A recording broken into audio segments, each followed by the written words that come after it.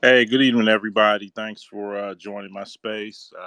Doing some um, work offline, and I should be back within probably like 5 minutes. I'll be tweeting it out, and I need you guys to tweet it out too, if you guys don't mind. Share the space, and we're gonna have a lively discussion tonight. So, waiting on co-hosts Tim Samore and Coops T. Thank you.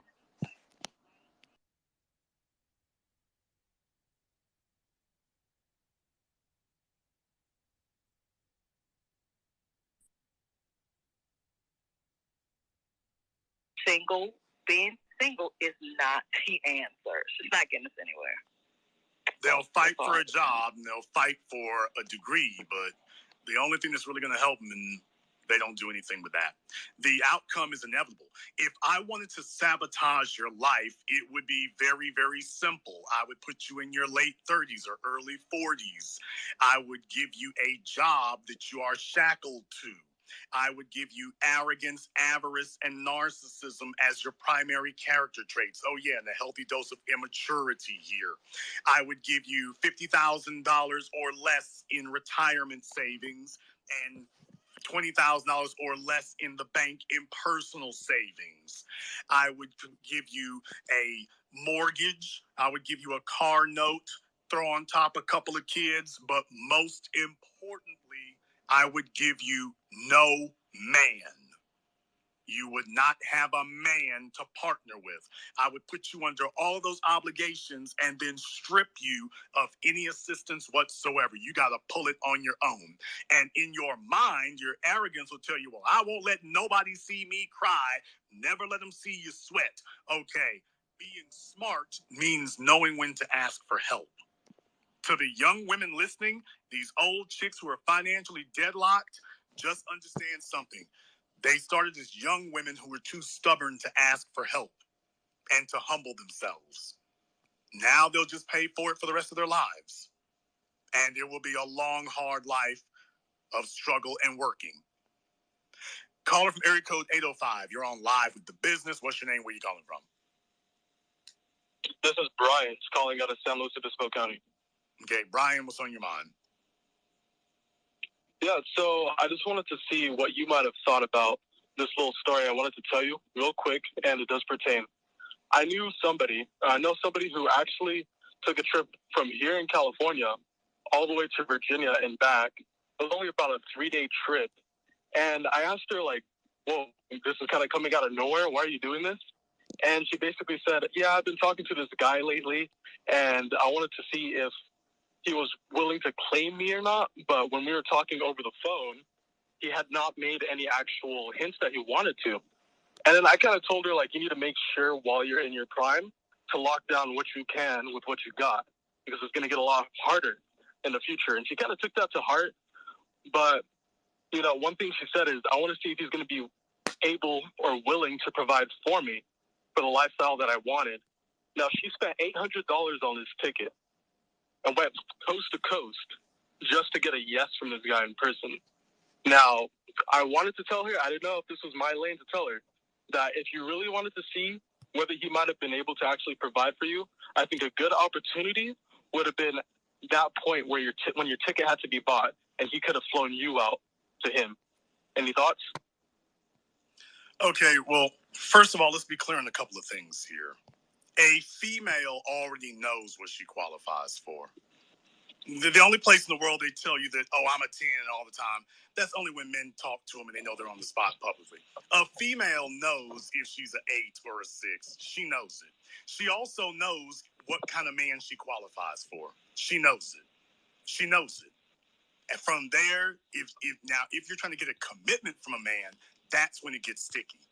That's when, if you tell yourself you're an 8, they start getting real nervous when they have to actually go get somebody else to commit to her and give an 8 response. Men respond a certain way to an 8, and damn sure respond a certain way to a 10. So if she's putting this much work into it, she already knows what the answer is. The answer is no. If a man is interested in doing that for you, he don't mess around. He gets right to the damn point. If, number one, if he's got it, and number two, if he's interested. If a man is about that and he actually has it, he's going to get down to it. We don't have time to waste like that. So if she's putting that much work into it, just because she knows he's not, she knows that she thinks if I show up in person, that's like getting a baby. Well, if I do this in person, this will pressure him enough to get him over that line. If he was going to get over that line, you were correct. If he was going to get over that line, he would have already given her a gesture that he was in that direction. She's basically sitting up here trying to figure out some way to entice him over the line. That's not the way it works. He's already seen what she got to offer, and obviously he's not impressed. That's a very good point. I felt like if I was him sitting over there in Virginia, having a girl fly out to me, obviously I'm not going to mess it up by saying anything stupid. I'm going to tell her everything that she wants to hear. And on the other hand, too, it's the kicker that I was about to mention earlier is that she was telling me that she was in straits with her money. And then for her to just drop $800 just for 3 days, I was like, I don't know, maybe in his eyes that might make you seem a little bit cheap. Okay, let me find out. No. How much is she?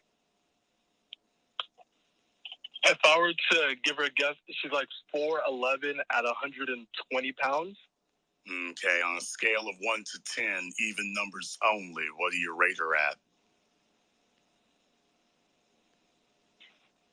She does not wear makeup at all. I'm gonna give her a 6. She's very adamant about not wearing makeup. Okay, then she's getting what a 6 can get. She gotta get out here and get an average dude, or the one that's gonna fool with her. Now she's wasting time with this guy, but pretty much what he's giving her, that's what she qualifies for. That's where she's getting in where she fits in. She's wasting time? She's wasting time because I'm just saying that at 22 years old, she shouldn't really be dealing with dudes who are not, who are just running her around the rosy. If she's been talking to him for a year or two and he's obviously not moving any closer, it's because he's like, yeah, I've seen what you got. It's all right. But it's not enough to get him to move any further. She's probably just a basic chick is the issue. Most females are basic chicks. They get on the internet and pretend they bad broads. But the reality is most females are just basic broads. They're just basic chicks.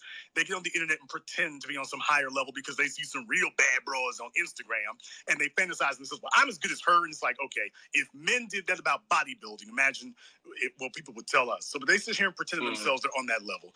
But she's not getting 10 results. She's not getting 8 results. She sees the results she's actually getting. And what she's trying to do is this guy, I don't know what he does or whatever, but apparently it's enough that it's got her nose wide open. But he's not moving any closer to her. So I'm just saying she's putting in a lot of work for somebody who isn't really hurting themselves to do anything.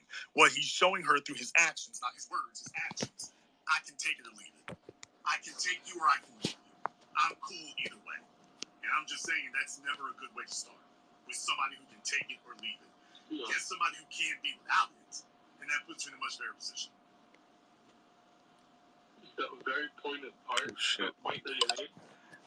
One thing I was going to add, she's known this guy for a while. I want to say at least they graduated in 2018. But she, yeah,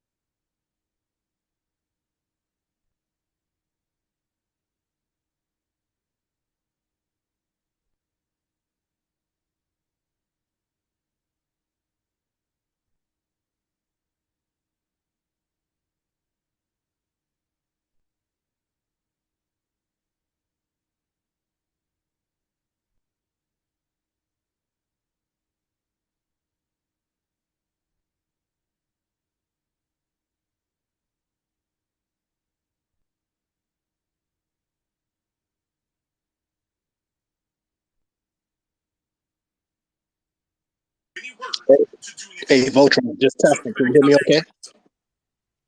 Yeah, 1 2 1 2. I hear you just fine, bro. All right, I'll hang out. I'll hang out on the side until you're ready to get started. Okay, we'll do. Just once again, thank you everybody for showing up. Thank you for coming to my first annual space, and much appreciated. We're going to talk about the question. Black folks, what y'all going to do? Let me turn off TBA real quick. What y'all going to do? You know, what's going to happen with the next massacre? So that is the question. So we give people a few more minutes to come on in space. I'm going to tweet it out one more time, and then we're going to get started. Thank you. Hey, BlkVoltron, we got a house clean and tidy up with the faceless no nonsense down there, following nobody. I mean, following 2,090 people and nobody following them. Okay, no nonsense. I'm going to send you an invite to speak. No worry about it, Voltron. I'd already seen him and I kicked him already. My bad. Oh, okay. I just want to try to keep the space as clean as possible. No problem. Thank you. Appreciate it, Tim Moore. Okay, another thing too. Want to just go over quick room rules here. This will be a space where everybody will be allowed to speak. We want to be adults here. We don't want to try to utilize the muting the mic. So what we want to do is we'll assume once you finish your point, you're done. But again, pay attention. If you request to speak, please pay attention to the hands. Again, we're all adults. We're not saying we want to cut you off from saying what you have to say, but be respectful of the people who want to speak. Again, another rule here will be that we will allow you to speak, but the host and the co-host will have the right to interrupt you to get clarification on some of the statements that you may say that may be out of terms of what we might be discussing here tonight. So please be forewarned. This is a space for everybody to speak, but at the same time, everybody won't be allowed to speak depending on what you have to say, But again with the rules, you'll be allowed to speak. The co-host and the co-host and the host will have the right to interrupt you to get clarification on what you're saying. And I'll pause right there.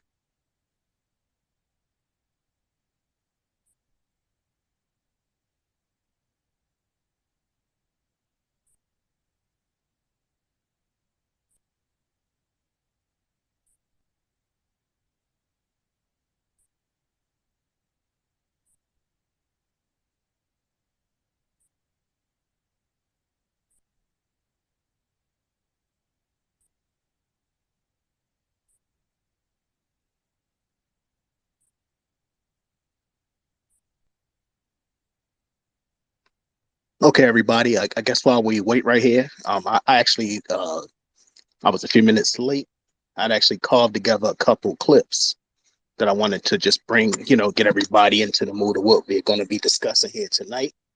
So with that being said, I just want to play a quick clip from someone everybody should know, Richard Sudan, talking about a lot of the stuff that happened here on May 14th, 2022. Just a quick clip. When everybody losses in its ranks, and the Russian army. In the days following the shooting in Buffalo in the US, the media have been investigating the background of suspected killer Peyton Gendron. The suspected white supremacist killer shooting spree in Buffalo left 10 people dead in a predominantly black neighborhood, raising serious questions about homegrown extremism in the US. Mainstream media has talked about the anti-black manifesto posted by Peyton Gendron and the fact that Gendron was inspired by the New Zealand Christchurch killer, Brenton Tarrant. There is, however, something being glossed over. Peyton Gendron was pictured wearing the white supremacist symbol, the Sonarad, popular among neo-Nazis, including the Ukrainian Fighting Battalion, Azov. Now, on the one hand, there is no direct connection between the Buffalo killer and Azov. On the other hand, dismissing and denying the fact that both have worn the Sonarad is just as dishonest. The Ukrainian army has an issue with neo-Nazis in its ranks, and the Russian army also has neo-Nazis in its ranks. The United States, too, is also home to many white supremacist extremists, and if one of them happens to wear the same Nazi symbol as Nazis in Ukraine, then we should not be afraid to say it, regardless who our government supports. Okay, so again, that was Richard Sudan, just bringing us up on the issue we're going to be discussing here today. Supermarket killing in Buffalo. May 14th, top supermarket in Kingsley neighborhood in Buffalo. 10 black people were killed. Streamed on Twitch at 2:30 p.m. Shooter Peyton Gendron, 18 years old. Things on his gun. Monkey Baboon. Dylan Roof. Nigger. Here's your reparations. And Sagno, which translates to mean stop your genocide against the white nation.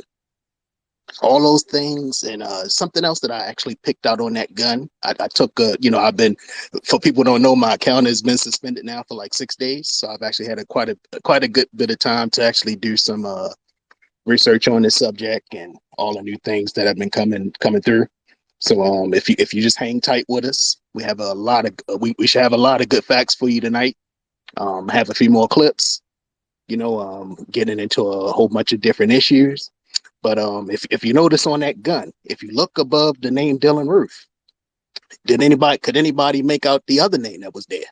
It was a name that Tariq kind of mentions all the way. I'm saying my eyes might be a little bad, but I actually saw the name PewDiePie above Dylan Roofs. If you actually look at the gun, right now I can't actually go to my account.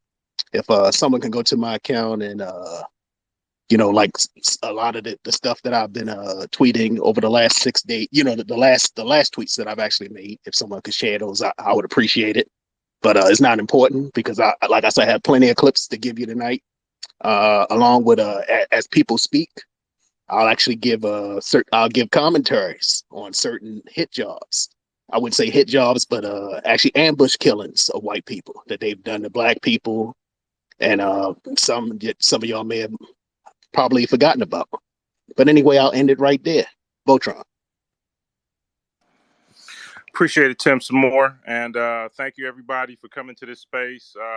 This is for foundational Black Americans and non-foundational Black Americans and Black people worldwide who are on code B1 and are looking to answer the question, Black folks, what y'all gonna do?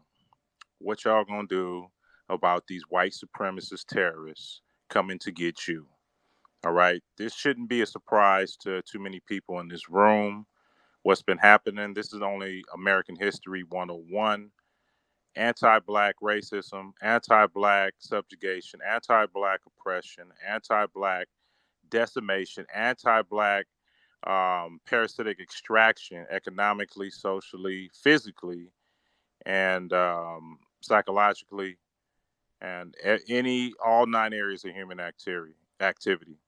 Foundation of Black Americans have built the United States of America from the root to the fruit. Okay, we should already be prepared, and this shouldn't be as a big surprise to us. Being at about every 2-3 years or so, there's some type of major anti-Black attack upon us. Whether it be, the shooting in, it's like I think it was Lexington, Kentucky, or Louisville, Kentucky. George Floyd, Breonna Taylor, um, Ahmaud Arbery.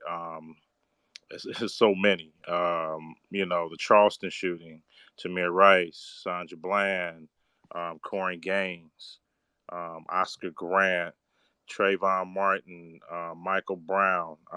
We can go all the way back to Yusuf Hawkins, um, Eleanor Bumpurs of New York. Terrence Crawford. Terrence Crawford. Yeah, exactly. It's over and over and over again, down to the latest one. The sister over there in Stockton that got shot 30 or 45 times by that fucking race soldier and shit. That's about 90 or 100 miles away from me. Just lit up the car, made it Swiss cheese, and she was somebody's mother because she was backing up. But they don't try to make Swiss cheese out of Peyton Guyton. Why? Because the white supremacists on code. And Jason did a masterful breakdown of the crowd yesterday. Just looking at those pictures of how those black people, even after those older black folks got massacred, got murdered, along with a couple others.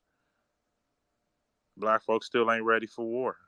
You come out there with your goddamn bonnet on, your SpongeBob SquarePants motherfucking slippers, house shoes and shit.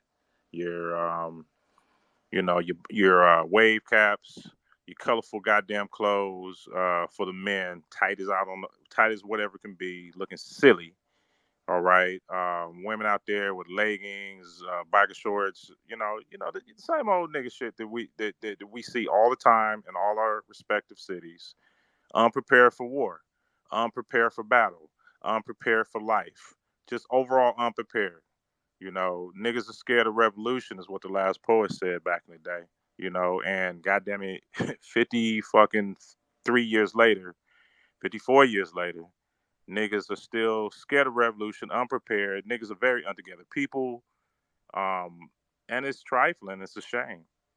We shouldn't be going into our third and fourth generation of black people still unprepared, still not being taught, still not understanding what the war is. Our war is the system of white supremacy. Our goal is B1 black empowerment. Period. End of discussion. Anybody who is not down with that, don't want that, don't want to participate in that, and just want to assimilate yourself back into white society, then this is not the space for you. And I respectfully ask you to leave. If you come in trolling, you will be removed one way or the other. But if you want to come speak to us, and if you want to troll or you have a difference of opinion, this is for the white supremacists. And you want to, do what you do, far as the silly trolling, the games, that you white supremacists play. In order to come back, you're gonna have to pay that tax.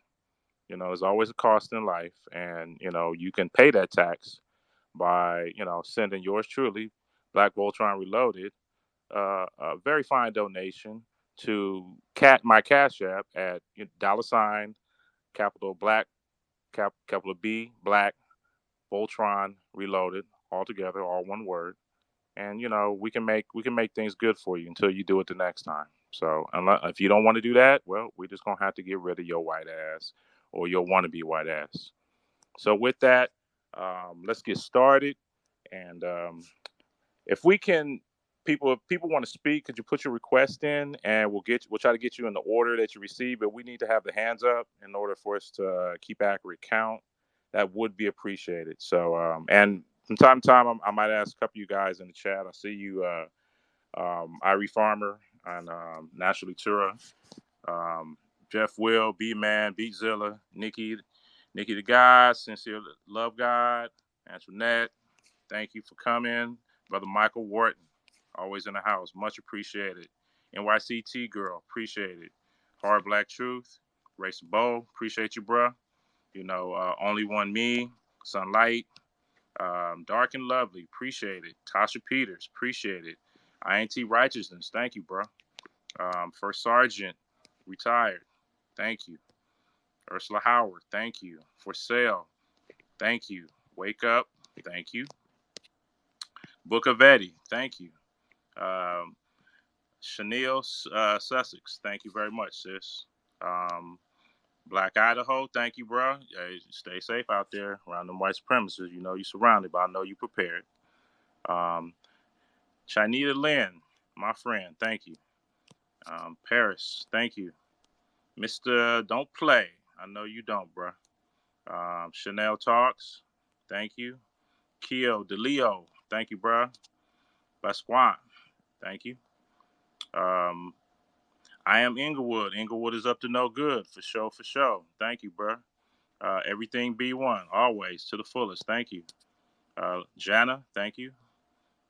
Mikhail Camille, thank you. Patrick West, sorry. Thank you. Mrs. Avery, thank you. Um, Ashton Stanfield, thank you, bro. Brother Marquise Bolden, thank you, bro. Um, who else we got in the house? Lady Bird, thank you for coming through. Capleton Sizzler, thank you. Buy on the Dip News, thank you. Black Flag ATL. ATL's in the motherfucking house. Thank you. King Daniel, thank you. Mikey, thank you. Um, Prince of Trades, thank you. Detox, thank you. That brother Fred speaks, thank you. Black Nuremberg Trials, thanks for coming through. Jokey Ryan, thank you. And to everybody else who I wasn't able to get to, appreciate it. Thank you very much. And first speaker we're gonna have is looks like we got brother R.I.P Farmer. I saw you, and go ahead speak. I'll mute your mic, please. I will go to naturally. I'm cuddling up a little 2-year-old right now, so I got to come right back to you. Just hit me next. No problem. I understand. Daddy daycare time is in effect, and I hear him. That's good, brother. Appreciate the fathers. Much love. Naturally, Tura, sister, you up?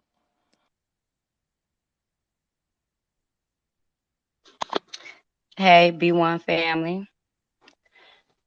I wanted to He wants talk us. about I want to talk about the massacre. So, the very day after my husband and I went to the power tool range, and the first day we went, the temperature there were couples, white couples, 65 and older, middle age, white men, and Hispanic men. No black people there. That was day one. We went 2 days back to back. The next day we went middle-aged white men and Hispanic men. We are not ready. I didn't see any black people there, but we'll stand in line for a concert. This summer is coming. People want to throw cookouts. Get your family together and go to the power tool range. Stop playing out here. I see women when I'm going to the grocery store, they always got their head down. They're distracted by their phones. It's not a game out here. It is not a game. You have to pay attention out here.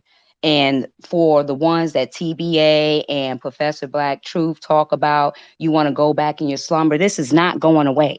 They are killing us out here, and you need to be prepared. All of this spending money on this nonsense, take your family. And I didn't see not one black family, and we were there for maybe an hour and a half each day. Not one black, not a male, not a female.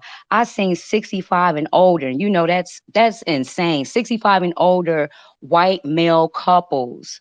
65 and older, they were there. If anything, we're the ones that's supposed to be on alert. We're the ones that should have been flooding the power tool range. It shouldn't have been them. We're the ones that's supposed to be on alert. But it's so crazy that was more of them there getting even more prepared to do what they've been doing, and we're not ready. People need to stop with this nonsense out here. This is not a game. If you still don't know, nothing's going to show you by now that this is not a game out here.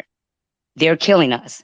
And if you out here playing, you're going to be the next one. That girl in the gas station, she said, "Oh, I thought it would never be me." It's not a game out here. The next person can be you. So I just wanted to leave people with that not one black person was there, not one day. And we're talking people over 65 was there getting prepared, and we are not prepared. And I'll just land it with that. Appreciate it, sis, and that says it all right there. I would say even more than that. You know, not just being at the gun range, just having the wherewithal and the thought process of even thinking about getting your power tools, or not even getting them. You could have went to the range and rented some hardware and just did some practice to see which ones you would get, because you would do the same thing if you're looking to buy a car. If you're looking to buy a house, you go out on different open houses to see which house you like. You probably go through 100 open houses to make a decision on buying a house.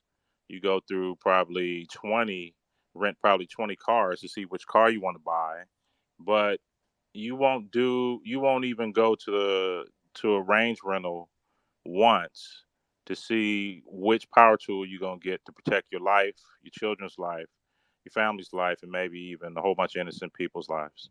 Which is, I hate to say it, but sis, that's cannon fodder. They're the next people who are gonna get mowed down, unfortunately. And what can we say? All we can do is what we can do. All we can do is the best we can do individually to get ourselves, our families, our our communities, on the war mind, war foot preparation. I mean, it doesn't take much. Everybody ain't gonna be Arnold Schwarzenegger or Rambo. Everybody ain't gonna be SEAL Team 6. And you don't have to be. All it takes is a little bit of forethought. Number one, get on code. All right, black first. Number two, protection of the family unit, protection of the community, and who's supposed to be here, who's not supposed to be here. We can't be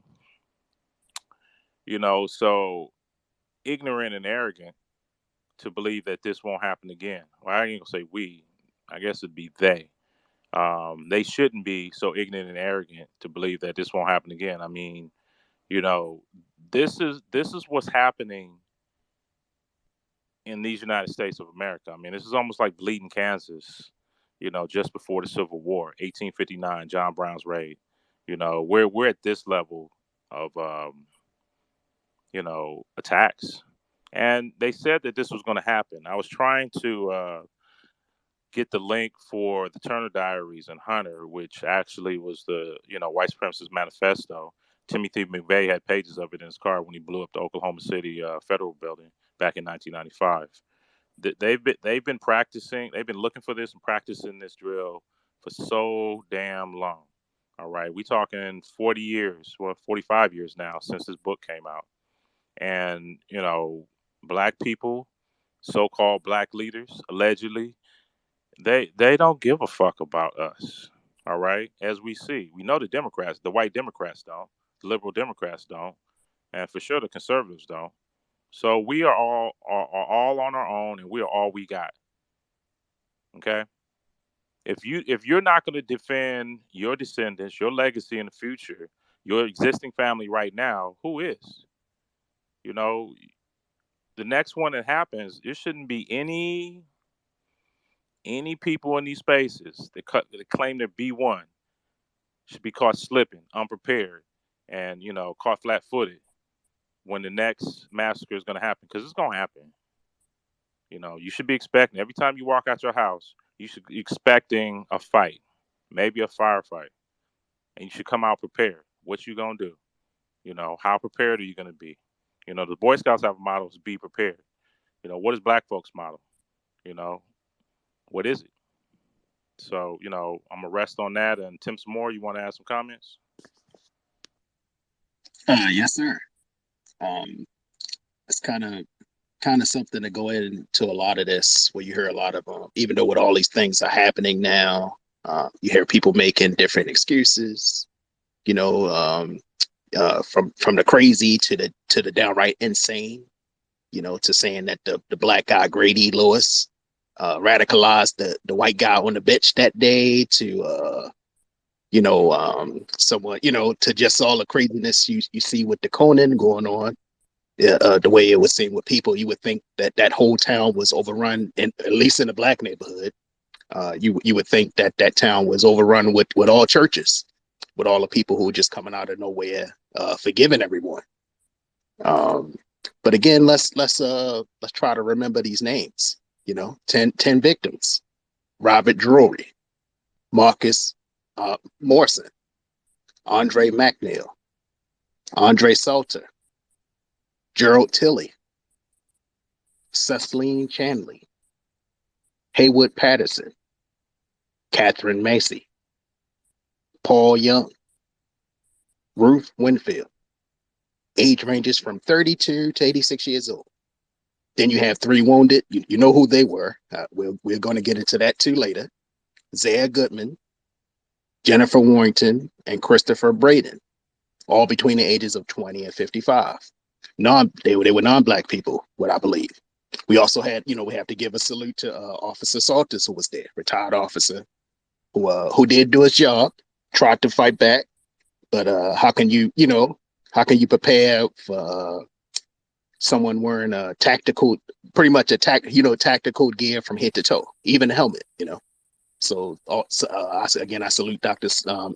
Officer Salters. He tried, but in this day and age, these terrorists can come in our neighborhoods fully prepared, right under our noses, and just take us out. So just be prepared. Hopefully from now, a lot of people are getting prepared. I've seen a lot of people calling out a lot of the crazy shenanigan that's going on. Um, Again, it is a lot of things that that some people are saying and some people aren't saying about this. About the different people this guy identifies with and who he doesn't identify with, and just down, that who's that? I forget that pastor guy. What's his name? Wait a minute, hold for a second. His name is Dennis Prager. He compared the Prager shooting. U. Yeah. Yeah, yeah, Dennis Prager. This guy compared the shooting to black people just getting struck by lightning. 10 black, now think about that. 10 black people getting struck by lightning on the day. Also wanted to say, Voltron, take a look at your DMs real quick next time you take a pause. But I'll end it right there, and I'll come back in later to throw in some more facts. Yeah, that Dennis Prager guy is a longtime so-called conservative talk show host. I didn't know he was a pastor. He's just typical white supremacist talking shit on the air and stuff like that, and making threats. And you got the coons and everything, and Sambos to support him. So, we should all be aware of these different entities. Like Manhattan Institute, Christopher Rufo. The Heritage Foundation. Um, Empower these white supremacists to do what they do and spread their white supremacist energy on Fox. And then you got liberal left wing organizations that do the same thing. So remember, white supremacy is both sides of the same bird. One left blue, one right red, and white right in the middle. Red, white, and blue. So go ahead, naturally, Tura. Go ahead, sis. You got something to say?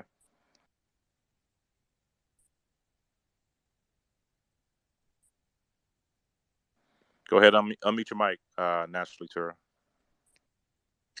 I just wanted to add another thing that people need to be uncomfortable even in familiar places because we get so lax, like we in our hood or places that we're familiar in.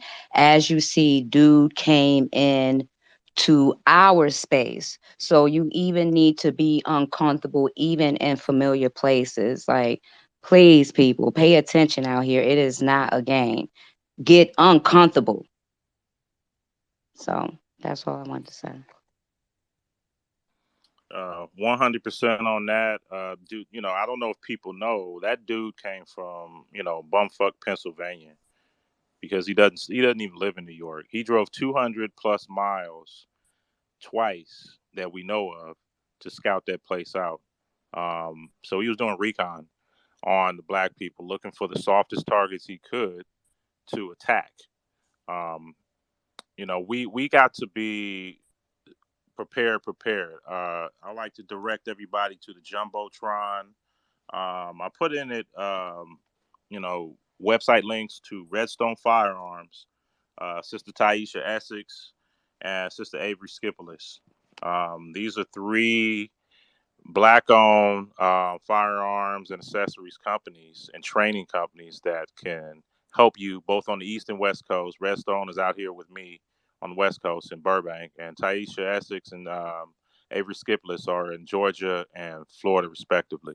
And if there's more, can you guys DM me if you can? And let me know if there's any, for like Midwest, Northeast, Northwest, Pacific Northwest. I see you, Beatzilla.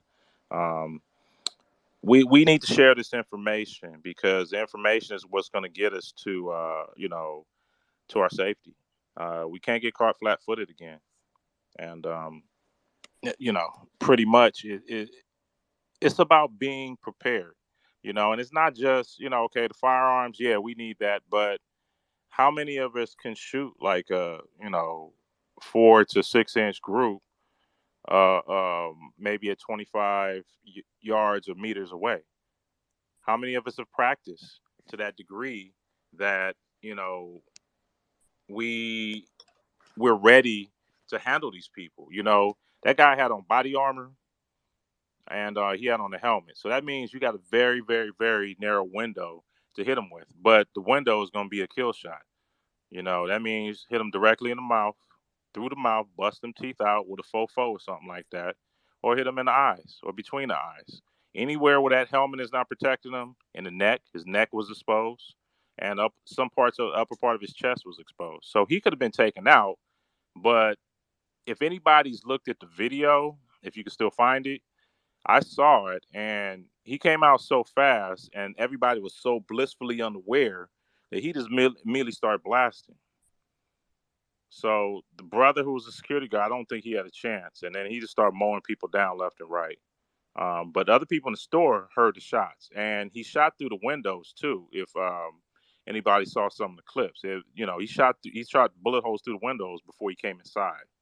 So somebody may have got injured. You would have saw bullets coming in through that window and the bullet holes. You don't stand there, excuse me, and wait, for your attacker to come in. You get the fuck out the way if you're not armed. If you armed, draw your shit and get ready to get into a gunfight. And hopefully attack him get the drop on his ass. Okay, don't sit there and be a soft target. A slow, soft target so he can mow you down. He had no mercy. Them sisters, them first people who came in there, they were just blown away. No mercy, no nothing. You know, sister was begging for her life. He was up there laughing, reloaded in her face, and then blew her head off after he shot her in the stomach or the chest or both. We have to be The last fair. shot was to the head. He actually Yeah, shot it to the head. That was the last execution shot was to the style. head. Yeah, Yep, execution execution. style. All right. There's no way that the next white supremacist should be walking around you. You should already be racial profiling. I'm gonna say it again, racial profiling every white male and female. You meet right now, for now and forever. You should be racially profiling every white male and female, especially the young ones, because the young ones are going to commit the attack usually. But we had a 59-year-old white supremacist was wailing on that sister down there in Jacksonville. You know, I mean, come on, man. And there was a brother right next to her, just walking blissfully in that goddamn liquor store, didn't do a fucking thing. Sad, just sad. Bitch nigga shit. Like, what's that 59-year-old you're gonna do? All right, you in Florida, so you might want to be strapped just in case he draws down, so you can just pop him real quick. But he's 59 years old. All you had to do was not knuckle up, put some knots on his head, come from the shoulders, and he would have been laid the fuck out. If you really on your game, one hit a quitter would have knocked him the fuck out. That's it. Blah. It ain't that hard. If you've never been in a fight, maybe you should start getting into something. Do some sparring. Do some boxing. Get into your martial arts. Both. You know, you got to practice this. You don't just wake up one day, oh, I'm gonna knock this fool out. It doesn't work that way. It takes practice. It takes training. It takes blood, sweat, and tears. Literally, you want to get good at it.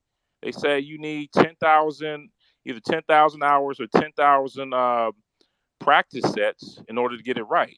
But realistically, you need more like 100,000 to get really, really good. Okay, there's no is having small soft targets in 2022, May 23rd is unacceptable. I see your hand, naturally, Tura, and go ahead, sis. I just want to add on to what you were saying, Black Voltron. I want to just speak to my sisters and say I hear a lot of my single sisters that don't have male protection think because they have a power tool, they're protected. No, you need training. Having a power tool is not enough to think that you're protected. Plenty of people have had a power tool and had their own power tool taken and got killed. So definitely look into the links in your city and state to see where you can get tactical training because it's necessary. Having it is not enough. That's not enough protection at all. So I just wanted to leave my sisters with that. The ones that do have the power tools probably never used it. That's not good enough because plenty of people say what they will do. And when they get to that point, they freeze. You need to have training. So I just wanted to say that. Just wanted to say too that remember a lot of these confrontations, unlike the one that happened on the that happened at the supermarket, some of these confrontations are close quarters. So there's several different things you can use to try to circumvent that stuff off. Pepper gel spray, tactical pins, switchblades, just situational awareness, just being aware of your surroundings. A lot of these engagements are, close quarters, so you got to be prepared. Also, Voltron. Before we go back to the speakers, there are a couple people that I wasn't able actually to invite up. You might have to invite them. I've been like clicking on names quite a few times, and it won't allow me. I think it's still part of my punishment, but we'll see. But anyway, I'll pause right there. And next speaker would be I think Ari. Yeah. Go ahead, brother Irie. You ready? I'm ready, my fam. Good evening tonight. Good evening to all of the folks that's in the room. I definitely want to go ahead and just say I appreciate you for opening up the space. We cannot investigate our own space enough. Um, you know, I'm so glad we're doing it anyway. The mainstream media is not covering our situation. They're playing it from a different position. We literally get to see them and how they operate with the benign neglect and leaving us in positions like later on tonight. I'm actually doing a space where I'm talking about how I found out it was earlier, somebody brought it up, and I looked into it way more because they only spoke on it once. But the Jewish people actually got an anti hate crime bill on the 25th, and this event happened, I believe, on the 14th. And so what I'm noticing is that this group mentioned Jewish in the thing, but he killed black people, and they got something, and we could barely get the people to even mention black. We're starting to see how we've got Ukrainians that have the same symbol, like Brother Sudan said in his mentioning today, that they're bringing in by the thousands. Russia actually, if anybody looks up just the hashtag Nazi Ukraine, make it one word, and a hashtag, you can see pictures of the police chief of Kiev that was caught by Russia literally has Nazi tattoos. He's like a Reuter Ranger type of white dude, and he's the fucking police head of police in Ukraine. And so it's like y'all are bringing these people over here, and it seems like you guys are doing like an Operation Paperclip in reverse. I'm gonna put on the Kufi hat real quick, the tinfoil, and No, just no, hold up, go brother Ari. I want to stop you. Don't, no. go do it. I've been talking about Operation Paperclip for the longest time. That's what this is. I actually have that in my notes. This is exactly what this is. This is a reverse Operation Paperclip. Sorry to interrupt you. Please continue. Well, I bear witness because you didn't even talk to me about that. That's just confirmation. Two or more. That's a confirmation, my brother. So, and I just see it. I thank God we have eyes to see. And I see this space, and my brother's on it, and it's just, this is not a joke time. I don't know like what other time in society we would have ever thought to take things serious. But I just implore our family, like, let's just really look at this and say if we want to do anything in the quote unquote non-violent faction, it's always pushing the conversation back to reparations. I'm so thankful. I'm so thankful that this terrorist took a picture of the reparations at the butt of the gun and put nigger on the iron sights because if you put that in reverse, they see everything in reverse. So if you put reparations at the tip of our gun and black Americans at the butt of the gun, then that's reparations that we shooting off at these people every time we talk to them spiritually, every time we talk to them, because let me tell you what reparations do. It turn our conversations into real life manifestations. And I'm gonna tell y'all what, training, going to training, having vehicles that are armored and bulletproof that are luxury. When you get your reparations, moving into areas that actually are gun friendly, we want to buy a whole fucking 700 acres. We developing it now. We're going to buy equipment. We getting ourselves almost like a big city with just us. Why? So that way we are in a position to effectuate full force of these new rifles we'll be buying with. We'll have 1,000 rounds to shoot because we'll have so much reparational money. We'll have buckets and pallets of ammunitions. Bullets is getting expensive. That was the way they tried to undermine us, so we couldn't buy it because we like to prepare. When you're living in a position to um, as the Dr. Francis, not Dr. Claude Anderson says, when you're always in a certain position, you can't even take care of yourself because you're weighing the cost of finances on the cost of benefit for security and safety of life. So looking at how they got us in a position where we're looking at good guns that can drop a damn dime 300 yards out, but the gun's $5,000 and $7,000. So we physically would be like, man, that's a great gun. I just can't afford it right now. So I'll get this cheaper gun, and it's a great gun to have, but the accuracy might be off here and there. And the longer you go down range, it doesn't hold that effectiveness. So we sitting in positions where even being in a financial depraved position not allows us to fully maximize efficacy against force against us. So reparations again solves that solution by getting you that $5,000 handgun. That's what I'm going for, the staccato.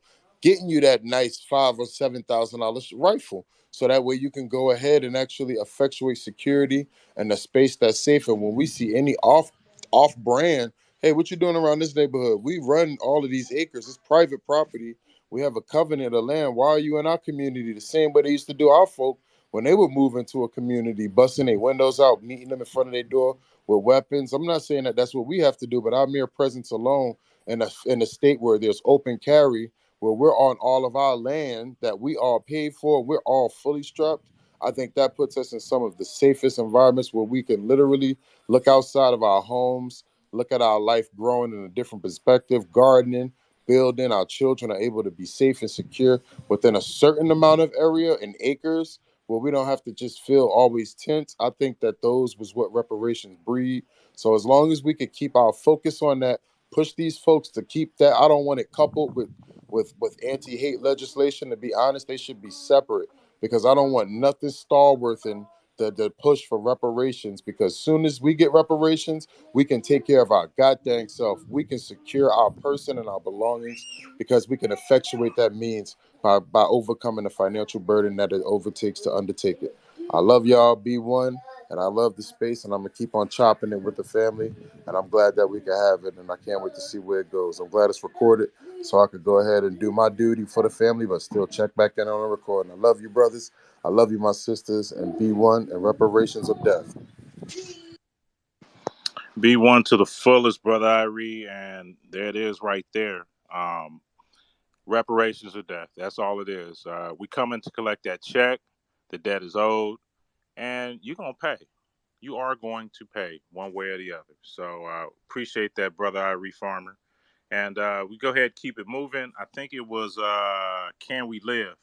You were up next, and then Miss Avery, Okay, and please then put your, also brother please Mokel. please put your hands up if you want to speak. Yes, Uh, please. please put your hands up if you want to speak. We want to keep the dialogue going. Again, just before the next speaker go, just wanted to add to Ari again, and bringing up that Operation Paperclip. You know, that Operation Paperclip involved bringing over Nazi scientists, you know, in the rocket program here. What they also didn't tell a lot of people is that during that time, they also brought over a lot of their mind guys, the control guys, which was the start of the MK Ultra thing. A lot of people joke about the MK Ultra, but it was a real thing made possible. You know, a lot of stuff came out under Richard Nixon. One of those things was the knowledge of MK Ultra. You know, because he abruptly fired the head of the I think that it was even the FBI or the CIA who actually was running that program. So he just snitched and let it all hang out. But anyway, just some more. I'm gonna chime back in with some more facts as we go, as we jump into callers. Please raise your hand as we go for the next caller. Next caller, please speak. Just one more thing before you speak, caller. I just want to direct everybody to the Jumbotron. I want to thank Sister T Girl for giving me that link to two Dallas Fort Worth tactical and firearm suppliers. They're in the DFW for y'all down there. So in Texas and Oklahoma and Louisiana and whatnot. And let's keep sharing the information, y'all. Appreciate it. Apologize about that. You go ahead, brother. I don't even remember what I was gonna say. My nigga R.I.P got to speaking the truth, and I spaced it out. Oh, nah, it was just basically confirming what the sister was talking as far as the critical training. You know what I'm saying? Getting out there, putting yourself in uncomfortable situations so you can know how to react when it comes time to fire that tool. You know what I mean? That was it. Thank you, brother. Appreciate that. And that's what it all comes down to. We made jokes about Allen Iverson talking about practice. Not no game. We talking about practice. Well, that practice is what got AI, Jordan, Magic, LeBron, Kobe, Steph, Clay, everybody to where they need to get in the NBA is that practice. And just like you take, 4,000, 5,000, 6,000 shots a day in b-ball, you got to do the same thing in your firearms training in order to get that good. That's how good you can get. It's professional. Be a professional about it. Treat it like you going into a professional event. But you got to remember, this event is going to save your life. You got to not only practice shooting and hitting your targets correctly at different distances, you got to practice it in different positions, and you got to practice your draw and be able to hit, in less than a second. Because that's the reaction of a human being, especially an attacker who's on the loose. He's gonna be hyped up, probably gonna take some drugs and shit like that to keep him extra hyped, some meth and shit. So he's already gonna be amped up. We got to be on the ready. We're already at disadvantage because he has the element of surprise. So if we're already in the mindset of like yellow alert or orange alert when we leave the house, we expecting that attack, and we've already decided what our countermeasure is going to be to that attack. Assume he's going to have body armor, head to toe. Gonna have to little. He's gonna have little area to hit our targets, and we're gonna have to hit it within 1 to 2 seconds. And expect to get shot. So hey, we're gonna have trauma kits on ourselves, people, so that we don't die. I don't want to. I don't want to die like anybody else. Shit. Taking a 223 to the chest, to the head, or to my gut, and even to my hand and shit. I don't want that shit. Ain't nobody here looking to get shot up and shit like that. That ain't cool. But it might happen, and we got to be ready for that eventuality. If we're at war, everybody who's in war understands it's about sacrifice and you're expendable. If that's what it's going to take to make sure my family stays alive, I'll gladly sacrifice myself. I'll gladly be expendable for my daughter, my family, my wife, whoever, my mama. You know, I'll gladly do that, but I'm not going to be a fool about it and willingly throw my life away over some bullshit because I was unprepared. Come on, y'all. We better than this. We better than this. So next up, we have Mrs. Avery. You're up, sis. Thank you for having this space. Shout out to you. Shout out to Tim. Shout out to Nikki. Shout out to the whole crew. I'm glad y'all here. I just wanted to tell you that I was the one that spoke about them passing a hate crime bill for the Jewish community. And what really kind of got me rattled behind the hate crime bill, and it's not saying that they don't deserve a hate crime bill. Of course, if anybody's disproportionately affected by racism and anti-Semitism or whatever, I think they do deserve a hate crime bill. It's just that why is it that people in other groups like to catapult off of the death and tragedy of our people? And I am absolutely frazzled by it. I'm so upset. Like when I seen that they passed that bill, I was outraged because they kept speaking about it. They had a couple of people of that faith. They kept saying, oh, we condone racism and it affected Jewish people also. We don't condone racism against African Americans and we don't condone it of the Jewish faith. And they kept saying that. And when I kept watching how they kept saying they don't like it, next thing you know, a hate crime bill pops up for them and not us. So now I noticed that this young lady by the name of Navarro and a couple other Hispanics are speaking out. You know what popped up in your what article popped back up? Reparations for the people at the border. So look forward to them passing something for them instead of us. You know what I mean? Because they always do this. This is the tall tale signs that these people, they don't have no business and no right speaking up. I appreciate what they're trying to do. If it's in a genuine manner, like if they're doing it out of their from their heart, but they're doing it because they have another agenda, and that agenda is to catapult themselves off of our pain and our struggle. And we have to start calling this out. We really got to get in these politicians' asses. Al Sharpton, he need to shut the entire hell up. I mean, I can't stress this enough. But maybe because he's compromised, he's been paid off, bought and paid off, just like so many of our black leaders. They don't want us to advance. The higher powers are paying them to keep us in the situation that we're in while they pass laws for other people. And I'm absolutely fed up. I can't deal with this anymore. And, I had to, say, listen, I got to get some stuff for my mother to protect herself, my aunts, and whoever else in my family, because God forbid if anything happened to them. I'm just going to be totally honest. And I treat all of those people that died that day last week, those were my family. Those were my family, and I never knew them, never saw them a day in my life. I never knew them, but those are my family. So if it affected me the way it affected everyone else, just imagine what it would do to somebody that you're really close to, near and dear, that you see every day, that you tell that you love them. That makes you want to go on a frenzy and start mowing people down too. And it's getting to that point. This is like the purge. This is exactly like the purge. They're doing this because we are the primary target. We are the primary threat. And they went through his Discord, and all you seen, and he must have wrote nigga at least 50 to 100 times. I didn't even count it. He had one big long paragraph, and everything was about nigga. Now, what triggered me, what got my antennas up, was he talked about the big black dick. And I'm going to be totally honest with you. So that's leading me to think um, that he's mainly jealous of the black male fathers. You know what I'm saying? And he's threatened by it. He's probably one of those losers that never could get a girl because the girl that he probably liked some black boy or whatever. You know what I'm saying? Or maybe because I just found out that Dylan Roof went on a frenzy because his girlfriend was sleeping with some black guy. So, these guys are like intimidated and they're fragile as hell. And it's all about their ego. It's a power trip. Dr. Francis Cress Welsing stressed that they buy big guns to make up for their tiny penises. That's where it's stemming from. You know what I'm saying? It's all jealousy. They've been jealous since the beginning. They're jealous now. And they're afraid because their population and their numbers are dropping. And this is why they did the abortion ban. They did the abortion ban because they want them white girls to have them babies.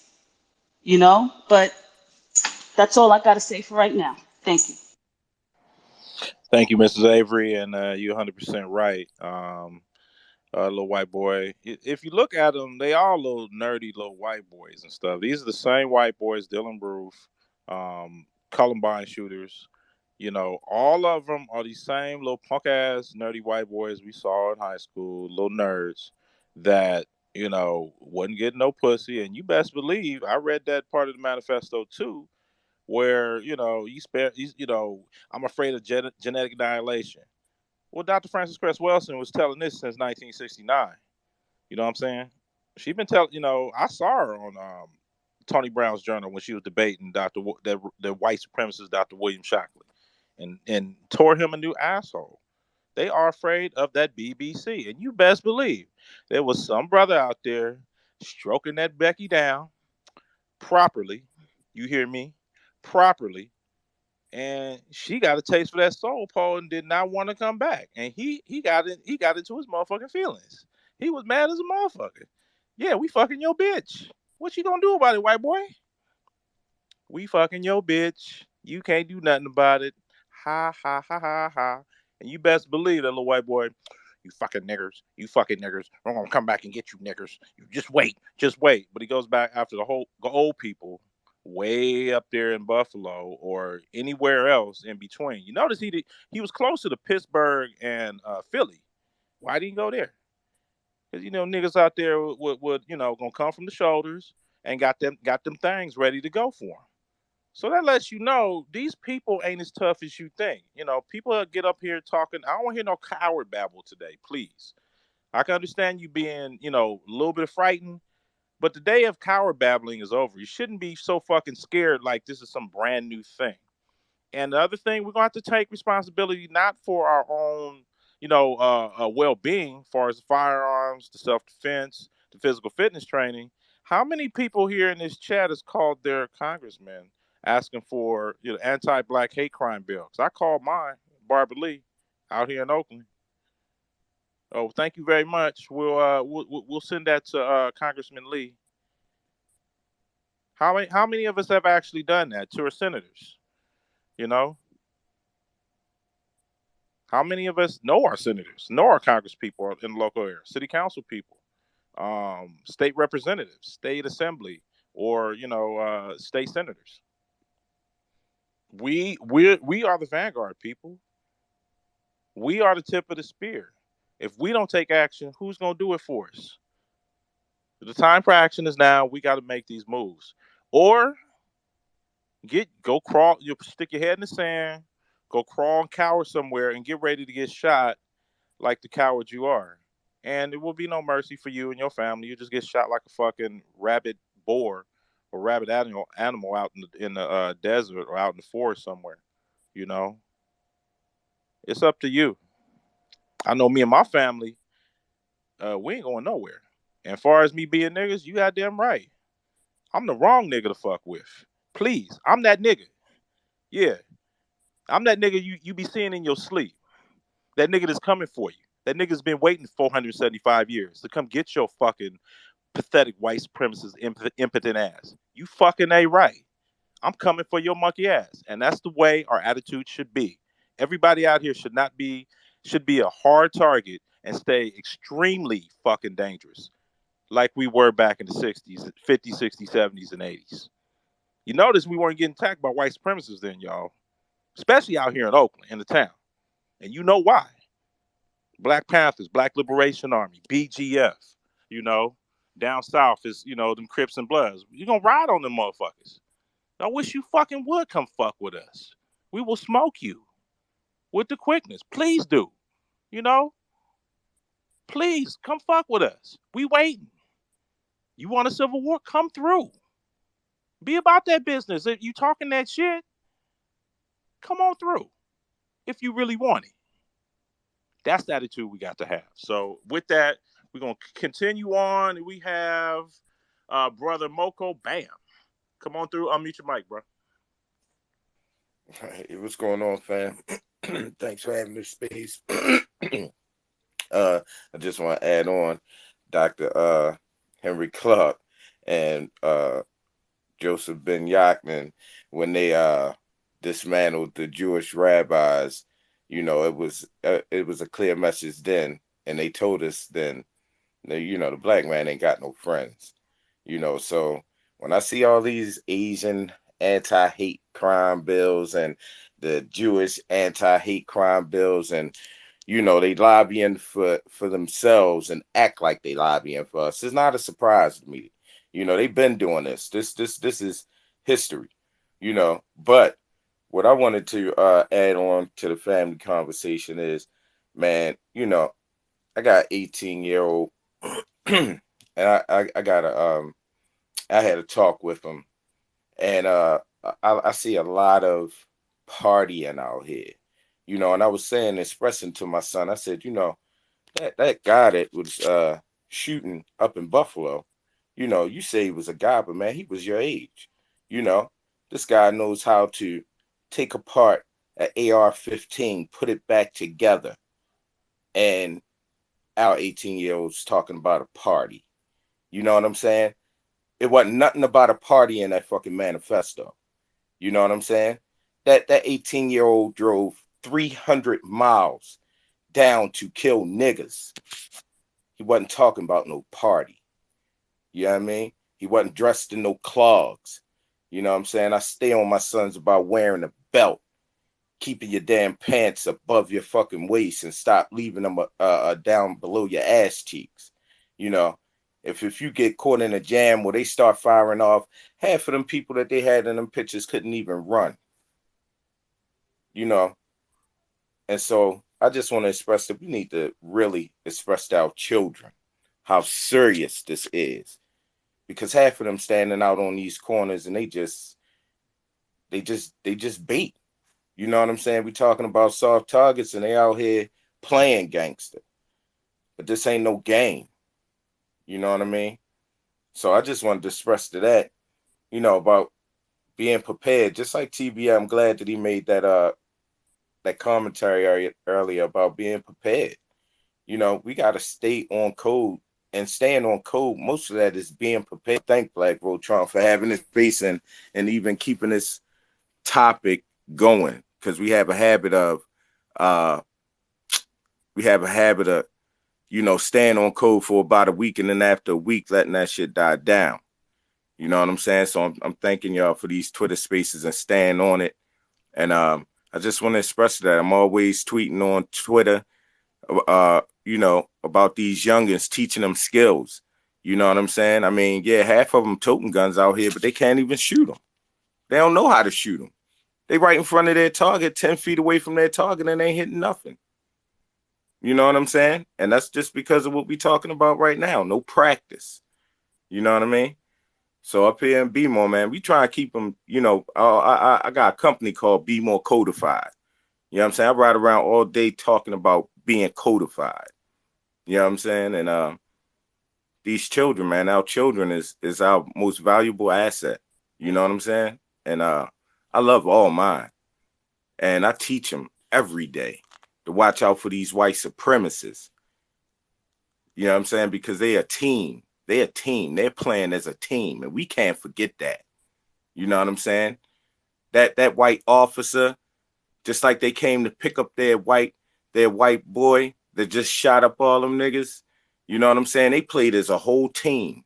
The white paramedics, the goddamn white reporters, the white officers, all of them are playing as a team.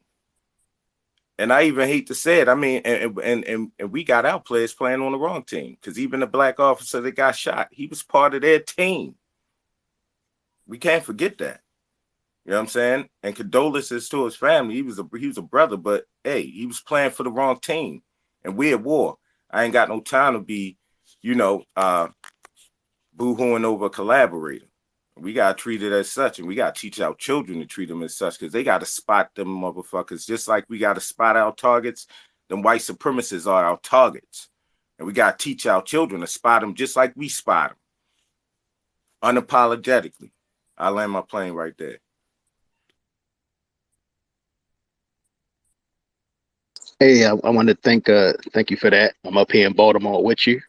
Again, I want to remind the speakers, pay attention to the hands. You know, right now we only have a few hands up, so we want everybody to throw. You know, we want everybody to say their piece, but just keep an eye on the hands and speaking. And also going back to that gun, that gun was indeed a brand of the AR-15.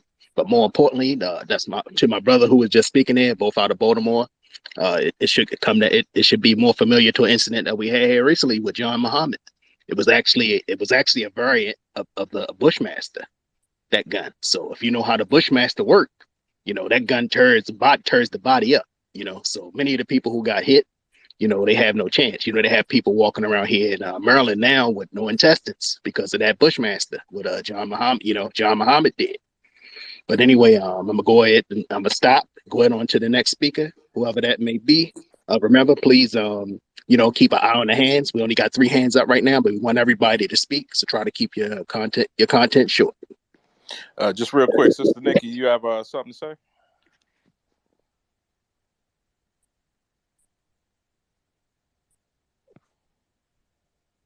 Okay, she might be busy right now. Nikki? Sister Nikki the God. Okay. Okay, the next hand should see. I think the next hand. I think it was Dwan B. Oh, Got his hand up? Oh, wait, he fell out. Okay. Go ahead, brother Sincere. You're up. Yes, sir. Yes, sir. First of all, appreciate you for having me. Appreciate you for holding the space, brother BlkVoltron, and all the co-hosts and everybody in the building. Peace to the Black family. I'm gonna be brief, man. I ain't really long-winded like that. But as far as the question to the room, ain't really too much I could add, man, but to just reiterate and echo what the family has been saying, about everybody should be finding different ways to make yourself become a hard target. You know what I'm saying? Dealing with the mind and dealing with the body. You know what I'm saying? The mind being the first line of defense, of course. You know what I'm saying? That comes with being on code and understanding the threat. You know what I'm saying? Understanding the environment and the climate that we are in. You know what I'm saying? And then with the body, you know what I'm saying? Keeping yourself in shape. You know what I mean? Being able to run, being able to carry your body if necessary. You know what I'm saying? Being able to fight. You know what I mean? Eating right and all of that, getting the proper amount of sleep, having a clear mind. You know what I'm saying? All of that stuff is important, and it plays a part in making yourself become a hard target. And you need to have a certain aura about yourself. You know what I'm saying? Honestly, I don't even know what it is about me, but I just know that non-black people, for the most part, they don't feel comfortable in my presence the way that I see them comfortable with a lot of other brothers. Like, you know what I'm saying? I work in a barbershop, you know what I'm saying? And all the black men that I be around on a regular basis, they're not on the same type of time like how I am, and a lot of us are in this room. And I just notice how people interact with them different than how they interact with me. And I'm not no disrespectful person. I'm not no rah-rah nigga. I'm not aggressive or anything like that. It's just something about my aura that people just know he might not be the one. You know what I'm saying? And so I think all of that plays a part in, you know what I'm saying, making yourself become a hard target. And for those of y'all that follow me on here, that interact with me on social media, y'all know y'all always see me putting the spear and the shield emoji. You know what I'm saying? That's like my tag on here. That's like my signature or my logo or whatever you want to call it. You know what I'm saying? But, that represents the offense and the defense. You know what I'm saying? We need to be in both postures simultaneously. You know what I'm saying? The spear representing the offensive and the shield representing the defense. You know what I mean? And so that's what that, just for those of y'all that might have been wondering why he always putting that in my comments. What is that? What is that about? That's what that's about right there. You know what I'm saying? Just letting where my mindset is at. You know what I mean? And somebody, I think was the brother Ari that spoke earlier about us pushing for reparations. And once we finally get those reparations in place, we'll be in a better position to protect ourselves, to get the proper weapons, and you know what I'm saying, form communities and things of that nature. But I just wanted to add to that also, not only being able to just purchase weapons and ammunition, but also becoming manufacturers and having our own versions of the NRA and having our own versions of Smith and Wesson, and you know what I'm saying, all of these companies. And to add to that fact, I don't know how to work the jumbotron, but I think my sister has sent the links for some of the people that we interviewed on our show. My sister Nicey, she's in the audience listening. And Send it to me. If it's not up there, send it to me and I'll post it. Yeah, thanks, Sister Nikki. Appreciate it. yes, indeed. Nicely, if you could handle that, please. While we talking, just send them the links to G&G Firearms. Yeah, they're up. They're up, bro. Oh, okay. All right, everybody cool. to the jumbotron. It's they're out of Dallas, Texas, right? Well, we got Ogun Firearms. They're in the Dallas area. Okay. And I know that they ship internationally as well. I'm not internationally, but nationally as well. And they also are connected with other gun instructors and gun shop owners, and they actually have a few black manufacturers as well. Same thing with the brothers out there in Jersey, which is G&G Firearms. They're connected with a lot of different instructors and things of that nature around the country as well. So get in tune with those two black companies, and they'll connect you with people in your local area as well. You know what I'm saying? So I just wanted to add that. And yeah, a lot of what we dealing with, man. Like I think it was you, BlkVoltron, that said it earlier. We shouldn't be really surprised by any of it. All of this has been predicted and foretold by our master teachers. And so again, that comes with getting your mind right and understanding your history and knowing the situation that we are in. You know what I'm saying? All the solutions have been given to us. We don't have to reinvent the wheel. all we got to do is pick up the codes and carry them out. You know what I'm saying? And with that, I'll land. Hey, oh my bad. Appreciate that. Oh, go ahead, brother. Just Tim some more. Go ahead, bro. Oh no, my bad. I was great to say thank. I was just great to say thank you for that. I'm saying I'll listen to your broadcast. You say a lot of good. You say a lot of good things, sincere. Just wanted to say that. And also we let's go ahead and kick it with the next with the next person. I believe that's Beatzilla. The next after Beatzilla is Rich. Then after these gentlemen finish, I'm gonna play another clip for everybody to keep just to let everybody just to keep the tone going. But go ahead, brother Beatzilla. Just before you go, brother Bezilla, just real Go ahead. quick, I just want to say thank you to brother Sincere Love to God and sister Nice T Girl. Appreciate those links, and let's keep bringing them. I want everybody to go to the Jumbotron and just take these links off the Jumbotron, download them, save the information, and share it with your like-minded family, friends, and the people who you get along with in this B1 space and beyond. You know, people who are ready. And for the brother from Be More Bam, if you're still in the chat, far as getting our children ready, I 1,000% agree with you. It's not just the boys; it's also the girls too. Because I have a daughter, and she's in her 20s or early 20s. And you know, I remember for a while when she was younger, you know, she was a teenager. Right after she got the driver's license, you know, she said, "Well, Daddy, I need something to protect me." So I saw notice she carrying this knife, you know, this little 2-inch, 2.5-inch knife and stuff. I'm like, "What you gonna do with that?" You know, I'm gonna stab somebody if they attack me. I said, "You sure about that? You know, you sure it ain't illegal to be running around with that? I mean, you know, you got it on your keychain, and you know, how's that gonna help you? And number two, put it in your hand. Put that knife in your hand. I'm gonna show you something, okay?" And then she put it in her hand. I said, "Okay, pretend I'm an attacker." And she had the knife out. Okay, if I'm attacking you, that means you got to defend yourself. So I'm gonna close the distance. Something that shouldn't be happening anyway, because you're a girl and I'm a man. You shouldn't be fighting no man. Number one. Number two, okay, defend yourself against me. She stuck that knife out and snatched it out of her hand so fucking quick, and it was in my hands. I said, "Now what you gonna do? Besides get raped and killed?" And she just stood there, bucking her eyes, shocked. Like, how can a 50-year-old man, you know, for a 45-year-old man at the time, take that knife from her so freaking quick? I said, "I'm an old man. I'm a middle-aged man. Now imagine some youngster doing that to you. You do not fight no man. That's why you have pepper spray. You have that Y spray. And then when you're old enough, I'm going to train you how to use these firearms. And your most important weapon you're going to have is your mind. You don't be unaware. You're not looking at your goddamn phone all the fucking time. Fuck that phone. Okay? You be aware out in these streets. You look at your phone when you're in a safe environment, not on the train, not on the bus, not in your car at a light or park somewhere, inside your house behind a locked door where you have some protection, preferably me. But if I'm not there, you got some barriers to protect yourself, deadbolts, okay? Then you get ready to fight. But you ain't even had no knife training.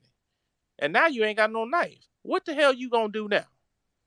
You're not going to do anything. You're in a compromised position. We have to train our girls and our boys, all right, from the youngest of young all the way in their 20s and maybe if beyond. If you don't have that training, get it. It is your responsibility as a parent to train them. If you don't have any children, you still got nieces and nephews. You still got cousins. You still got uncles and aunties and stuff, mothers and fathers. You can train them too, all right?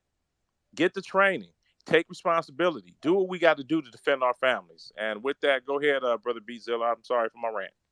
Oh, it's all good, Hey, brother. hey, Bzilla, you mind if I Yes, ask a sir. question before you pass it on?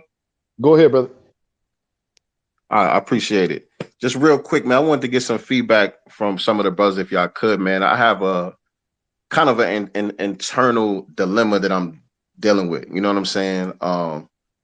I have a history. I'm originally from New York, but I live in Georgia. And so in GA, they just passed the constitutional carry, you know what I'm saying, out here. And so you don't necessarily have to have a permit, you know what I'm saying, to walk around with your firearms or whatever.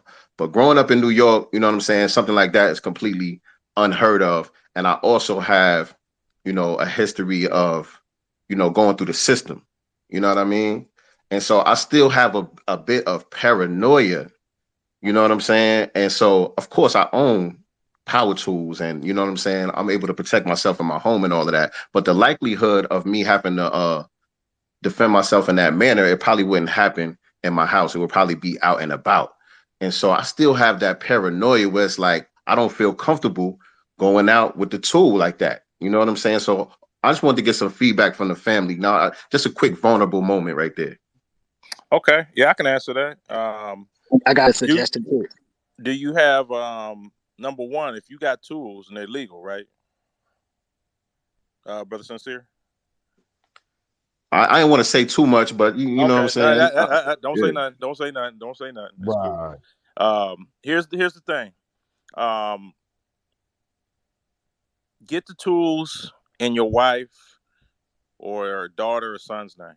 Okay, get your record expunged. You want to be as legal as possible, please. You in Georgia, yeah. You got constitutional carry, yeah. Don't forget that you black, brother. Okay, get the CCW, CCP, CWP. If you can't get it, find out why. Get those. Hopefully, whatever situation you had, you can get that record expunged as quickly as possible. It's gonna take some time, some money, but get that done as soon as possible. Then go back and get your license. Get your training. It's probably gonna be like a 4 hour class, 6 hour class, or something like that, and then you'll be able to have your concealed weapons permit. Don't leave it in the hands of the officials. Don't leave it in the hands of the judges. Don't leave it in the hands of the police or the DA or anybody else. Don't leave you've already been through the system, especially being in NYC. I'm out here in California. Um, I got my protection too, but yet and still, believe it or not, I also got a CWP from Florida, and I'm in California. Get it. Get whatever it takes, get that. And then after that, once you get that license, the CWP, CCP, get some insurance. So like CC Conceal Carry USA, they have other ones out there. You have to have that. You have to have that because yeah, I know the feeling. You don't want to go through the system.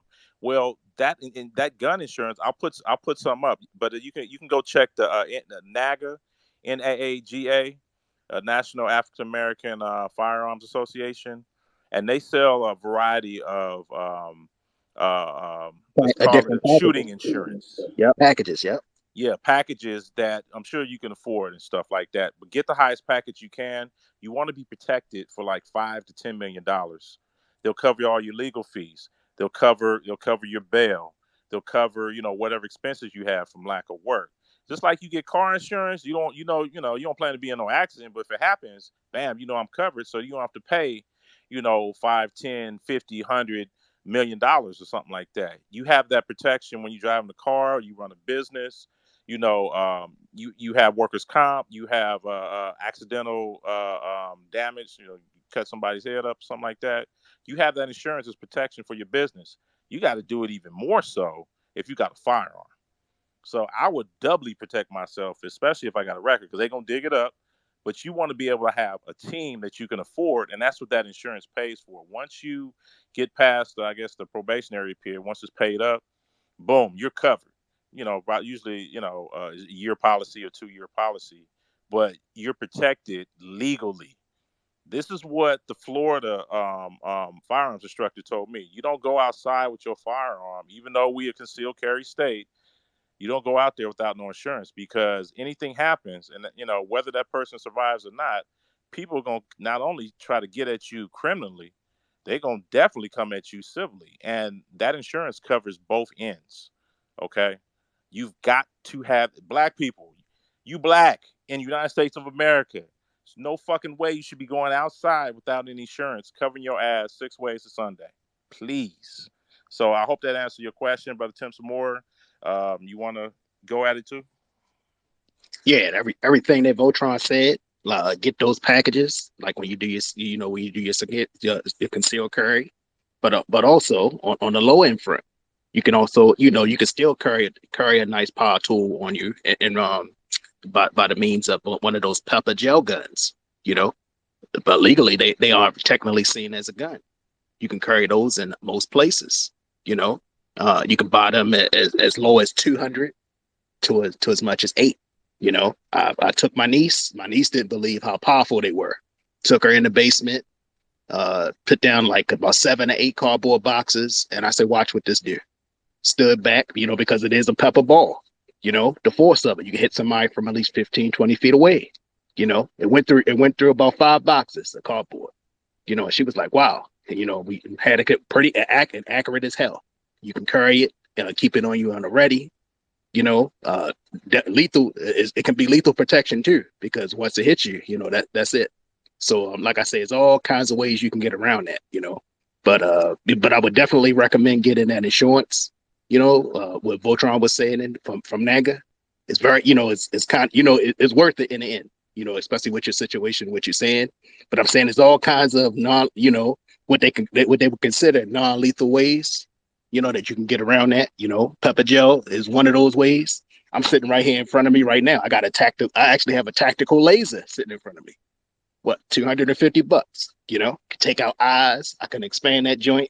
People be laughing at me when I show it to them, but you know, I say nobody does come up on my front. You know, I had no problems with that. You know, I let people see it. Plus, and also it's also is a close quarters tactical device.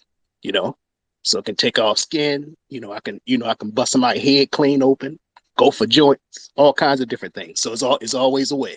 But anyway, I'm gonna end right there. We're gonna let Beatzilla get back into this, and then Brother Rich.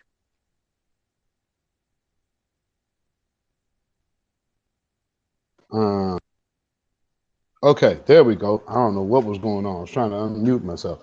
All right, so once again, real quick, I want to hit Sincere's question, and then I'll go to my point. So to his question, um, as a person, you know, who's had a relative situation, um, that insurance is, I would say, the best route to go. And if you are haven't hit that point of eligibility to get your record expunged, I'm like, as soon as you hit that moment that you can do so, I would advise that get done.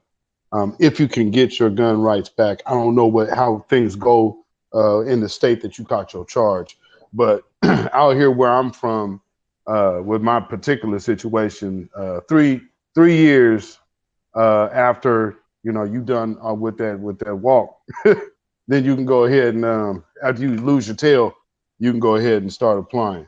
So yeah, I'll just say as soon as you can, just take that opportunity. There's different programs that kind of are uh, community specific.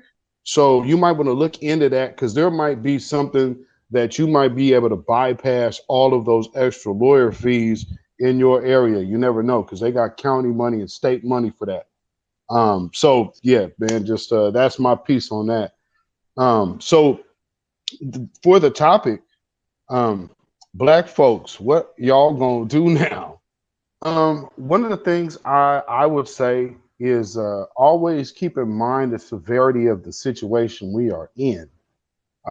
It's I think when people hear the word war, they only think of troops going to overseas or whatnot, but they don't understand the strategic tactical um, execution that these people play on against us, down from the media down to the legal system, which clearly I'm sure a few of us are fully aware of how that game go. Um, so always understand you are black in America, but at the end of the day, survival is still the only order of the day. So at the end of the day, I ain't gonna tell you to go one way or another. All I'm gonna tell you is you have a right to protect yourself and your family, and I can leave that part right there. Next off is just simply understanding we don't have no friends. So it's not just the system of white supremacy against us, it's all of those people that benefit from us being the permanent underclass. That is another motivation for them aiding the war against us. So understanding that, we have to be mentally so strong and prepared, understanding that, hey, We are all we got. So if we are in a place to where it's just us, not that it would be the most comfortable, but we have to be on full alert. Because and when you're in like where I live at in Portland, Oregon, I could walk into a room full of white folk. Now it could jump at any type of time. At the same time, I'm gonna walk in there with the same energy I walk out my door with every day. So since I'm not on YouTube, I can say what I'm gonna say to y'all family. Truly, with these people out here that hate our guts, fuck them people. And I mean, because they don't have any good hopes for us whatsoever.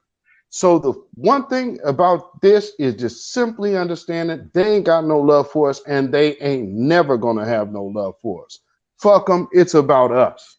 Protect yourself at all costs by any means necessary. And all things can be a weapon. Train your children, teach them what is what. It ain't no time for sugarcoating and playing. If you have older children, man, hopefully they can hear what you're saying and follow suit and not fall into the pitfalls of this bullshit out here. I know that's a hard thing, but when that happens, we also got to learn how to cut people off. So when we see something's a lost cause, it's okay to cut that motherfucker off. And with that, I hope everybody just hearing what I'm saying, take it to heart. And I love this space because it's necessary. Thank you, BlkVoltron, Reloaded, Tim Samore, and of course, Nikki, and everybody else who spoke. B1 to all y'all. Stay vigilant, y'all. That's all I could just really stress. Hey, I just wanted to add to Beatzilla real quick. Again, nobody's coming to save us. July 23rd, 2019, FBI Director Christopher Wray told the Senate committee, we, the FBI, don't investigate the ideology. No matter how repugnant, we investigate the violence. So remember, ain't nobody coming to save us. And these guys, this was 2019. As we know, this guy, this little terrorist that went ahead and did this killing recently, he was under investigation. He's been on the radar, right after he threatened to shoot up a school, his father bought him a gun. Think about that. But anyway, we're gonna go on to Brother Rich. B1 to the family, B1 to BlkVoltron, B1 to Nikki, B1 to Tim Sim. First off, I want to say I appreciate you guys for holding this space. It's very much needed. The new black media did address this, but it's important that us on the grassroots, we have to address this. We need to host these spaces so that the ordinary black person could come in and speak about these things. This is very important. And so far, I haven't really seen the grassroots address this subject and this topic. It's very important that we speak about this. We can't let things happen in our community and then we just cry and we tweet about it and then we don't digest it and take it and speak about it from every single angle. This is what I love about Twitter Spaces, because you have every type of black person come in here and speak their piece. And then we add things up and we be like, oh, really? It happened over there? Okay, this happened, and we share information. This is very important. So I just want to say thank you to the co-host for holding this space. To address the topic at hand, black folks, what are y'all gonna do now? Well, interesting enough, I actually seen the video of the massacre, and I don't know if anybody else realized this, but in the beginning of the video, when she walked inside the supermarket, correct me if I'm wrong, but I seen black folks laying on the ground pretending that they're dead. And this is a lesson that we have to learn, guys. Come on, man. Why would that be your first thing to do, to lay on the ground and play dead? He didn't even get inside the supermarket yet. Of course he know he didn't get to you yet. If you're in a situation like that, you're supposed to run, find the nearest exit, or just run to a closed door. You don't sit there and play dead and he didn't even enter the supermarket yet. He already know he didn't touch you yet. And that's exactly what they did. The black folks stood there and they played dead. That was the first move they made. That was the biggest mistake they made, by laying there dead. If I'm in there, I'm running to the nearest exit, and if I can't find the exit, I'm running as far as possible from where I hear the gunshots. I'm not sitting there playing dead. Now, when I get to a place where I can't run anymore and there's no exits, then I'll possibly lay dead. I'll pick up a weapon and then I'll get down on my knees, get down on the floor, and I'll do that. But I'm not about to play dead. You're not about to kill me like that, nigga. You gonna kill me with I'm gonna be standing up. That's how you gonna kill me, nigga. So that was the biggest mistake they made. Also, I want to address teaching our children about racism. I had to learn about white supremacy the hard way because I'm a curious ass nigga. I'm a nigga like to do research. That's how I learned about racism. I learned about racism by accident. Matter of fact, I learned about white supremacy when I was at my lowest in life. Financially, I was at my lowest. I was in the house. I'm sitting in my bed. I'm like, damn, what am I about to do? What's my next move? And I turned on the TV and I went on YouTube and I found Doggy Diamonds and he had a website. Went on his website. Long story short, I found Sonetta and then that's how I got conscious. But let's not allow our children to learn about racism on their own. We have to teach them about racism because we thinking, oh, if I teach my child about racism, that's gonna scare him. That's gonna do this to him. That's gonna make him frightened. Listen, they gonna get smacked up regardless. You might as well smack them up with the truth when you get the chance, because they gonna get smacked up by white supremacy regardless. They're gonna run into it regardless. So you might as well hit them with it real quick. Boom, boom, boom. Give it to them right before it even hits them. You might as well do it right there. Trying to save it for when they turn 19, 20, 21. When they're lost, this is how they become coons. They become coons because they're lost. What the fuck is going on? Why they treat me like this? That's how they become coons. Because they like confused, like, what the fuck? Like, why is this person treating me like this? This is how our children become coons.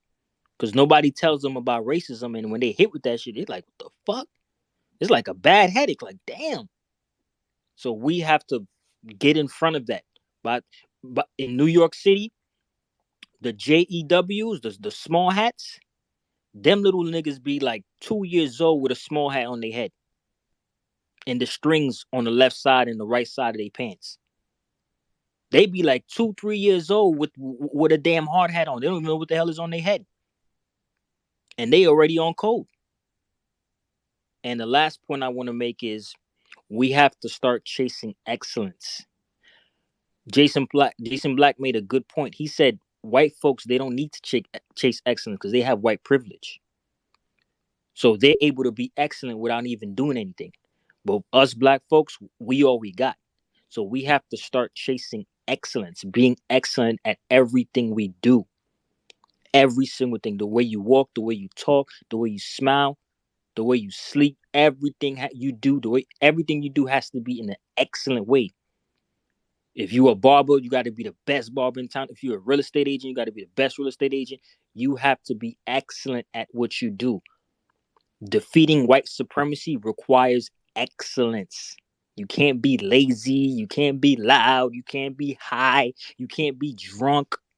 You have to be excellent because it requires skills. White privilege does not require skills. You could just wake up and benefit off white privilege. But to defeat white supremacy, you need excellence. Be one. Hey, B1 Rich. I hope you stick around for our second clip of the night. You're gonna love this one. This is a lot of what you were speaking about, especially about that becoming a coon. But anyway, I'll pause right there. Throw it over to Black Voltron, and our next speaker will be the man that needs no introduction, the Black Alpha Cast. And thank you, brother Rich and brother Beatzilla PDX. Much appreciated for that. Yeah, the time for soft target era is over. Like brother Rich was saying, you fight how you train. I mean that's what's happening, brother Rich. You fight how you train. So if you don't train, your first natural reaction is going to be to go cower in the corner and play dead, play motherfucking possum. Well, guess what? That white supremacist terrorist was a possum hunter, and he was making sure that you was gonna die. That's how they train. If you read the manifesto, They gonna kill you to make sure you dead. You know, ain't no playing. You know, there ain't no playing dumb and hiding and stuff. Maybe if you was under a bunch of bodies, a bunch of dead bodies, that might work. But he went there to make sure that black people died. So he's gonna, you know, 2 to the chest, 1 to the head. That's what he trained for. That's what he practiced for. So, all right, you can't, you know, if you're gonna run, it's either fight or flight. You gonna run your ass off. Get the fuck out of there. You better be goddamn Usain Bolt, Shelly Ann Fraser Price, and get your ass the fuck out that store as fast as you humanly possible. Fuck your groceries, fuck your purse. You can get that when you come back. It's your life. Run. Scoop up your kids, get the fuck up out of there. You know? You know how to do it when they shooting at the club. How hard is this shit? Come on, y'all.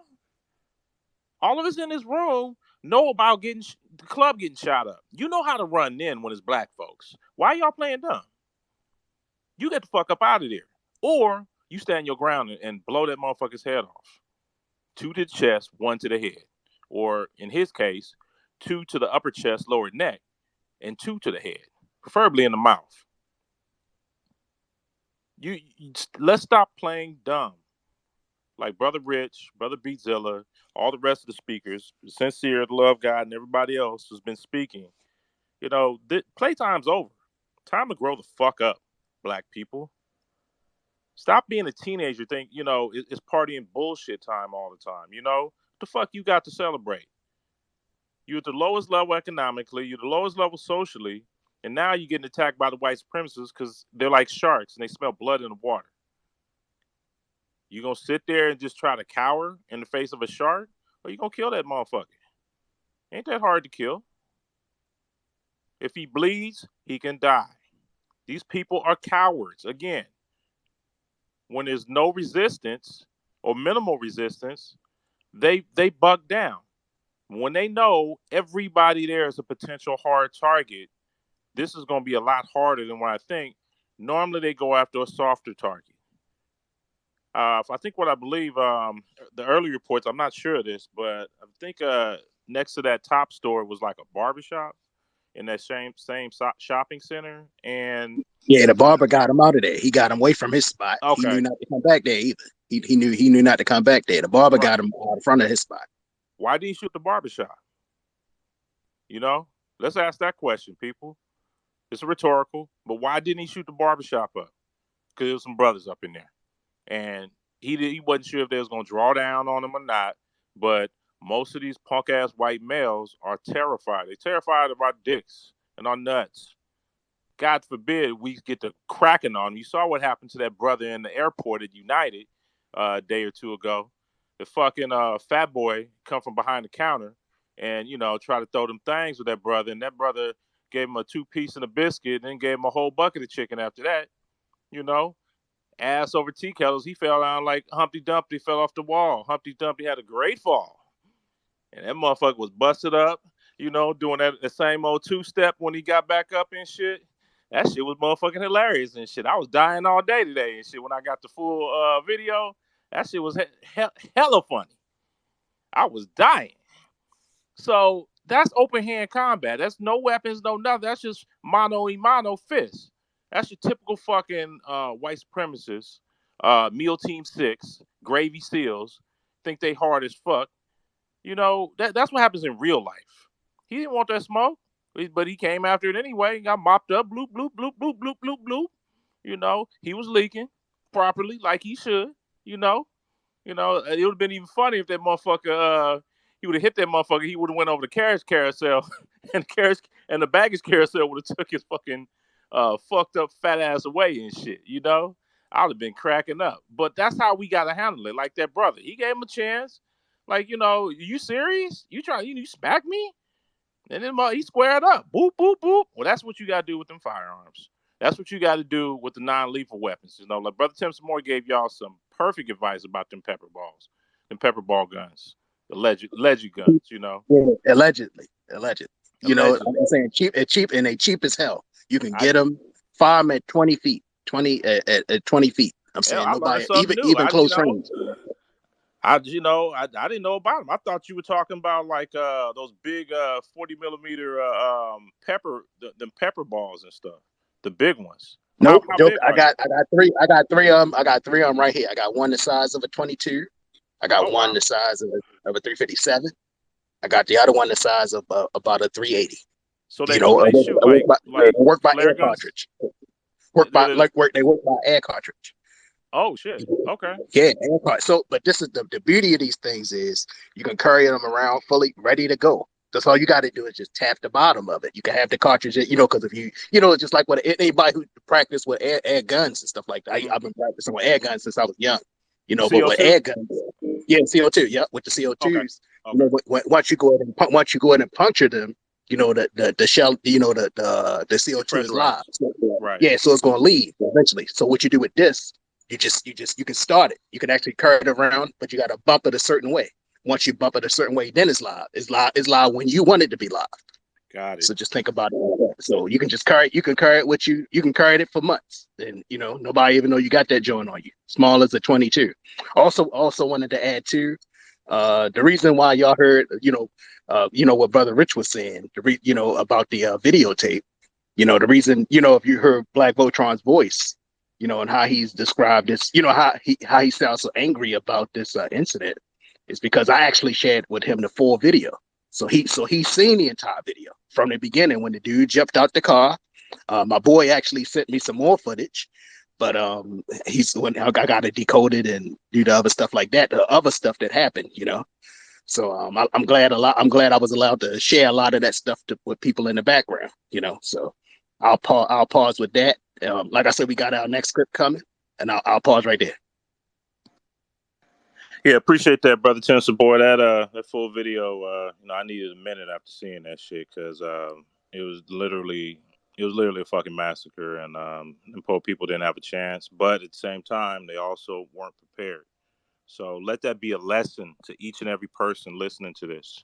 Stop being a goddamn soft target. You see these strange looking white boy coming around. Have your thing ready to go. All right, locked and loaded. You've already practiced. You already know you got your legal protections, and have your non-lethal ready because you're gonna need insurance for that too. Just by the way, it says any self-defense mechanism, whether it be that or bat. It cut the CCUSA insurance and other insurances cover all that. Any weapon, any defensive weapon. So it could be a goddamn bat, bottle across somebody's fucking head. If that's what you're using to defend yourself, so be it. I don't care if it's motherfucking iron skillet and shit. It works. It works. So prepare yourself and just be ready to go down on these motherfuckers. It's to the death. You're gonna die standing up as a soldier, or you're gonna die as a cowering, slug. But you're gonna die. In any situation, it's a possibility you might die. Be ready. You know, let your legacy remember you for standing up for your family, your community. You know, be one nation and stuff. I think Pac said, what he say? It's better to a soldier only dies one death, but a coward dies 1,000. You know, running, hiding, playing possum, being scared is not going to save you. Next time it might be 2 of them, or 4 of them, or 10 of them. What you gonna do then? You gonna run and cower, or you gonna stand and fight? Choice is up to you. And on to next speaker, Black Alpha Network. It's up to you, bro. You go ahead and unmute your mic. Peace and love, family. Shout out to the host, BlkVoltron, Tim, Nikki. One love, peace, love, reparations to everybody listening. The whole 50 states, FBA B1 for life. I love this space right here. This is the best space I've seen in months because it's serious and it's about real business. There's no bickering and back and forth. Everything all you brothers have said has been very clear, to the point, direct, and nobody can misconstrue it, twist it, or tangle it. So straight to the point, you got to have a military mind. We all got to have that military mind. We just talking about Tupac a minute ago. He said all the time, you got to have a military mind because we're at war. We talk about being in a military situation, but we don't have military soldiers. The real soldiers out here, we got to understand, as you brothers eloquently put it, it's all about defense and going down on your stand. Like, it don't matter if you fall, it's okay. As long as you went out like a real one and not a coward. You know what I'm saying? Like a sucker. These soft targets out here, they not just soft, with the mentality, they soft on the inside. They love picking these people. They go at straight A students and elderly people, or just cowards. One of the two. You know what I'm saying? This is who they go after. None of these people that you've seen look like the Wu-Tang Clan. They don't run up on Dog Pound. They don't run up on Bone Thugs and Harmony. Like, you're not seeing them run up on the Goody Mob. You're not seeing this. They don't run up on NWA. They run up on grandparents. You know what I'm saying? They run up on aunties. And, you know, we got to get to the point now where the real brothers and sisters out here who are in our primes, but we got to start setting this example for the young folks. Because look what they do. They out there with kids 5 years old in the woods popping their targets. And we out here not wanting to teach our kids about supremacy. You got to not just teach them about supremacy. You got to give them the hard way. I think Brother Rich said it. One of you brothers said, I'm not sure. He said, if you don't teach them about supremacy going to come after them basically and hit them across the face with reality.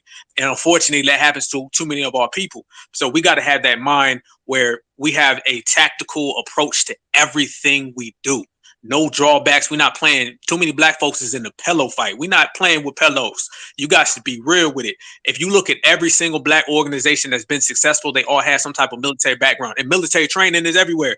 Bobby Seale from the Black Panther Party for self-defense, he was in the Air Force. Tupac's godfather, Geronimo Pratt, he was in Vietnam. I think Nelly Fuller was in the military, if I'm not mistaken. I think he served in the Korean War, if I'm not mistaken. You got books out here. Read The Art of War.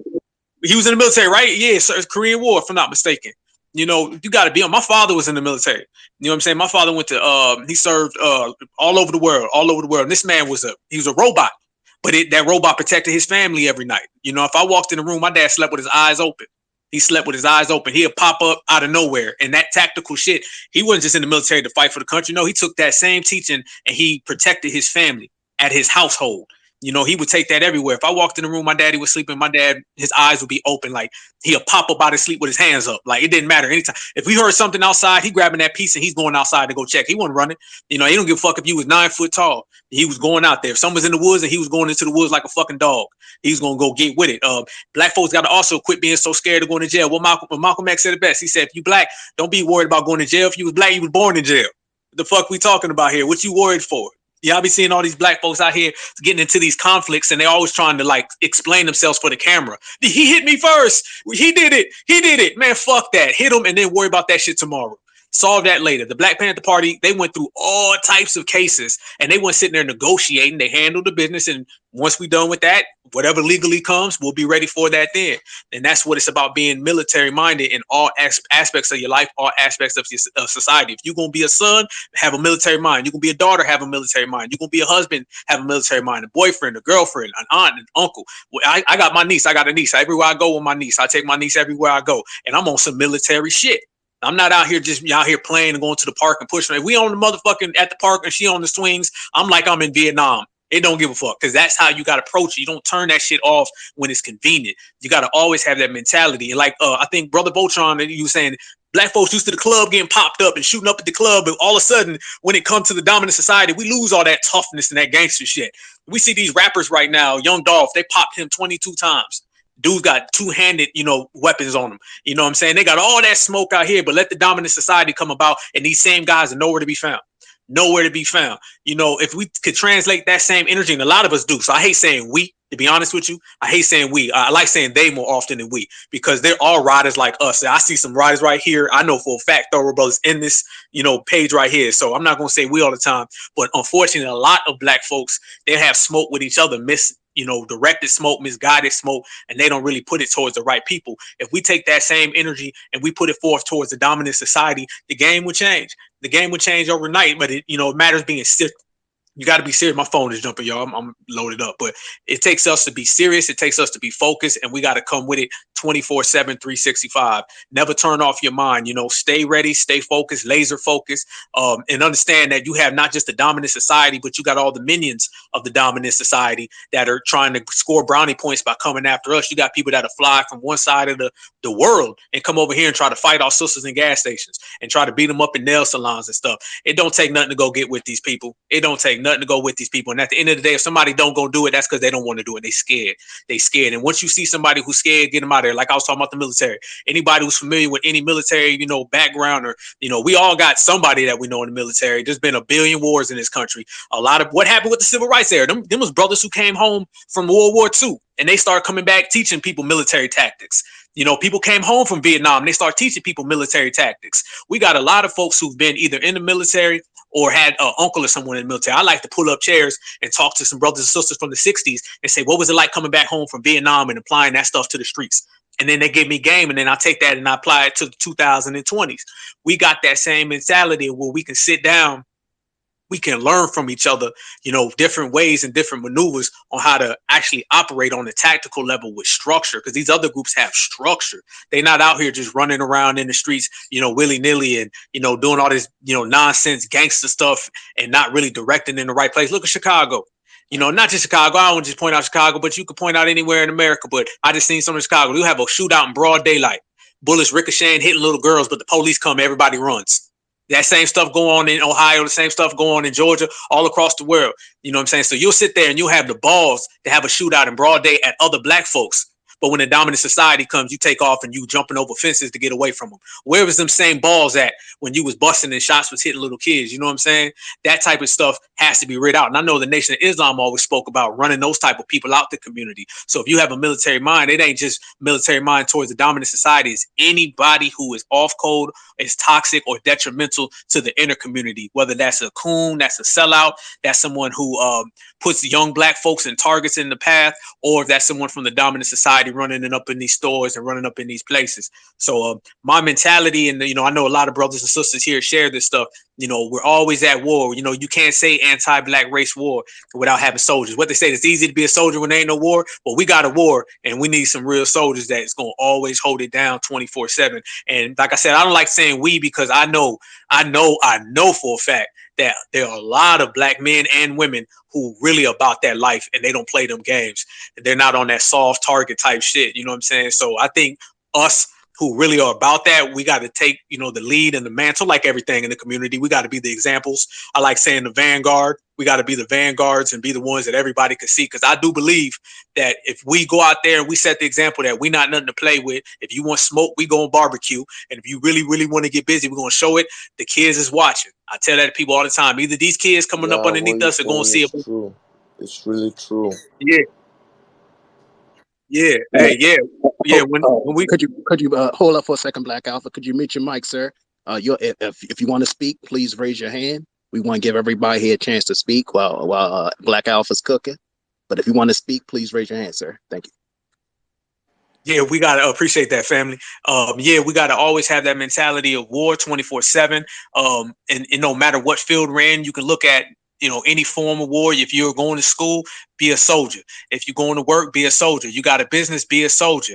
If you out here in these streets, be a soldier. If it's all good as long as you got it in perspective and the energy is guided in the right place. And there's no better way to guide your energy than to protect what's yours. And if you go down, that's okay. You know what I'm saying? It's all right if you go down as long as you went out fighting, because the kids up underneath us, they're watching us. And either they're going to see examples. I'm doing a video right now about soft targets. So that's why I love this space. And I literally put together a collage of about 15, 20 black men on TV crying. Van Jones crying, D.L. Hughley crying, some news anchor guy crying. We don't need that type of energy where these brothers is on television crying because the W man hurt their feelings. We need brothers out there showing that example. So what, people like us, we're in a very pivotal time right now. We're in the time now where the men and the women can step to the plate and show the kids, if the dominant society comes at you funny, tears is not going to let you win. Emotions are not going to let you win. Being upset, crying, pouting, that's not going to let you win. You got to be hard body. You got to be strong. You got to stay focused. You got to be prideful, and you got to take care of yours. And like Brother Malcolm X said, now land the plane and do that by any means necessary. Shout out to everybody. One love, B1 certified blacks, man. Love all y'all. Take care. Stay safe. Thank you, brother. Black Alpha Network, and there it is right there. Military mindset, and the first part of that, before you do anything, is just have the mind and the wherewithal to know that you're at war, and ask yourself, okay, I'm at war against white supremacy. How do I defend myself even better? How do I fight them? You have to reorientate your mind for war. That means combat. That means fighting. So everything is a weapon, and everything can be a defensive shield. So, it's not just, bullets, guns, fighting fists, knives and all that stuff. Hell, how about food?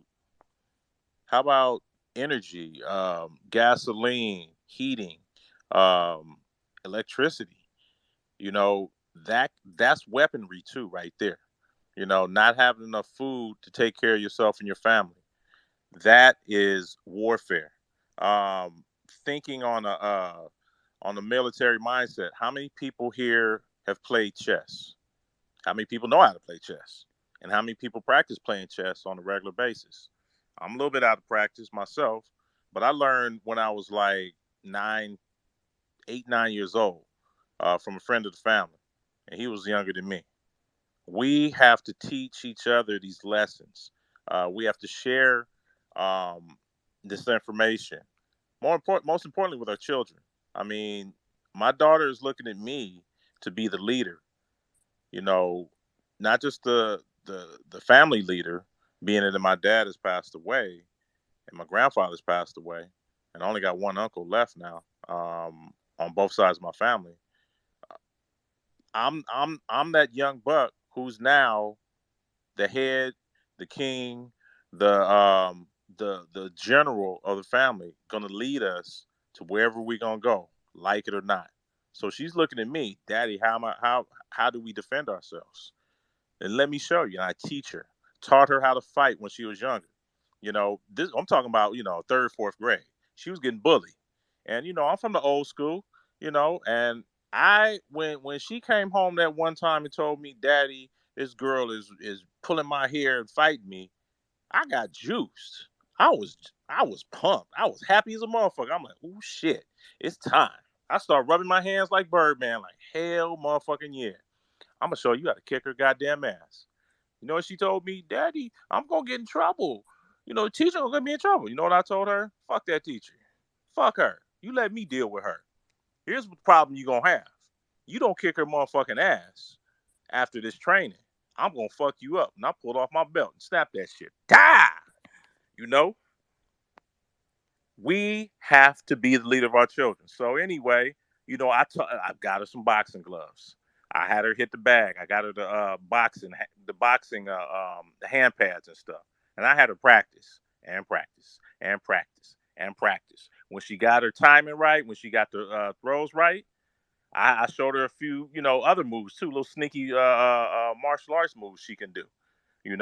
When she's on the floor, I showed her some grappling techniques. But mainly, she third and fourth grade. She don't need to know all that. But main thing is how, taught her how to take a punch. All right, I wouldn't beat up my daughter, so don't even start with that bullshit. But I showed her. You know how they is, Voltron. I I know, don't say I know. too much. These white supremacists. They gonna come. Not just the white supremacists. Some of Oh, the these coons, the Sambos. Yeah, to also you coons, white supremacists, Sambos, and bitch made motherfuckers. I taught my daughter how to fight bullies by fighting them. All right, not running to the teacher so they can put them on timeout and keep them around so they can terrorize the entire fucking school. I taught her to shut that motherfucker down. So I trained her. She came back, she said she was messing with her again. I said, okay, next time tomorrow, I want you to do everything I've taught you what to do. But you got to be sneaky. If she catches you in the bathroom, I want you to throw them things. If she's in the classroom, you're gonna have to be sneaky. You can't do it in front of the teacher. Just give her a quick elbow as hard as you fucking can. All right, on the side. Sit right next. She sits right next to you. Start messing with you. Elbow her as hard as you fucking can. If it don't work, you do it again. All right, but you got to be quick. She did that, and she came home with the biggest, humongous smile on her face. She was so happy. Daddy, daddy, daddy, daddy, daddy, daddy, daddy, daddy, daddy, daddy, daddy, daddy. She did it again. And I said, "What'd you do?" I elbowed her as hard as I could, like you told me. And what she do? She folded over, Daddy. She hurt. She hurt her side and she was hurting her stomach. She started crying. I said, "Wonderful. We going out to eat tonight. Come on, we going to Sparky's, get a big old fat hamburger, a bunch of fries, milkshake, and then we gonna go to Lord's ice cream. We gonna get the biggest ice cream you can." I rewarded her for defending herself, and she never ever forgot that lesson. All right. Self defense is first and primary. You do not depend on the system. All right. Teacher had, she had something to say. And I said, well, when she came at you the first 5 times, about this person was bothering you, what did you do? Well, I moved her around and she got up out of her seat and went to attack my daughter again. And you did nothing, is what you're telling me. Because she told me every single time, and I got it documented. And you got it documented too, being that there's cameras in the classroom now. So what's the problem? Oh no, no, it's nothing, Mr. Clark. I just don't want any violence. I said maybe you should have removed the person causing the violence. That's what you should have did as a teacher. I'm glad that she didn't do it. I'm glad that she didn't start anything really crazy and stuff. But as far as me and my household, I will forever teach my daughter to defend herself because you won't be here the next time it happens with the next bully and the next bully and the next bully. We are not cowards here. We will, and she was a white lady. We will defend ourselves to the fullest. You can best believe that. Do we have understanding? Are we clear? Do you need further clarification? She didn't have nothing to say after that. So protecting our children is first and foremost and primary. Most importantly, after that, is teaching them how to protect themselves so they can pass those same lessons that we teach them onto their children and their children onto their children and their children onto their children. And we can continue this legacy. Jason Black already says the the first victory fuels the next victory. That victory fuels the next victories. Those victories fulfills the next victory, and you pretty soon is wins. You keep getting a whole bunch of wins. Eventually, you're going to win the war. Win after win, battle after battle, fight after fight. It's about winning. All right. These white supremacists are going to keep coming at us. Next, they're going to start gunning down children and babies, y'all. Pregnant women. We gonna sit there and let these motherfuckers do that, or we gonna take control of these motherfuckers? If it got to go down to a Rosewood level, if it got to go down to Black Wall Street, Colfax massacre, if it got to go back to New York draft riots, goddamn it, so fucking be it. But we're not gonna become extinct as black people in the United States. So it's a fight to the death. You decide you're gonna live or you're gonna die. Your descendants are gonna become extinct or they're gonna prosper in the next 500 to 1,000 years. Think about that. And with that, we have, I think it was Brother Racer Bo. You were next, and then Brother Rich, and then Brother B Zilla. Peace, family. B1 to the family. Shout out to Nikki. Shout out to Brother BlkVoltron, Brother Tim Samore, and the rest of my brothers and sisters in arms in this race war that we in. The question is what I'm gonna do now. I mean, if you asking black folks that, I mean, it's just in my personal opinion, it's definitely time for us to organize. We keep saying, "Oh, where's our army?" Well, we don't have no soldiers. That is bullshit, and I'm gonna tell you why that's bullshit. Because you walk past these soldiers every day. They're the soldiers that wear the blue and red flags. They're the soldiers that drill and spill on the block. They're just misguided. They're unorganized. We call them Pookies and Ray Rays. The reason why I know this, because I used to be a Pookie and Ray Ray. I was just a misguided soldier. But the thing that's beautiful about a Pookie and Ray Ray, he has the ambition, he has the drive, he has the heart. He's willing to put the work in. He's just misguided, and he just doesn't have any, how can I say, a validated initiative to be a part of an army. But if you give him that purpose, you give him that equipment, you give him that knowledge, you have a dangerous man. As far as the army is concerned, I'm pretty sure the Honorable Minister Louis Farrakhan, he done showed us we had an army with the Million Man March. That's what that was for. I was a kid observing this. So anybody that was an adult or a teenager or a young man and you didn't understand what that man was doing by having 1,000,000 black men assemble on the White House lawn, and you had all of those government officials run their ass out of there on October, I believe it was the 27th, 1995, had their ass run up out of there, that's because we had an army assembled in unity and in organization. So we do have an army, we just have to utilize it. Another thing black people need to start understanding is the concept of guerrilla warfare. Well, what is guerrilla warfare? Well, guerrilla warfare is engaging in war conflicts to where you may not have the advantage, but you use your weaknesses as your advantages and use any advantage that you have. So in other words, if the enemy is big and powerful and you're not, that means that you're small, you're mobile, you're able to hide undetected and able to move around. That's your power. So we have to start utilizing our strengths. Weaknesses we don't really have. The only weaknesses we have, in my humble opinion, is that we just disorganized. But once we get organized, shit, they don't want no smoke from the army that we do have. So let's really understand that we do have an army. So you need to start reaching out. I'm particularly talking to our brothers who are military vets or have military or police training. Start getting into these young brothers' ears and taking these brothers out. Like if you're in the New York area, I know it's extremely hard to get your hands on the weapon, but they do have airsoft facilities. This is actually how I get my combat practice in, and I'm over there with a bunch of white retired army dudes, police dudes, and I'll be holding my own. And a lot of them coming to me be like, "Yo, you ever had military training? You ever been in the police force? No. Where would you learn this combat style? How you know how to move in cover two formations? Where you learn this at? I learned it on the streets of the South Bronx, kid. When I say that, they look at me and they be bugging. They like, what? You learned that on the street? Yeah, I learned that on the street. So, like I said, you have an army, you have soldiers. It's time to organize them. It's time to get them together and let them know what their mission is. And trust me, they'll ride out. Forgive me if I'm not too intellectual and I'm not articulating myself at the best. I'm extremely tired. I just did 11-hour shift. Hey, take I'm your out here time, putting bro. that. Take your I'm out here time. putting Take that your work time. in. But that's what it is, man. So as far as that, all that, we don't have an army talk. We got an army, brother. They sitting right outside and they aimlessly chilling on the block every day. You get them soldiers together, especially if you're a business owner in the neighborhood. Like that's how they used to go down in my block. Like the business owners, they just see the brothers on the block. Yo, y'all come over here and chill at my store.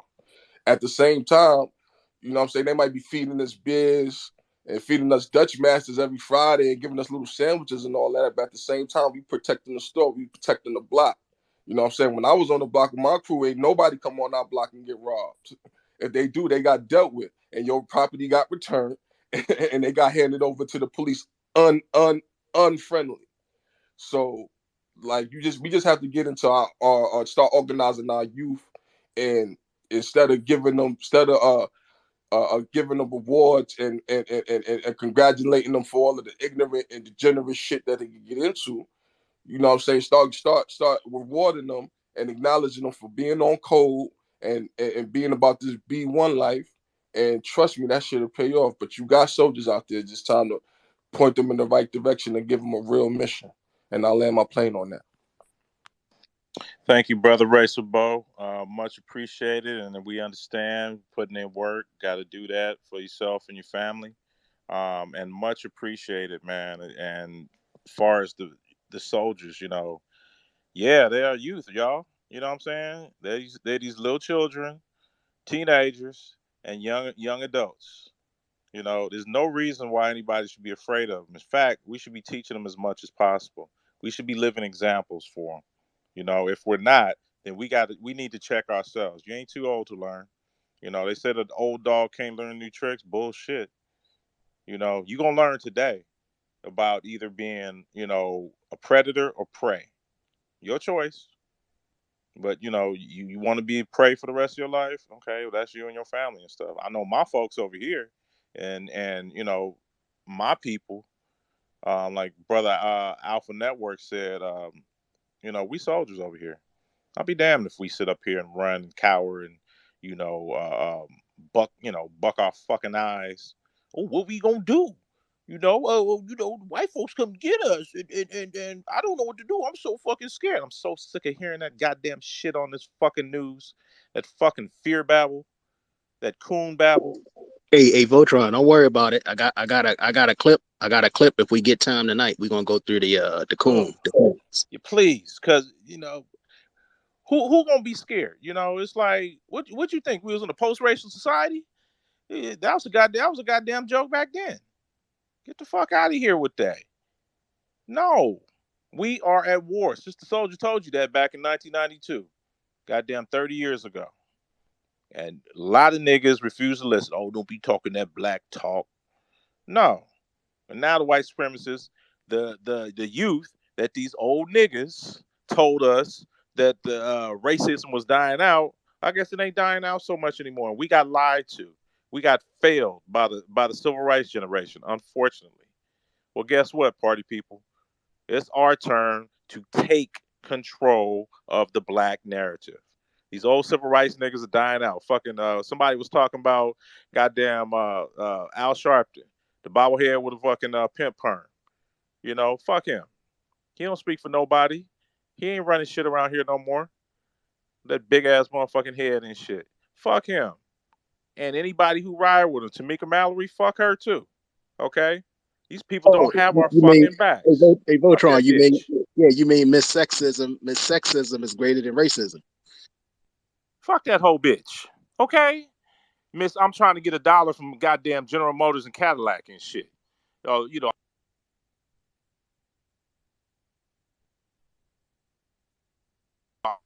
what you doing?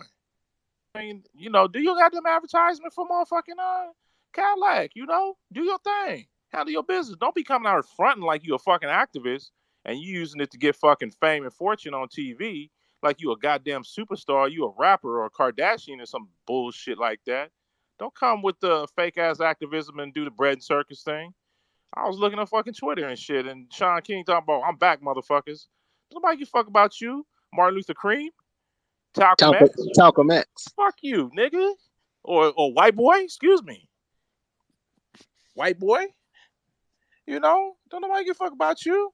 You keep tweeting, you keep on tweeting with your punk ass blue check ass with the rest of the fucking liberals. These Tom Joyner, these old, you know, old black media motherfuckers, their time is done, y'all. This shit starts with us. We run in the yard now. We run this shit. We telling motherfuckers what the fuck's gonna happen. Your paperwork dirty. Get the fuck out of my motherfucking face, dude. Before I sock you, nigga. Anyway, brother Rich, you up. And to our brothers who's wondering, where are the gangbangers? Sir, go in front the mirror. Look at yourself in the mirror. That's the gangbanger right there. You are the new gangbanger. You are the Crip. You are the Blood. We are in a new day and age. We're not waiting for the certified gangbangers to come in and save us. We're saving ourselves. To all my brothers that never been in the streets, I'm talking to you because you guys think, okay, I never been in the streets. I did everything I was supposed to do. I followed the rules. How do I do this? Dude, you got to face your fears. All these gangbangers you see out there with no fear, at one point they had fear in them. I was one of them. I wasn't this tough dude and I could do anything. No, I had fear in me, but I learned to face it. So it's the same concept. You don't have to be a gangbanger to face your fears. You can face your fears every single day. Whatever you're scared of, face it.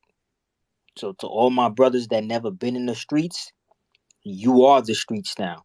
You are the gangbangers. Our gangbangers, the Crips, the Bloods, the Vice Lords, the GDs, they're over there killing each other right now. They don't know, they don't even know we're in a system of white supremacy. So there's no way in hell they could come in and save us. You got to save yourself. As a black man, you are the head of your household. You're the number one gangbanger in that household. You're the OG. You're the big homie. They call to you. They answer to you. You are the big homie. No excuses. I don't care if you went to college, you got your doctorate degree. Well, you got your doctorate degree in being a doctor and being a gangbanger also. You do not have to cross the street lines to learn how to be on point. You could be a regular civilian that never went to jail and still be on point. You do not have to mess up your life to be what some of us been. I know BlkVoltron, I could hear it in his voice. I already know he was in the streets. But you don't have to go down the wrong path to get this energy. It could rub off on you. You could start hanging with street dudes and it just rub off on you. Trust me. Racer bro, same thing. He from the Bronx. I already know he know what's up. You hang with a couple street dudes, start hanging with them. That energy just rub off on you. Trust me. You hang with a street dude long enough, you be scared as hell and still go do some dangerous shit with them. They don't be like, hey bro, you scared? Take some time out and drink this water and then we'll go. No, they be like, come on, let's go, come on. You about to do some scary shit. They just be like, yo, come on. They don't give you no warning or anything like that. So to all my brothers out there, if you never been in the streets, guess what? You are now an official gang member. You are the leader of your gang in your home. So let's get that through our heads. And last point I want to make is I was reading a thread the other day, and they got a new word for us guys. It's called biphobic. So they got transphobic, homophobic, what else they got? Whatever, gender neutral, he, she. Now they got biphobic, guys. So now if you have an issue with bisexuals, you are not a biphobic. I'm everything. I'm transphobic, homophobic, biphobic. I'm all that. Dude, I'll take all that. I ain't got no problem with that. I ain't scared of you niggas. I'm all that. But I just want to let you guys know they got a new name for us. It's called biphobic. I see one of those LGBT people said that in the tweet. I'm like, wait, hold up. They got a new one? Biphobic? So if you got a issue with with bisexuals, you are not biphobic. This is the new rules, guys. They coming up with terms for us every single day. And I'm a proud transphobic. I'm a proud biphobic, homo, all that shit. I'm all that. And with that being said, be one. Hey, B1, brother Rich. I'm saying, like he's saying, like I haven't, like I say, my account is suspended, but I've been doing a lot of reading on here for the past 6 days. And like he said, one thing I have noticed that brother Rich has stated is that there have been a lot of pointing at black men for a lot of crazy shit. I don't know why. If you listen, I'm glad we got a lot of bangers out there. They've been getting at them. The what do you, I don't even want to, what do you call it, a she, or whatever, that got my account taken down for 6 days. My team has gotten it.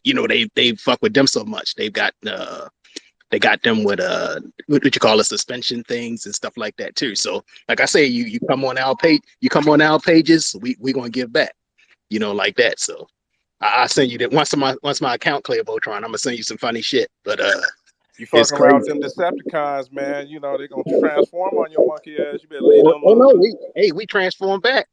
My team transformed You back better now. leave them things alone. Get Shoot. me, get me suspended. I get you suspended. Oh Right. yeah, by the way, I forgot one more. Fat phobic. I'm also fat phobic. I forgot that one. It's fat phobic, transphobic, homophobic, and biphobic. I'm all for, baby. You got your phobies on. Damn, Right on, brother Rich. she Thank called you. me B1. She called me B1. She called me B1. B1 something. I'm supposed to be ashamed because I'm B1. But anyway, we're Fuck gonna go her. on. Shit. Fuck that bitch. Yeah, I know. Or fuck that dude. Whatever Oh the no, fuck she's that catching the thing blues. is. She's catching the blues now because she having to take down a lot of her shit off her page. I got Oh, like 10, I got like 10 oh. people. They working over like a trick at in the back of a strip club. That I ain't gonna get into that anyway. In that secret room. Yeah, there you Getting go. them There you go. tips. I Getting them ain't want to tips. say that, but we've been having a productive, a constructive conversation. I ain't want to dig Exactly. into that. But to But get on brother Rich's real quick, as far as the fear, men, um, that's the single thing we as men have to project throughout our whole family, especially our children, boys and girls, because they pick up and your wives and your girlfriends too. They pick up on that energy. People know if you scared or not, and just like what you said, brother Rich, the best way to conquer your fears is by facing them. All right. I got a job. I got a job in the elevator escalator trade. And as everybody knows, that's got heights. So, my first year, I think I was 23, my first day, I had to work 5 stories. It was a little small 5-story elevator, but I ain't never been over 2 stories. So I was fucking terrified. I mean, I was shaking. I didn't believe, my knees were quaking. I was taking a long time because I was scared I was going to fall. And I kept having, when I was younger, I had recurring dreams always falling. But here's the one thing that helped me get over that fear. First it was, 5 stories. The one thing first got me over is like, well, if I quit, I'd already gotten a pay raise. We talking like, in the 90s and stuff. I was only making $10 an hour before I got the job. Just by getting on the job and getting into the probationary program, I already got a pay raise of $7 an hour. So I had, raised my pay over 66, 70%. All right. So the fear of me falling, I overrid that fear of, well, if I lose this job, my belly gonna be hungry. I'm not going to be able to have a life. And then after 6 months, I got another $7 an hour raise. So either I can choose to be fearful, stay where I'm at, be scared, like a lot of black people in our selective hoods around these United States and around the world. I can stay and not face my fears, or I can challenge myself and say, yeah, I'm scared, but I got to do my job. I got to conquer it. So let me just take my time, be as safe as I can, and work my way into doing his job. Pretty soon, okay, five, 1, 2, 3, 4, 5, 6, 7 stories wasn't shit. Then I had to go to a job where it's like 15 stories. I was scared shitless because, I was on building still. And the iron workers were still working, kind of above us.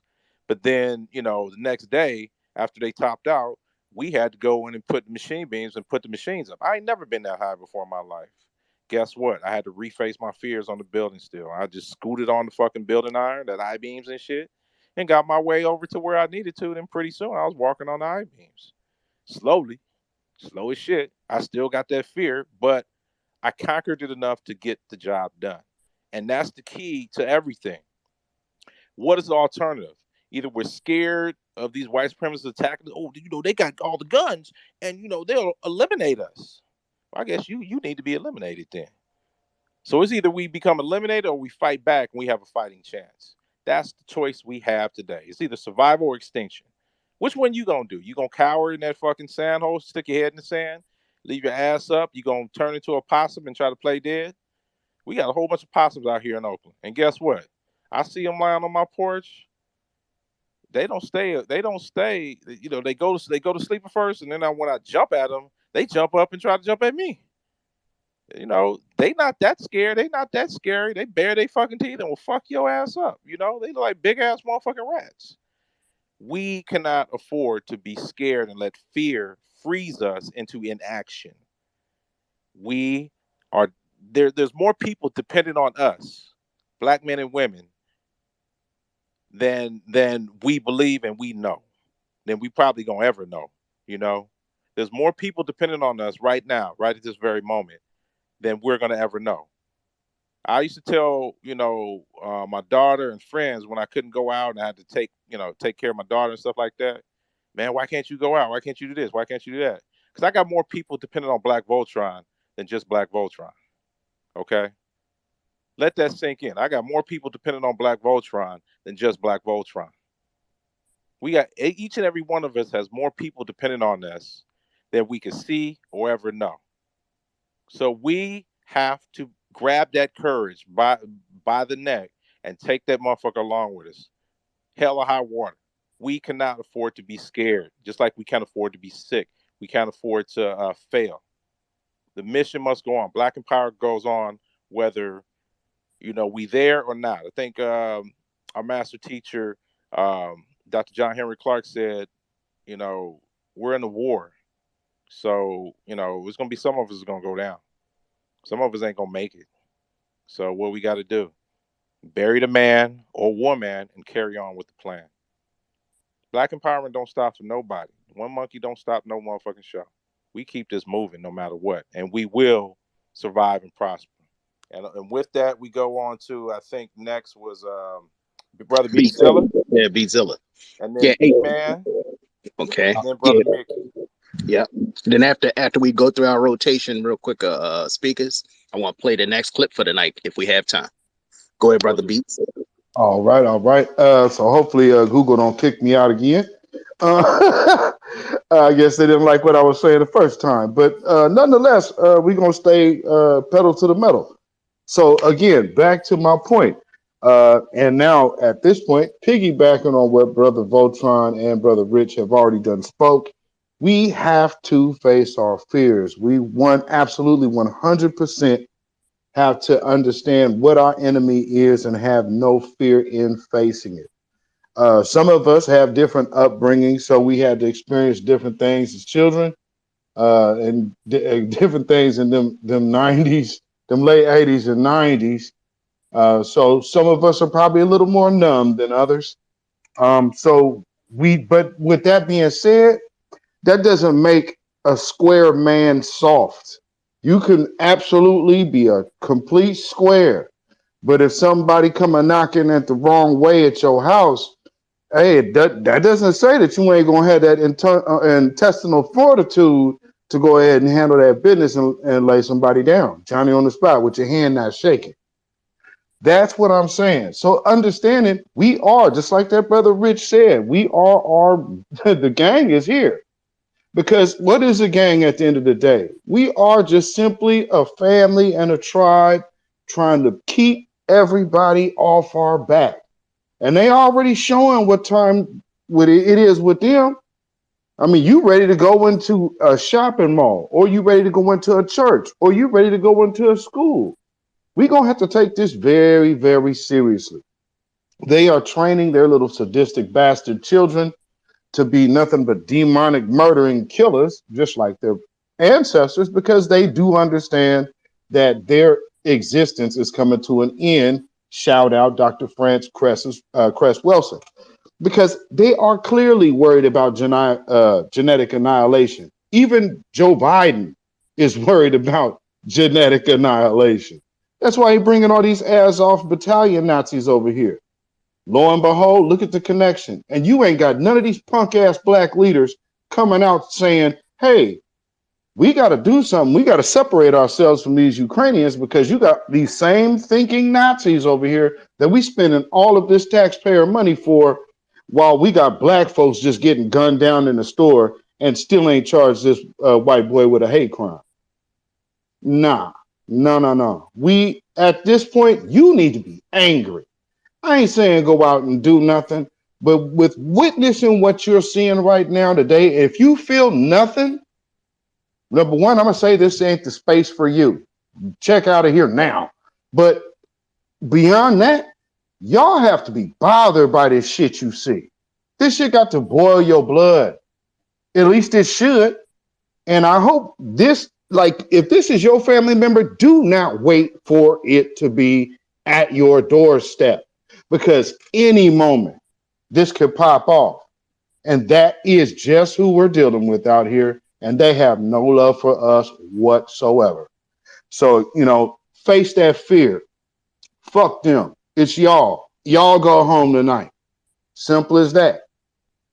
I can't put it no more clear. Y'all go home tonight. It ain't your choice what they decided to do.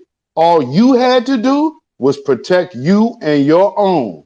But the end of the line, at the end of the day, you going home tonight. And with that, I'll land my plane. Hey, thank you, brother Beatzilla, for that. Next speaker is B-Man. Then next we have Mickey. Or if BlkVoltron wanted to add to that, I'll shut up. No, go ahead. What's up, family? B1, man. Just thank y'all for this space, man. It's been some fire that's gone on, and I'm glad that you have it recorded. I wanted to bring back earlier in the conversation when I think some folks were talking about it, brother.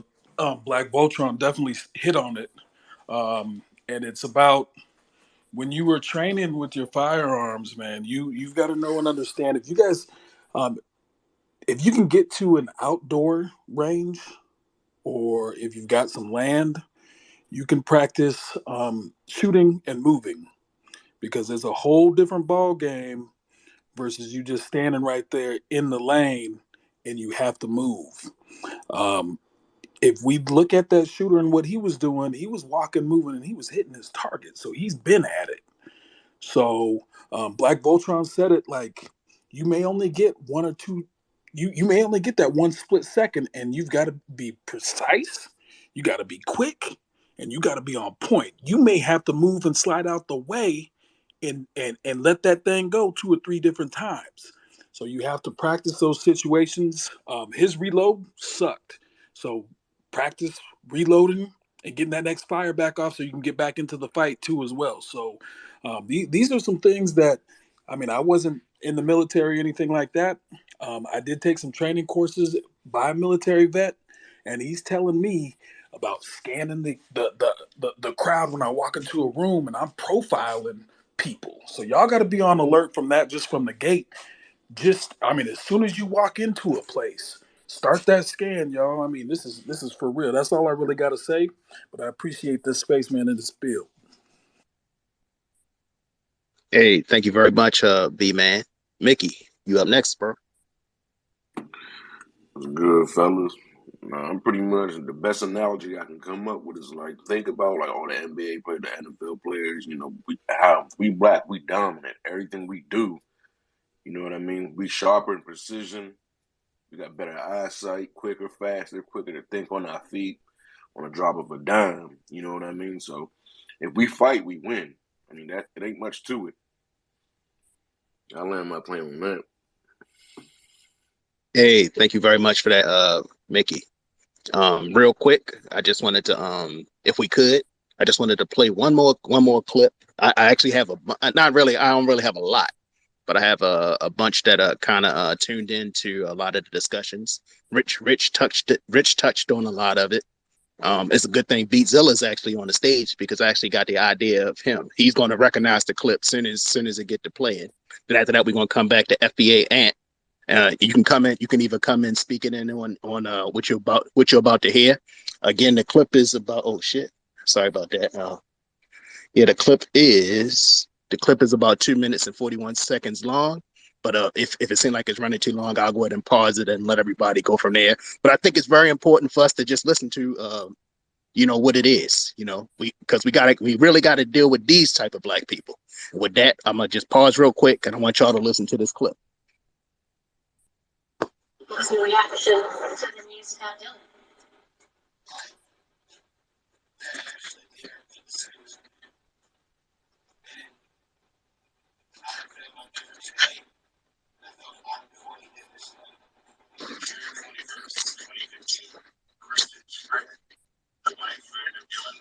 Told the BBC that he wanted to attack a local college. But even with everything we know today about Ruth, leaving a manifesto and having actual photos of him at Bloom Hall Plantation in Mount Pleasant, South Carolina, Kristen Scriven stated Ruth was not a racist or confirmed white supremacist. Like I said, who's to say Dylan was in his right mind? Nobody knows what anybody go through. Was Dylan ignorant? Was he racist? No. Like everybody's making him out to be racist, but here I am in front of you today as a black man and telling you I look at him no different today than when I looked at him last week. Because he never said anything racist to me, never treated me any different than he treated Justin.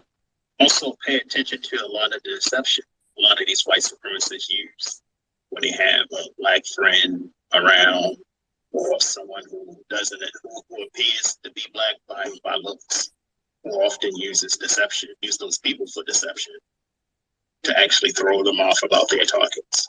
Wanted to shoot that school up, UCA, University of Georgia. It's 3 miles up the street from that church.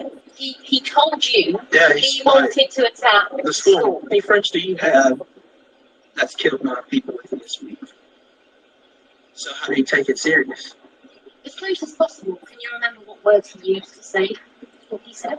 I'm gonna shoot a university up, and they all got 7 days with him. And that Wednesday he did. He shot that church up. Did he give you a reason as to why he said he might want to do that? No reason.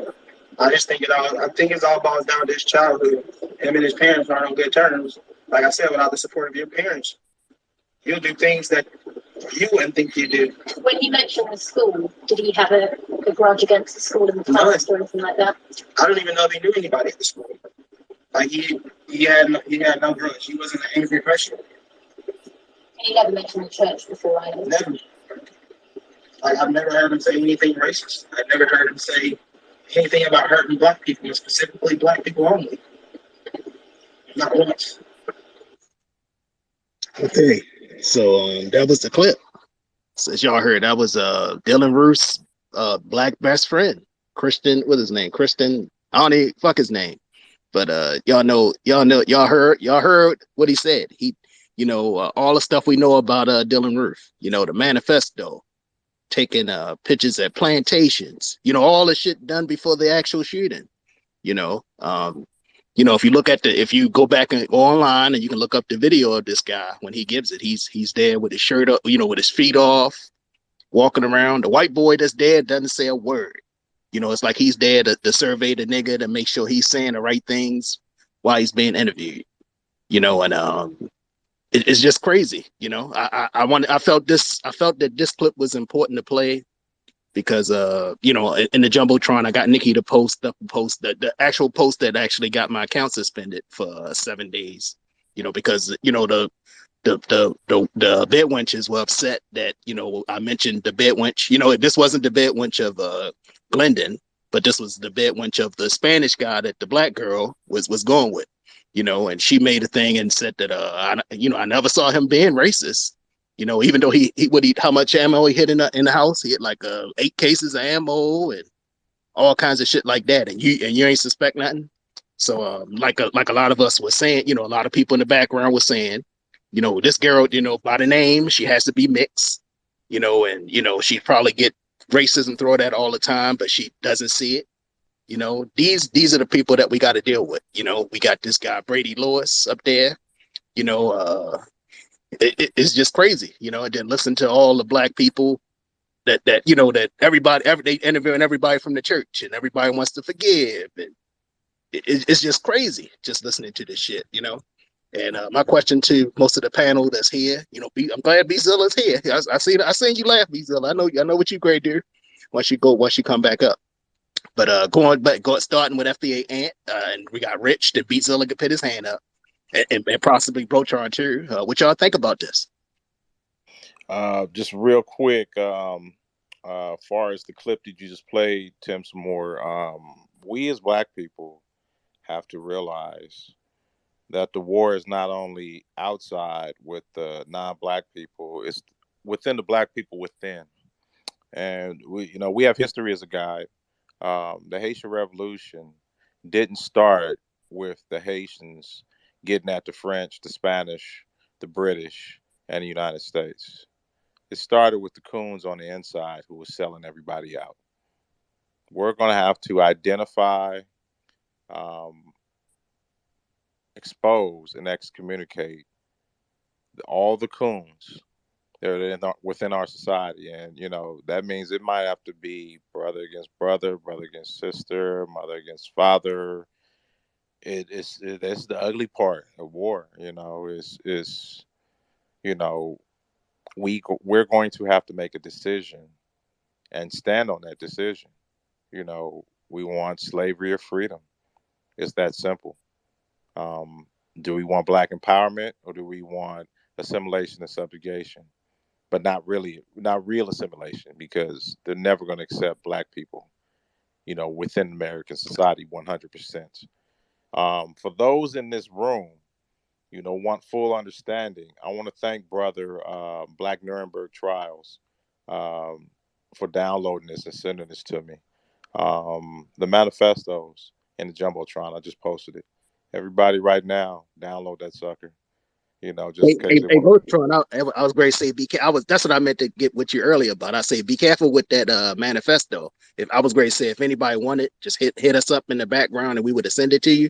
But be kind of careful. Let's see what happened though, because they've been Okay, going yeah. hard at people. They've been going hard at people with taking down channels and all that shit. So just be careful, man. Okay.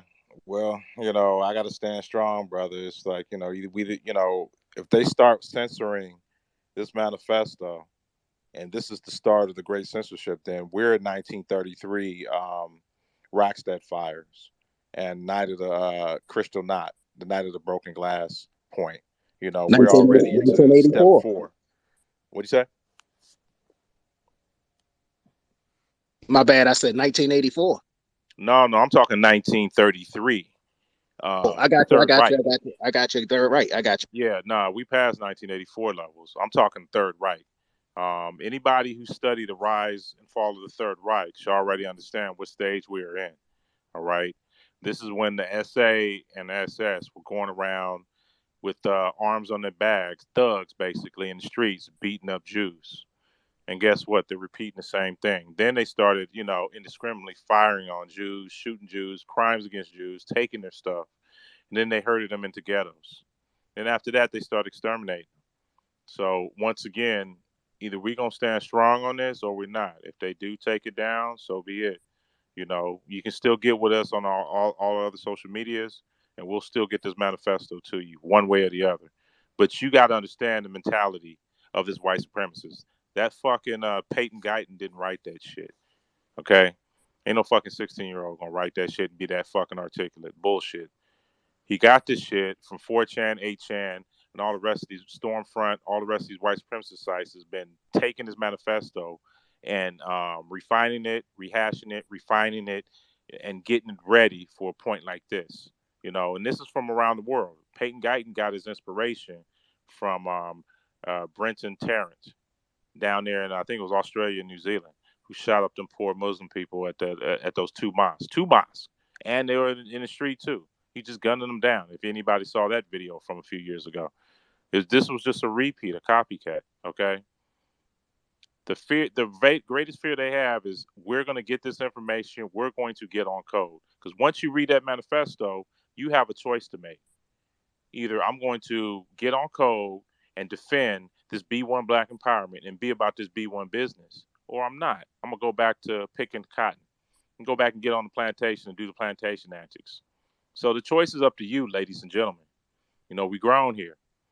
Take the information. We provided the Jumbotron. We provided solutions, tons of solutions, but you have to keep on studying.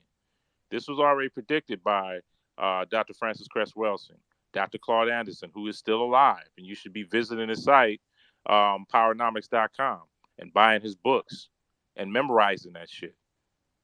All the master teachers, you should be studying, what does get on code mean? What is the code? Oh, produce justice at our elder Neely Fuller. He's been producing this book for the last 50 freaking years. And it's still available. He still speaks, 93 years old. He's still sharp as hell. There is no excuse for you now. Here's the solutions. Black people, what y'all gonna do? You gonna be cannon fodder, or you gonna be firefighters? Which one? With that, we move on to Tim Samore. Who's our next speaker? We got brother FBA Ant before FBA Ant. Oh, my bad. Somebody got to pause their mic. Sorry about that. Before brother FBA Ant goes, just a quick article. 15 people joined Buffalo shooting suspect Peyton Glennon's private chat shortly before the massacre. 15 people accepted an avowed white supremacist Peyton Glennon's invitation to a private chat room, chillingly named Happening. This is not a drill, where he allegedly spent months meticulously planning attacks on Buffalo that killed 10 people. 18-year-old invited more than 30 people to this thing. So think about that for a minute. FBA Ant, you got it.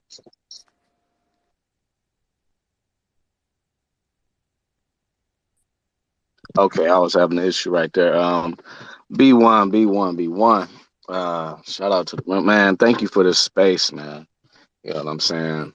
Very important space, because I'm never been in the military. I just, I'm from the neighborhoods like everybody else for the most part, and I played a part in that street a little bit.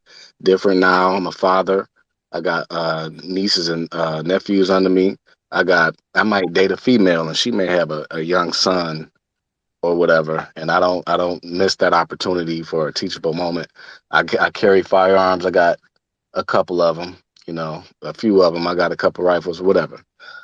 So when I have anytime I have the opportunity, and I was just doing this yesterday, matter of fact.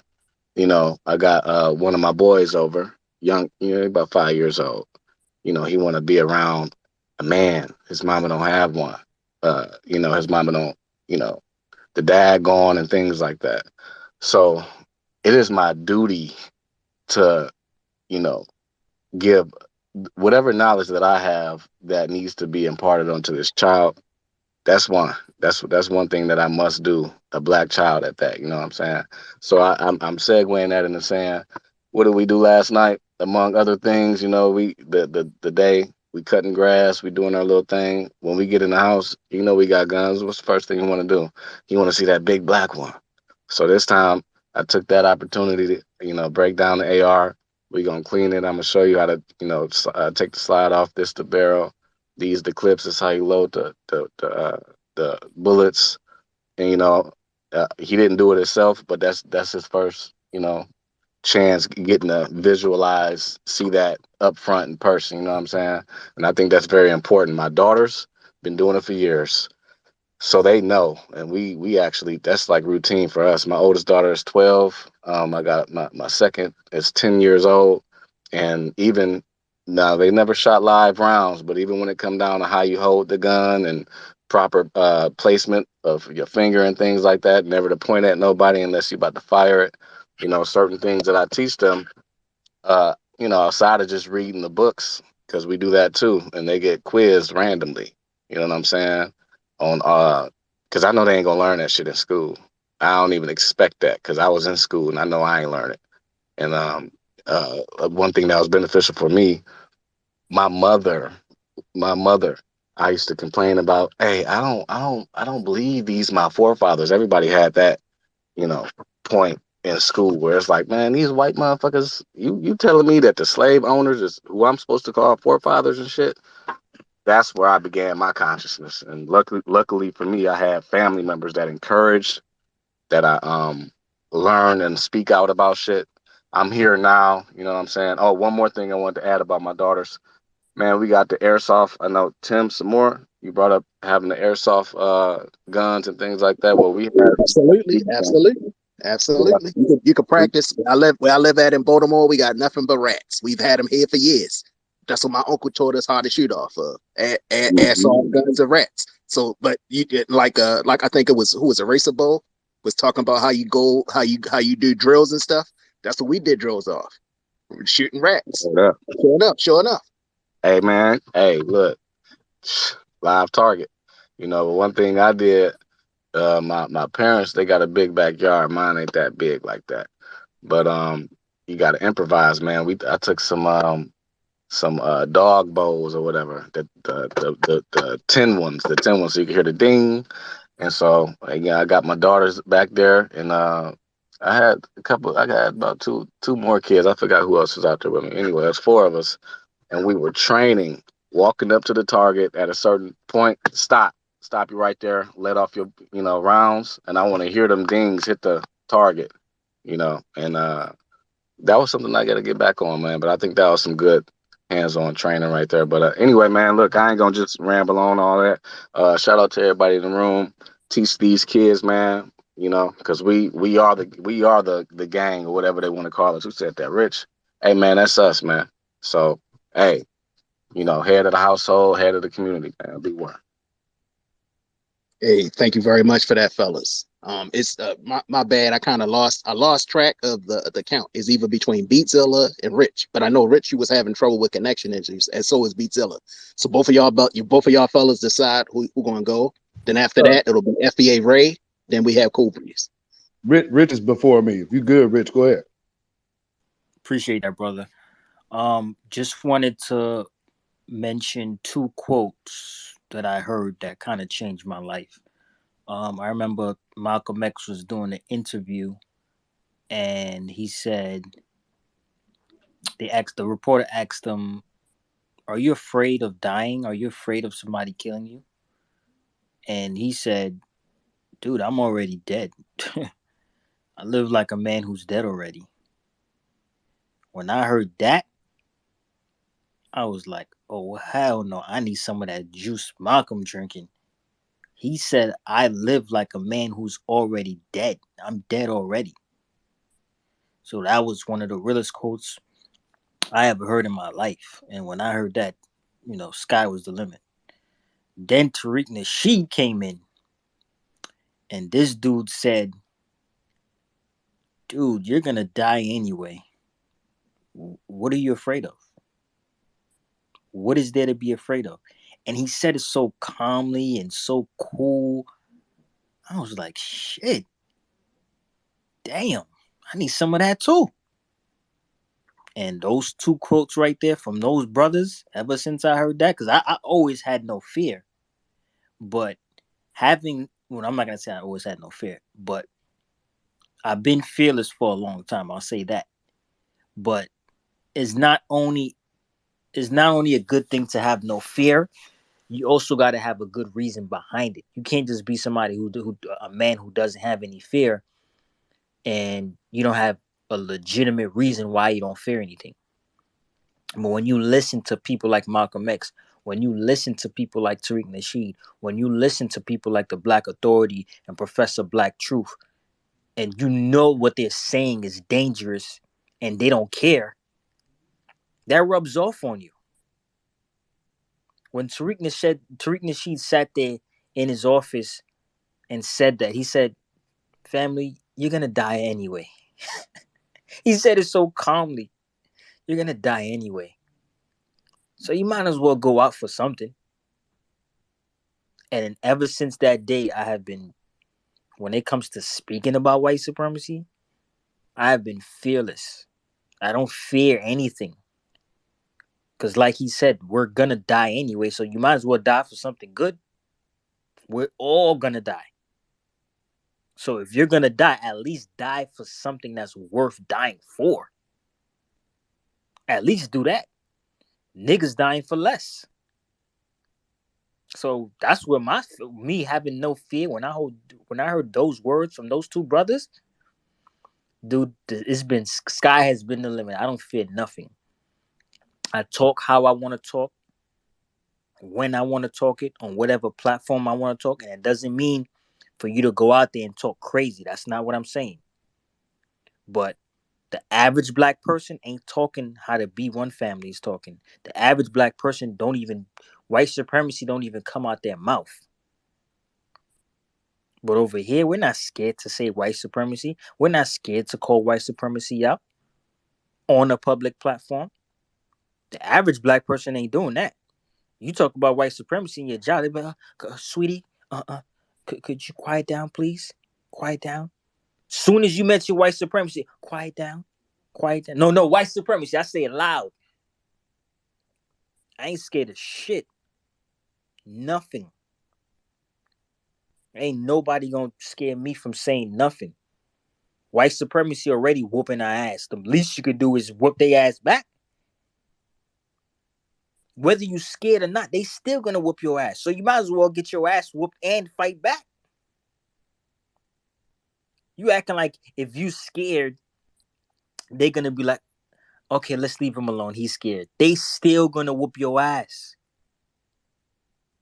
My biggest fear in life is leaving this planet and not and being one of those victims of white supremacy, like the Dylan Roos, what he did to those brothers and sisters there over there, or that other dude from Buffalo. My biggest fear is being one of them, where they lived their life on this planet for 40, 50 years and never even said the word white supremacy. Imagine dying and never banging on white supremacy. Imagine that. You had 50, 60 years to bang on white supremacy. You never did. And you fall victim to the hands of white supremacy. Imagine that. You had all this time when you were alive to mention white supremacy, to call out white supremacy, and you didn't, and they killed you. They killed you. No disrespect to the black folks that died in the hands of white supremacists. But if we keep it in 100 tonight, do you think they ever called out white supremacy when they were alive? At least if I died tonight, I know I called out white supremacy. Ooh, I called them out every chance I got. And you see, and another example of this, you see these rappers, right? Every time they get locked up, they wanna they wanna talk about the system. It's the system. It's the system, nigga. When you was out here, you wasn't calling out white supremacy, nigga. You was scared, nigga. When you was out here, when you had your freedom, Young Thug. When you had your freedom, Casanova. When you had your freedom, you was doing nigga shit out here. But now you locked up. Now you want to complain about the system. No, I want to hear that shit now, nigga. It don't count now. When you was out here, when you had the resources and the funds and you had your freedom and you had all of that, you never said a word about white supremacy. Now your ass locked up. You facing 25 years. You want to complain, oh, it's the justice system. They treating us unfair. They doing all of this. So fuck you, nigga. You supposed to call this shit out when it's not affecting you on a personal level. That's when you call out white supremacy. You don't call out white supremacy when the shit is hitting you close to home. Preach, bro. Preach. You don't Hey, call that shit hey, when that. Rich. Hey, Mhm. Rich. I wanted to throw something in there. What you saying? Does anybody pick up on the other end of a money phone? Exactly. You don't call out that shit when it's in front of your door. You call it out before when you see that shit 100 miles away. That's when you call out white supremacy. But these niggas, they locked up now. They facing time. Now all of a sudden they scared. Oh, all of a sudden white people. All of a sudden everybody racist. Young Thug, you had to hold this whole time to do it, bruh. You had the resources. You had everything you needed to call out white supremacy, and you didn't. But when you locked up, now white supremacy exists. It is too late, brother.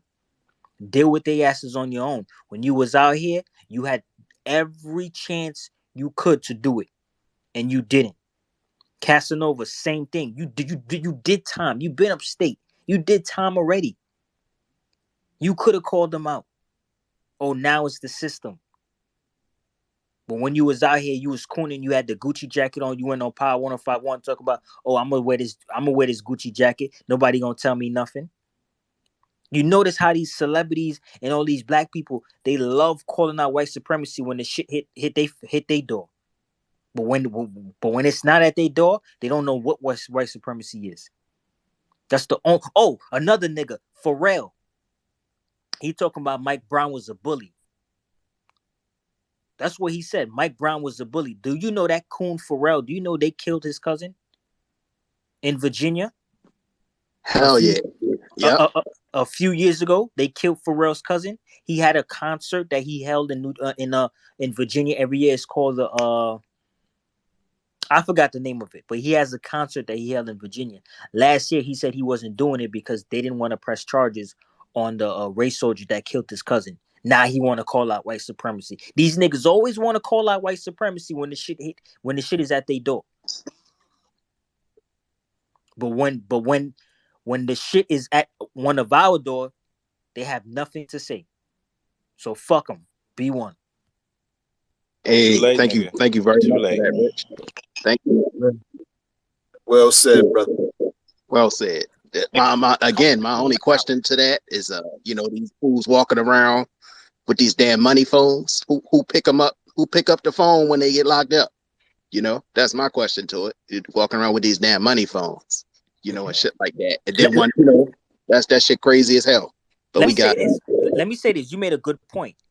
You know when you used to get locked up as a kid, I don't know about you guys, but I got locked up a few times. But when you used to get locked up and you used to call your mother phone and she used to be like, don't call my phone. I told your ass stay out of trouble.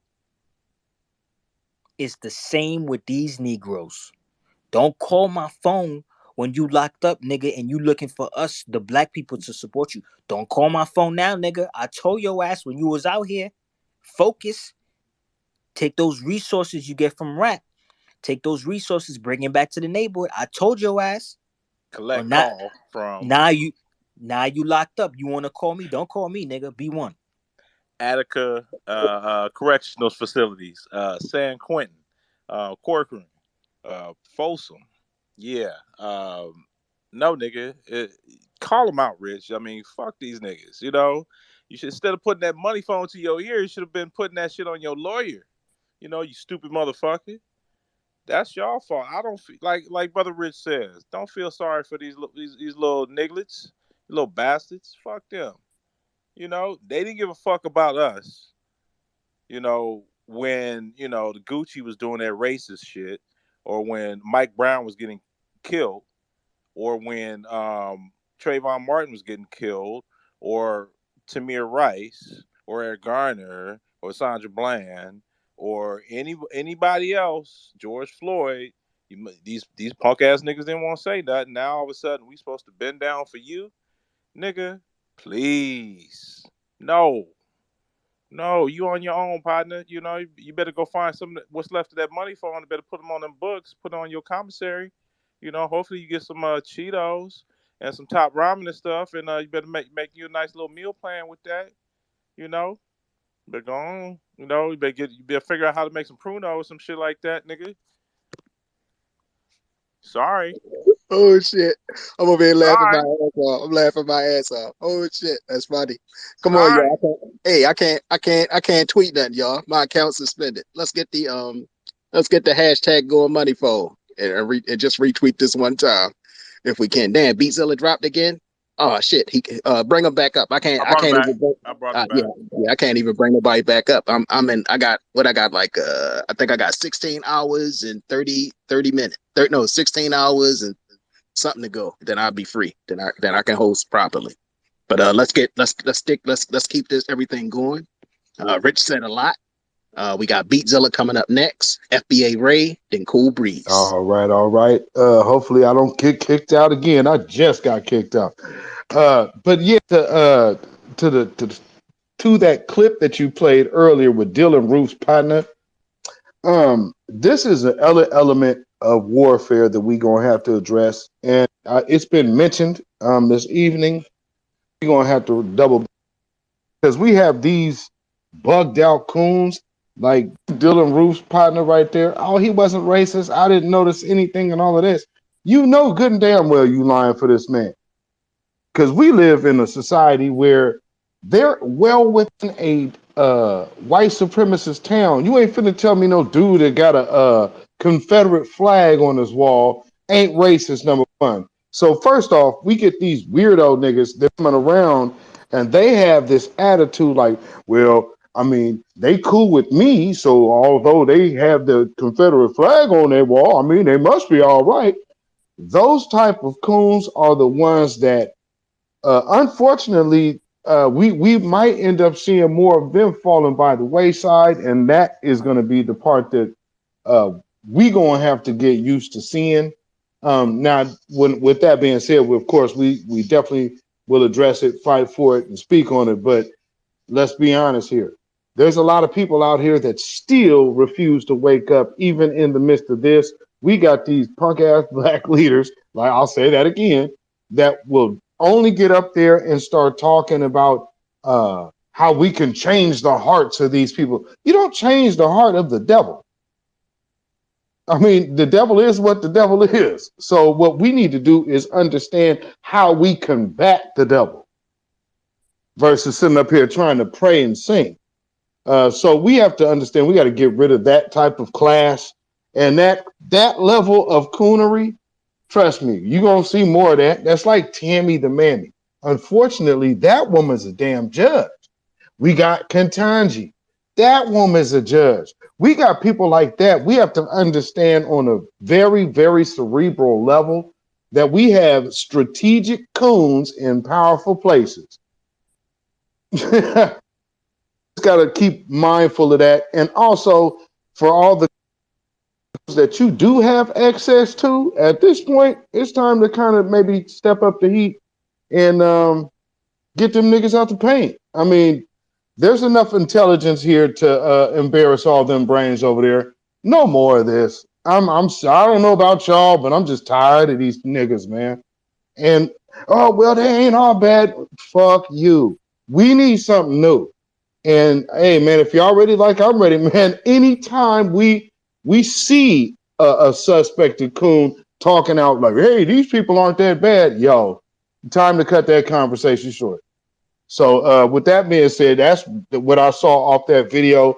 And one of the biggest things I have about these people out here is they're still trying to call these people good. This man just slaughtered 8 or 9 people. Oh, well, he ain't that bad. It just must have been something that was really affecting him. No, he's a sadistic demon, and he ain't the only one. We see plenty of these people out here, and we're seeing them more and more and more on a daily basis. So we have to start seriously considering these white men and women to be armed and dangerous and suspected. So like the brother said earlier, scan them rooms. Any room you walk into, scan that joker. And Anybody that at this point that's trying to bring their white friend in this mix, about time to cut some ties. And I'm just keeping it a buck. Anybody that does not understand how this space needs to be protected now, and they want to come bring in some Becky or well, they cool. They can man. No, no, no.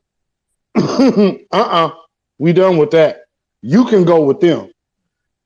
So with that being said, I'm gonna land my plane, and y'all have a blessed night. I'm gonna drop back down and listen to the rest of this room. Man, again, thank you, Black Voltron, Tim Samore, Nikki the guy for hosting this space. Shout out to all of the other speakers and all of y'all in the room. Black first, black first, black first. Peace. Be one to the fullest, brother B Zilla. Thank you very much for that. And let's say it again. Halt, who goes there is, brother Professor Black Truth has taught us that we can't be bringing these interlopers, whether they got our skin folk, or they got our skin color or not. All skin folk ain't kin folk, and bringing these Beckys in there and these Brads, all they're gonna do is redirect you know our conversation and everything else back to the system of white supremacy because that's all they know. No, it's B1 Black Empowerment or bust. B1 Black Empowerment or nothing. B1 Black Empowerment and winning or extinction. That's all. And I want to real quick direct everybody to the Jumbotron. I put three things up there. First one is the U.S. Army Marine Corps Counterinsurgency Manual. Used to be FM. I think it was 2000 and I think it was 2003 or six. I forgot which one. I think it's 6. Okay. Basically, I need you guys to pick this book up and read it and see if what's happening here in these United States right now is an insurgency, is a civil war. I mean, these white supremacists keep talking about civil war. Now you got Donald Trump talking about civil war. Ain't never busted a grape in a fruit fight, but this fat motherfucker talking about civil war. He ain't even been touched with his soft ass. Too scared to go to Vietnam, like a little biatch. But all of a sudden he wants a civil war. Not really understanding he's gonna be the first fucking target. You know, if there was a civil war. So don't get scared when people say that shit.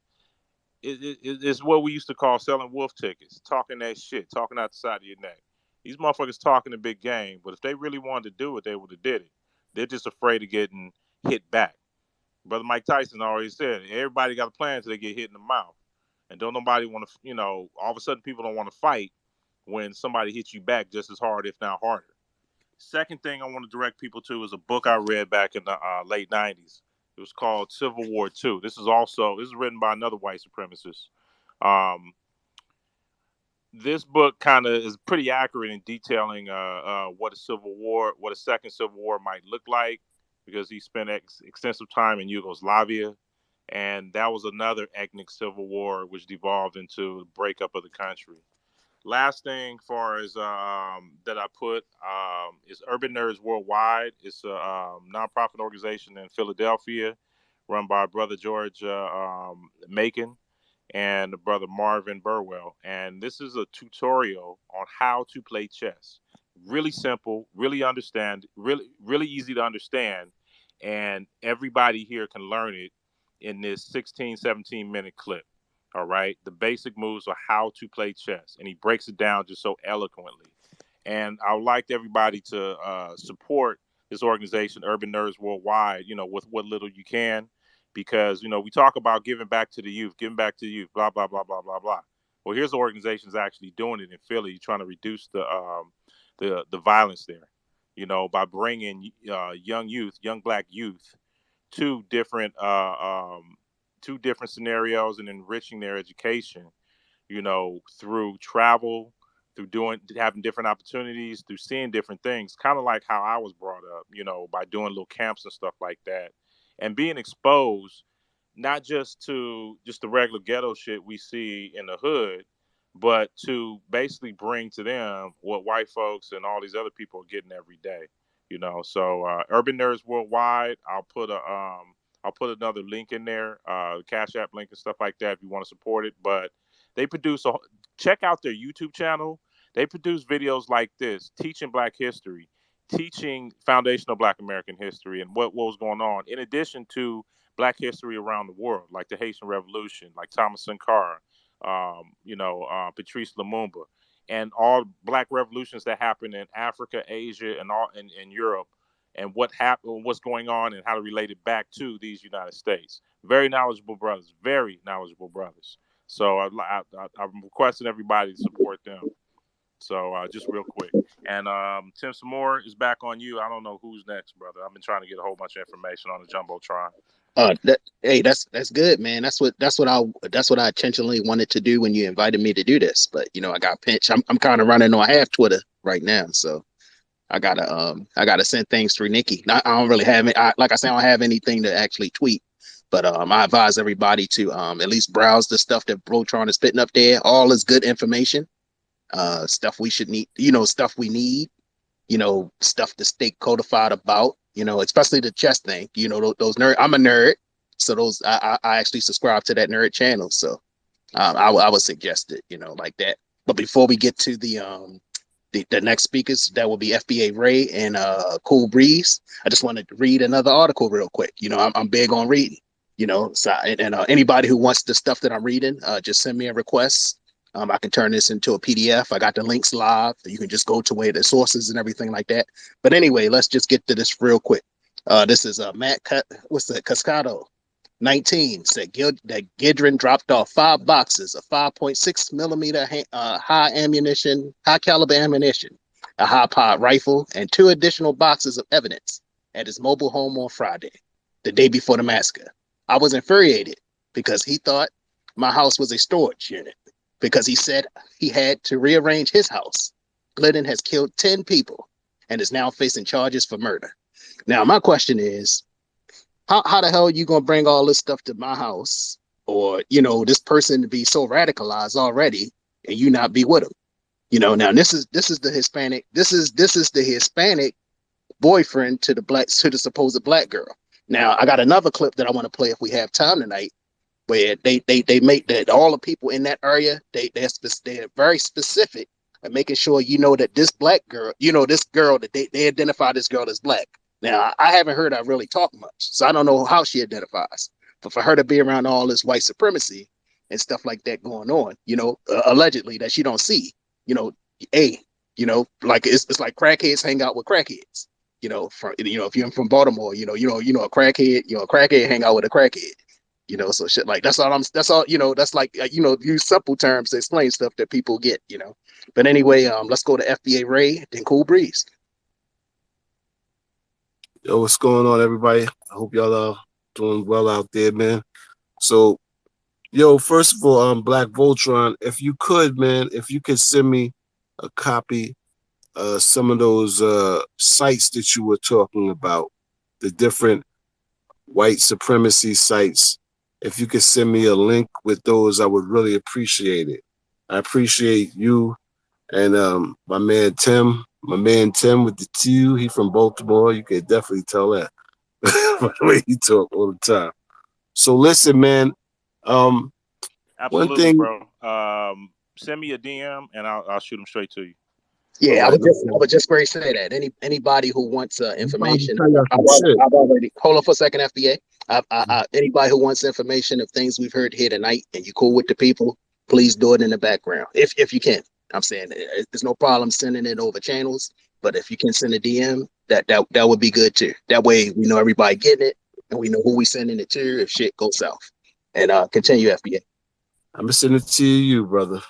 Got it. Listen, man, because I'm gonna drop some shit here. It's kind of serious, so because this is some of the stuff that we don't talk about. That I've been real patient about a lot of shit. Like, we got to support a lot of people. There's a lot of people who've been down from day one. That was FBA, that was B1 before it was even popular. Right now, man, when you were talking about these different white supremacy groups, in law enforcement, they've invaded law enforcement. They go after people such as myself that have represented themselves in the courtroom and whipped their white ass around, whipped their ass all through the courtroom, made them look stupid, and had the judge yell at them. I mean, so they are out here with fire. And it could be the simplest little thing that you don't even take serious. Like me just beating this little young guy over $500 worth of tickets. And I didn't realize what type of bullshit that this kid was on.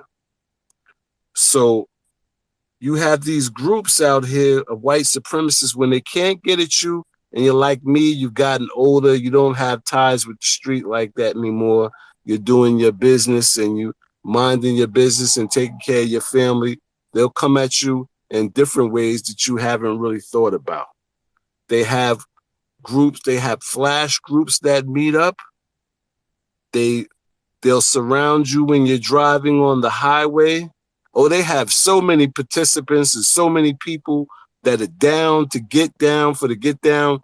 They will run stuff at you where they'll try to make you think that you are crazy, because there's so many people that are all down to get down with the situation when they're online that will come and attack you in different ways, mentally, physically. I really want y'all to understand what's going on out here. You have groups of people that meet together, that patrol the highways, that look for people such as ourselves, and will try to run you off the highway. And they'll all be together when the police are there and say, "Oh, he crashed into that pole," and they did it themselves. And this is shit that's going on. They out here doing some of the slickest shit that y'all had not even thought about. Where y'all worried about that nigga that black nigga that's not all the way B1, or he's not right. You ain't got to worry about him. These crackers is out here doing shit that we have not thought about, and they're on a roll. They're killing us every day, one way or another. So you got to figure if you're gonna stand on your feet and go out like a man. I don't really be afraid of them. And I know how to channel my ancestors in a way that protects me and makes them fearful of me to a degree. So I'm concerned with we already know who we are. We need to start hollering at people like BlkVoltron, my man Tim. We need to start putting shit together, not just talking, but I don't give a fuck if we start throwing together some bread or whatever. We have to start, even if we just start as a small group, preparing a situation to be able to protect ourselves. Because when the pull-up summer comes and Tim is out there and he's at pull-up summer, then he starts realizing he's walking around and he sees white people following him. And they use certain apps, citizen apps. They use the neighbor app. They use whatever different shit they can where they'll track you. And they'll have so many people jumping in on it, especially if you're in a city block. I live in New York, and in New York City, and within a mile radius, there's over 5,000 people on the Citizen app, and they'll use the Citizen app for racist shit like profiling your car, saying an incident. You once you're in the eyes of these white supremacists, once they got you and they locked in, oh, they go hard, bro. And you're gonna have to be ready to go just as hard at them, to the point where I've been out here wilding, holding it down like most people wouldn't even be able to survive what I've gone through. And that's what you gotta really be ready for. I feel like it's peace, it's cool. A lot of y'all be talking and you're talking about this and that, but you're not feeling none of the real effects of it. You're not on somebody's shit list. And I land my plane with that. Anybody got any ideas or something like that you want to, you know what I mean? You want to learn more? I couldn't, this is just the bottom of the barrel. I'm very tactical. I understand. I ran the streets. I did a lot of shit. I understand how the police work. I understand how they use gang units to fucking kill niggas. I understand a lot of tactics that they do, so I always stay ahead of these niggas. And I've been safe in that regard. But you can't do that shit forever, and you have to have a plan. Our success is in our unity, bro. These people don't have as much power as what you think. It's just a matter of when we come together and we've had enough. When we get like we was in the 70s, the 60s, the 70s, and the 80s, they ain't fucking with us, and you won't see so many niggas dying like they did homeboy of Minnesota couple years ago. I land my plane with that, man. Hey, thank you very much for that, FBA Ray. Towards the end, I'm gonna throw out a couple tech pieces I think that we could, I think we could use for the survival thing. Being a tech guy, nigga nerd, tech guy, all that stuff all rolled in together. I'm saying, use your advantage. You're correct about the apps and stuff like that. Neighborhood is a big one that they do a lot of tracking of us, black people on especially when we go into white neighborhoods that a lot of people aren't aware. One app I want to give out right now that I think every black person here, if you got common sense, should have is Briar. Get Briar.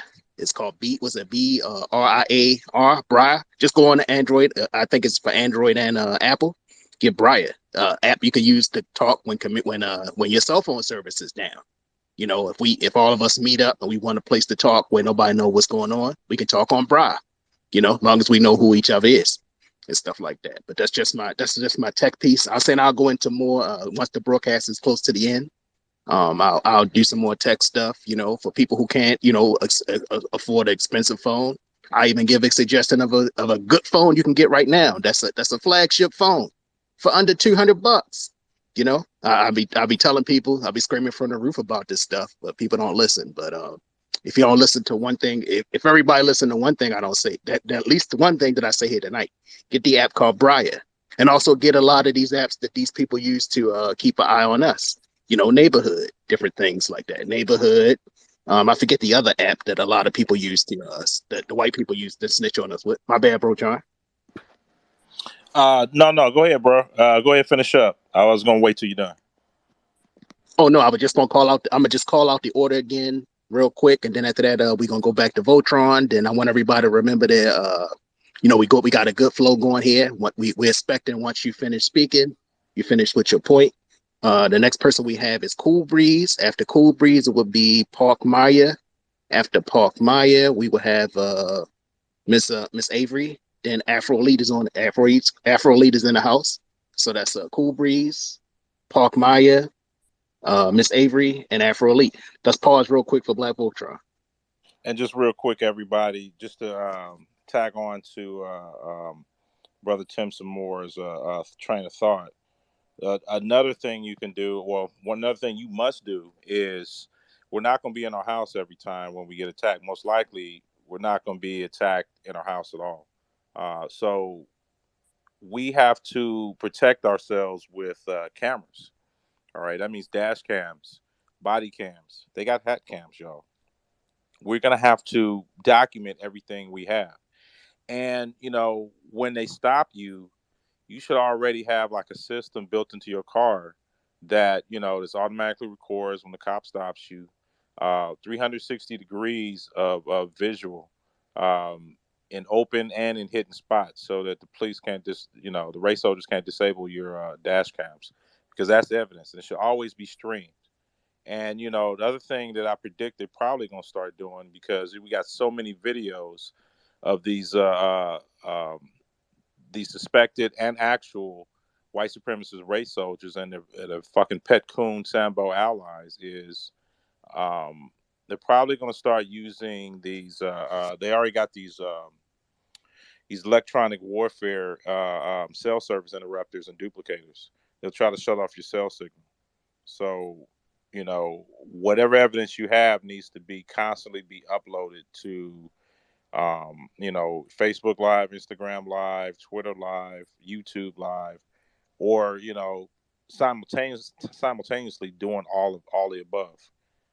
If somebody had a camera, somebody could have caught more visual of that white supremacist race soldier and what he did, and then it'd be less, ambiguity of, was he actually racist? Was he actually doing that? Probably would have caught him, in the middle of the act, or these race soldiers in the middle of their acts. Other thing I would suggest too, if you have the money, is invest in the satellite phone because that motherfucker's gonna work. Not on the cell service. I got one. Oh, okay, right on. We got one that has one. You That's said a that. satellite. You said a satellite phone, Yeah, Voltron, satellite phone. Correct. Satellite and, phone. and what they can't tap that, or what? How's that? All you Yeah, gotta do of is course pay they can for the tap it. service. Yeah, they can tap it, but all you gotta do is pay for the service. But Right. I can Yo, go. I can go to work. I got a question. I got one thing. Well, I got. Let me add this. Like Voltron, tell me what you think about this. So, Okay. another real problem that we have that we don't see, we don't pay attention, and we love these phone numbers and all this stuff. But in today's world, you can't live with the phone number like your grandmom and all that and had the same number for years. That's dangerous. Maybe really your life is at stake. You need to change your phones up. If you get somebody weird, like some weird white looking people pull up next to you in a truck or something like that, and they're down there digging around by their phones and stuff like that, they are using illegal stingrays and which That's it. mimic Thank you. they mimic like a pole, a tower, and then Cell tower. they steal your phone number. All they need is once they have your phone number, they could track you down to the very step where you're at. And Yeah, I'm a kind of disagree a little bit with the phone number thing because I've had my cell phone now for almost 20 years.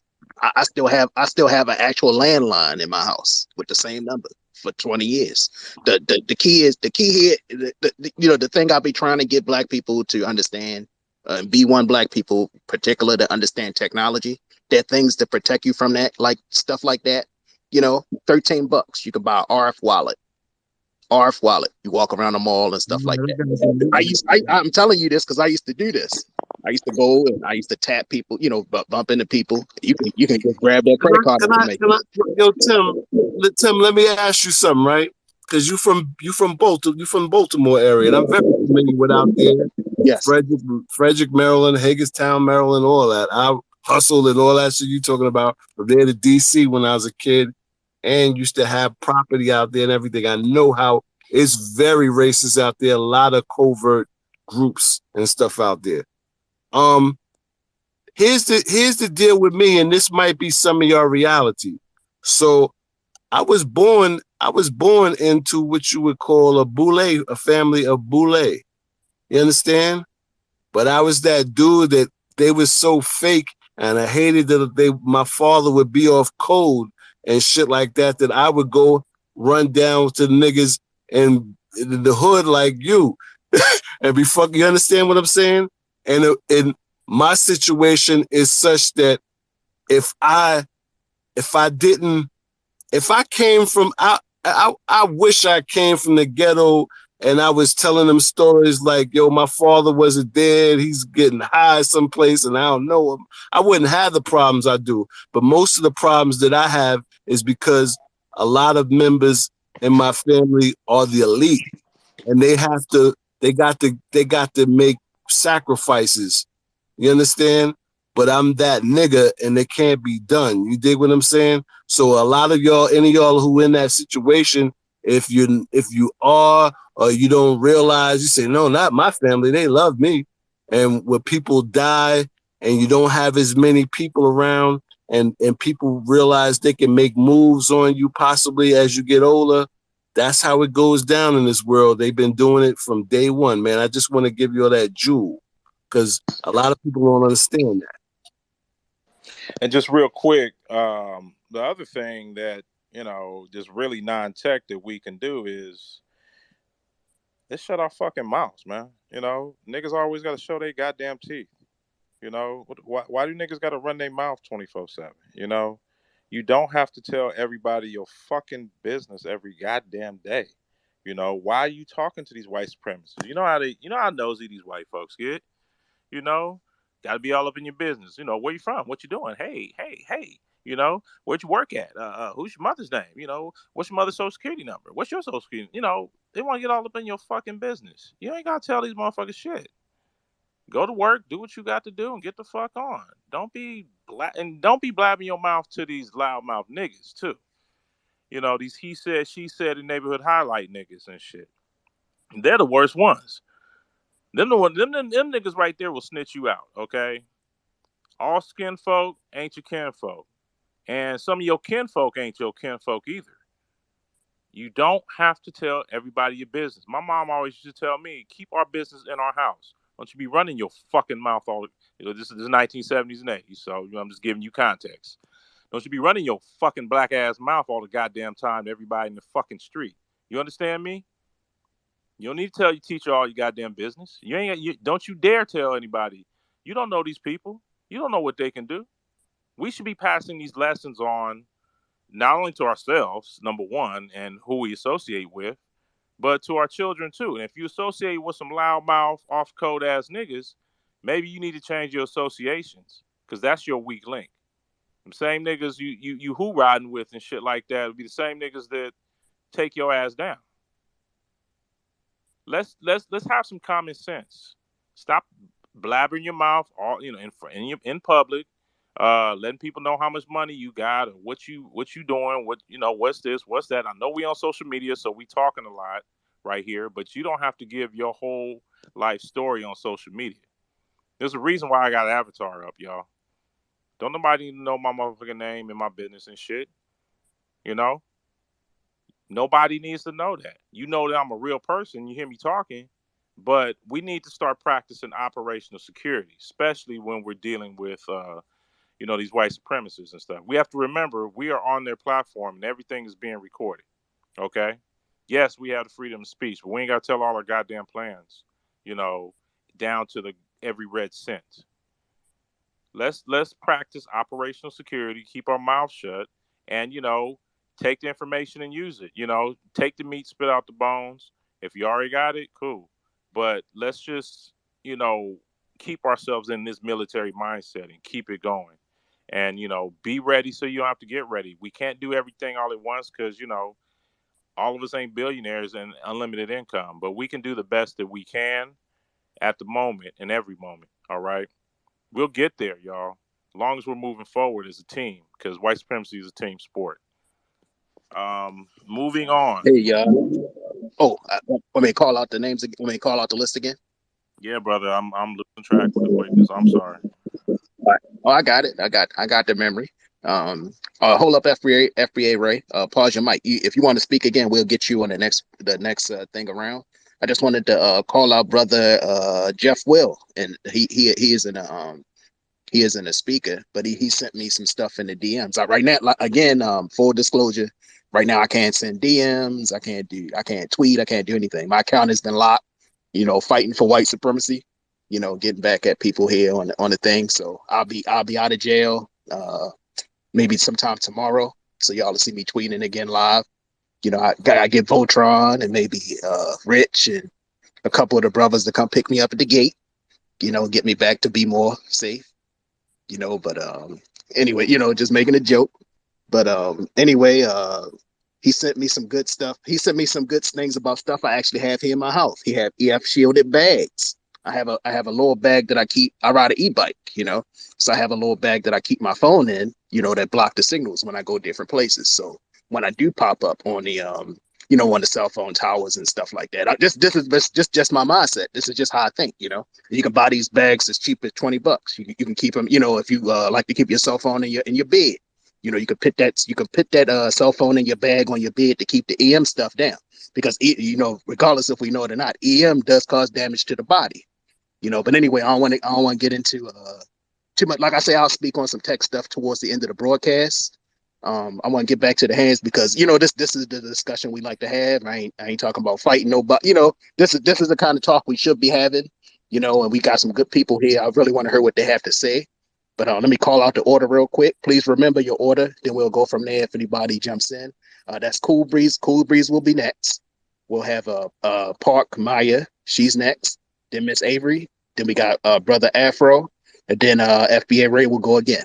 All right. So I think Voltron wants to say something. And then after that, Cool Breeze, you go. Yeah, just real quickly, I want to shout out Sister Kelly for sending me in the DM. There's a brother created a app called Signal 13. I got that too. I have that too. Oh, okay. I've never heard of it before. His name is Marlon Watson out of Chicago, and you basically how does it work, Tim, some more? it works through your. It's sort of similar to the same as the app I was describing called Briar, where it doesn't directly work through.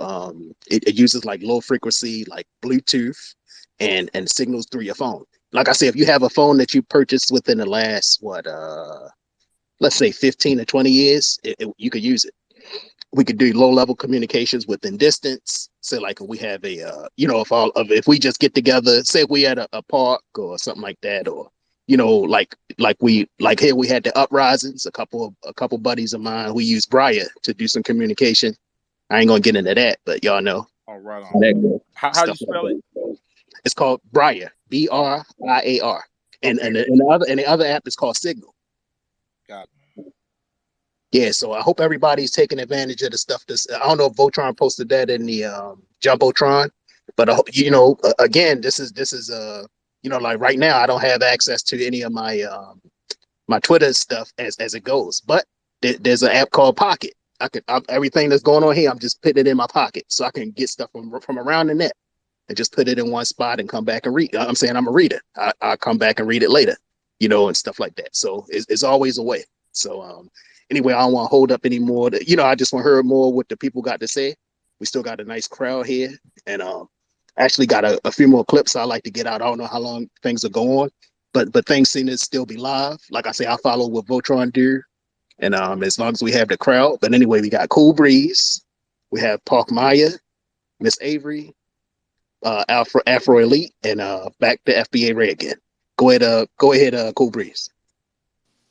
Hey, what's going on, family? Man, you guys giving a lot of good information. That's awesome, man. Um, one of the things I just want to add to what you guys are, saying as well. For myself, I started a private executive protection company, basically, a private security company. One of the things we can do as well, we can actually start doing security in our own neighborhoods. You can start a private security company and actually start protecting our neighborhoods. Actually, one of the when you do start a private security company, one of the things you can get, or one of the licenses you get, is called a PPO license. What that stands for is Private Patrol Officer. And what that does is that allows your company to do similar thing or do the same thing as a law enforcement agency does. And then we can actually have our own jurisdictions within our neighborhoods. We don't need we wouldn't need law enforcement in our neighborhoods or whatnot. So we can start, protecting our neighborhoods that way as well.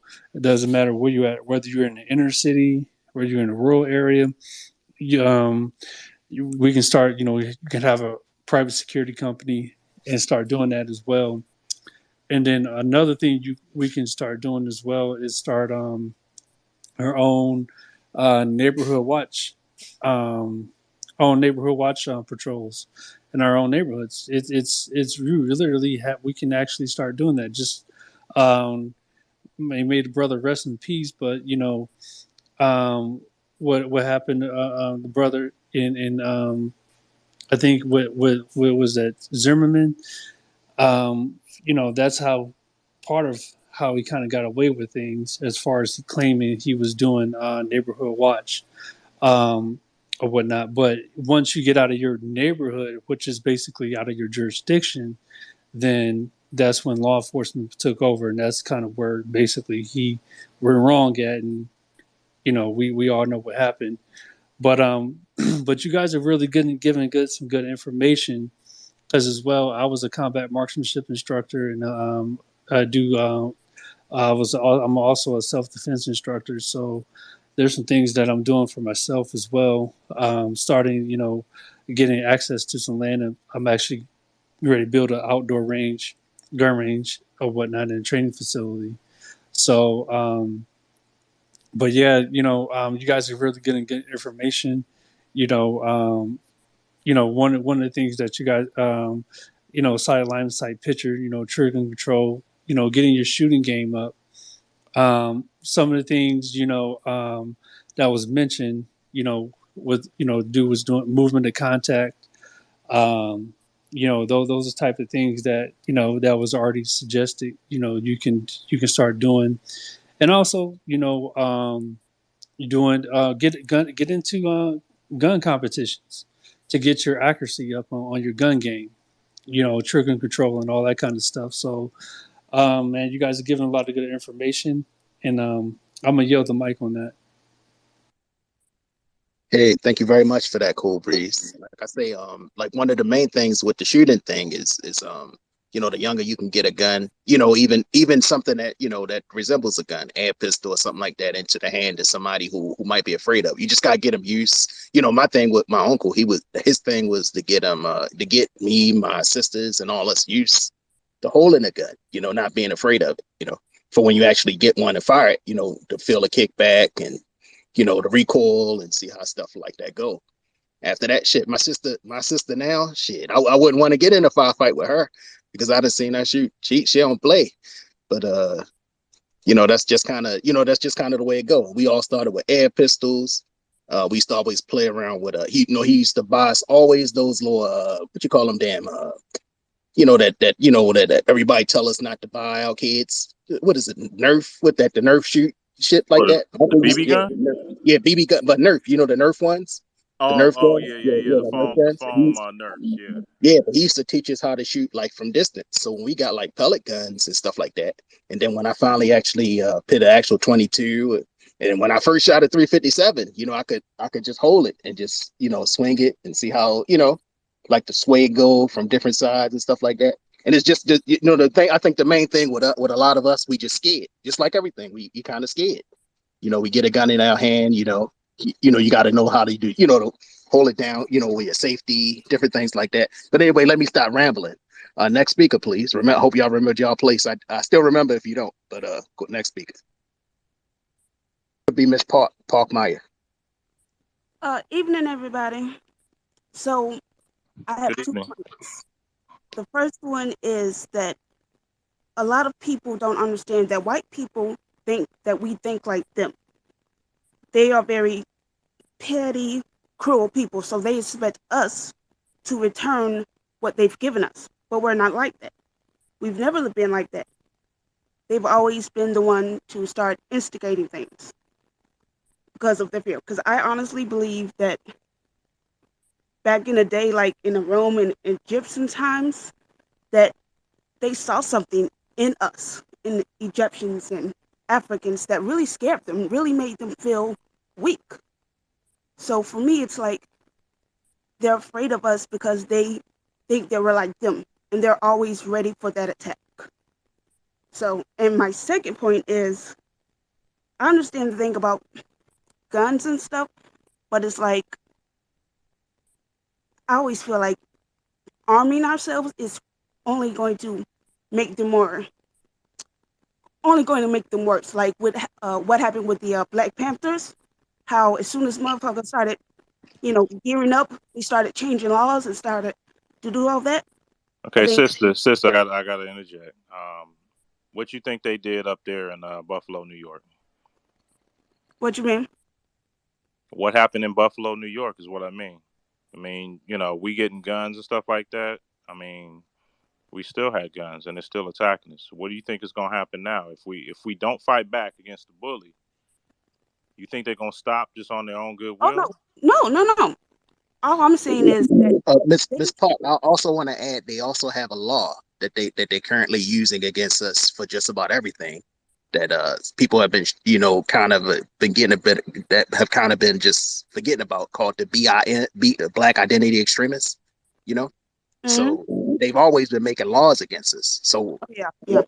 just think about that. And sorry to cut you off. Please continue. You made me forget. But yeah, yeah. But if we get us defending ourselves is only going to make them more afraid, and like they have the whole world thinking that we are the problem. Good. I'm sorry to interject, but that's exactly what we want. We want to be as dangerous as possible. Good. We supposed to be have them scared. Good. I mean, Because they. the next time you try that, we're going to attack you. And if you really want to take it there, so be it. No, we want them scared as fuck. I mean, Exactly. Worse I than the can Black get that. Panthers. Because if they don't stop it, right now they're not scared. Right now they think we're punks. Right now they think we're not going to attack them. So hell, let's just hit all the soft targets we can because they're not going to retaliate against us. Why? You know what? Yeah, because we were enslaved 400 years and we haven't done nothing to the asses. So Yes, we that's a have. very good We point. kicked their fucking asses in the 60s, 70s, and 80s. Yeah. That's why we didn't have that many attacks in the 60s. Hey, Not saying we Voltron, have none, but we did. We slowed those attacks down tremendously because we were like, look here, motherfucker, you keep fucking with us, we're going to blow your motherfucking head off. Literally is what the Black Panthers. I know. I'm right here in Oakland, California, West you Side mean Oakland. BLA, Black Liberation Army, bro. Them too, and the BGF and other independent groups. But the point being, all those groups were saying, stop fucking with us. We haven't done anything to you. We went the non-violent route, and you assassinated Dr. Martin Luther King Jr. He was trying to bring civilization to you white people, and you murdered him. So now we're going to go the violent route, the Malcolm X route, the Black Panther route, the BLA route. You fuck with us, we gonna fuck with you. You hit some of ours, we gonna hit you back. And we're gonna have a tit for tat. Do you want to die today, motherfucker? Oh I, well, you gotta I go. get that. Or we're gonna handle this like gentlemen, or we're gonna get into some gangster shit. That's the way it's going to go. I don't give a fuck if you scared. If you scared, that's good. That means you're gonna respect me. Fuck around and find out if you want to. You want to shoot some bullets at us? We gonna put 50 bullets in your monkey ass. And you better be afraid for your fucking parents too. Fuck you and your mama. That's where we are at now. We're past that point of being. No, we cannot be fearful and passive. Oh, they're gonna be scared of us and they might attack us some more. No, Well, you that's gonna you gonna get these bullets in your ass is what you gonna get, or we gonna be civilized. We're gonna discuss this. Either well. way, plato or plomo, silver or lead. Which way you gonna have it? I guess it's because I'm a timid person. I grew up Oh, around good. domestic abuse, so it just really bothers me when tensions rise and stuff.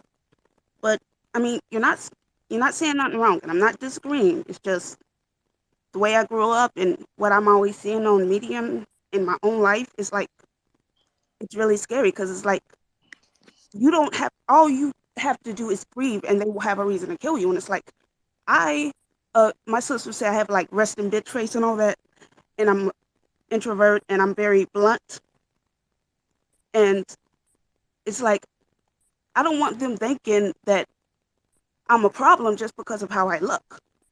Sorry, sis. They think you're a problem just because you exist, just because you black and you Yes, here in I front of their know. face. They don't care No, about and it's that. like It's And I'm okay. also That's why and I'm you need to be also around us, more like-minded people.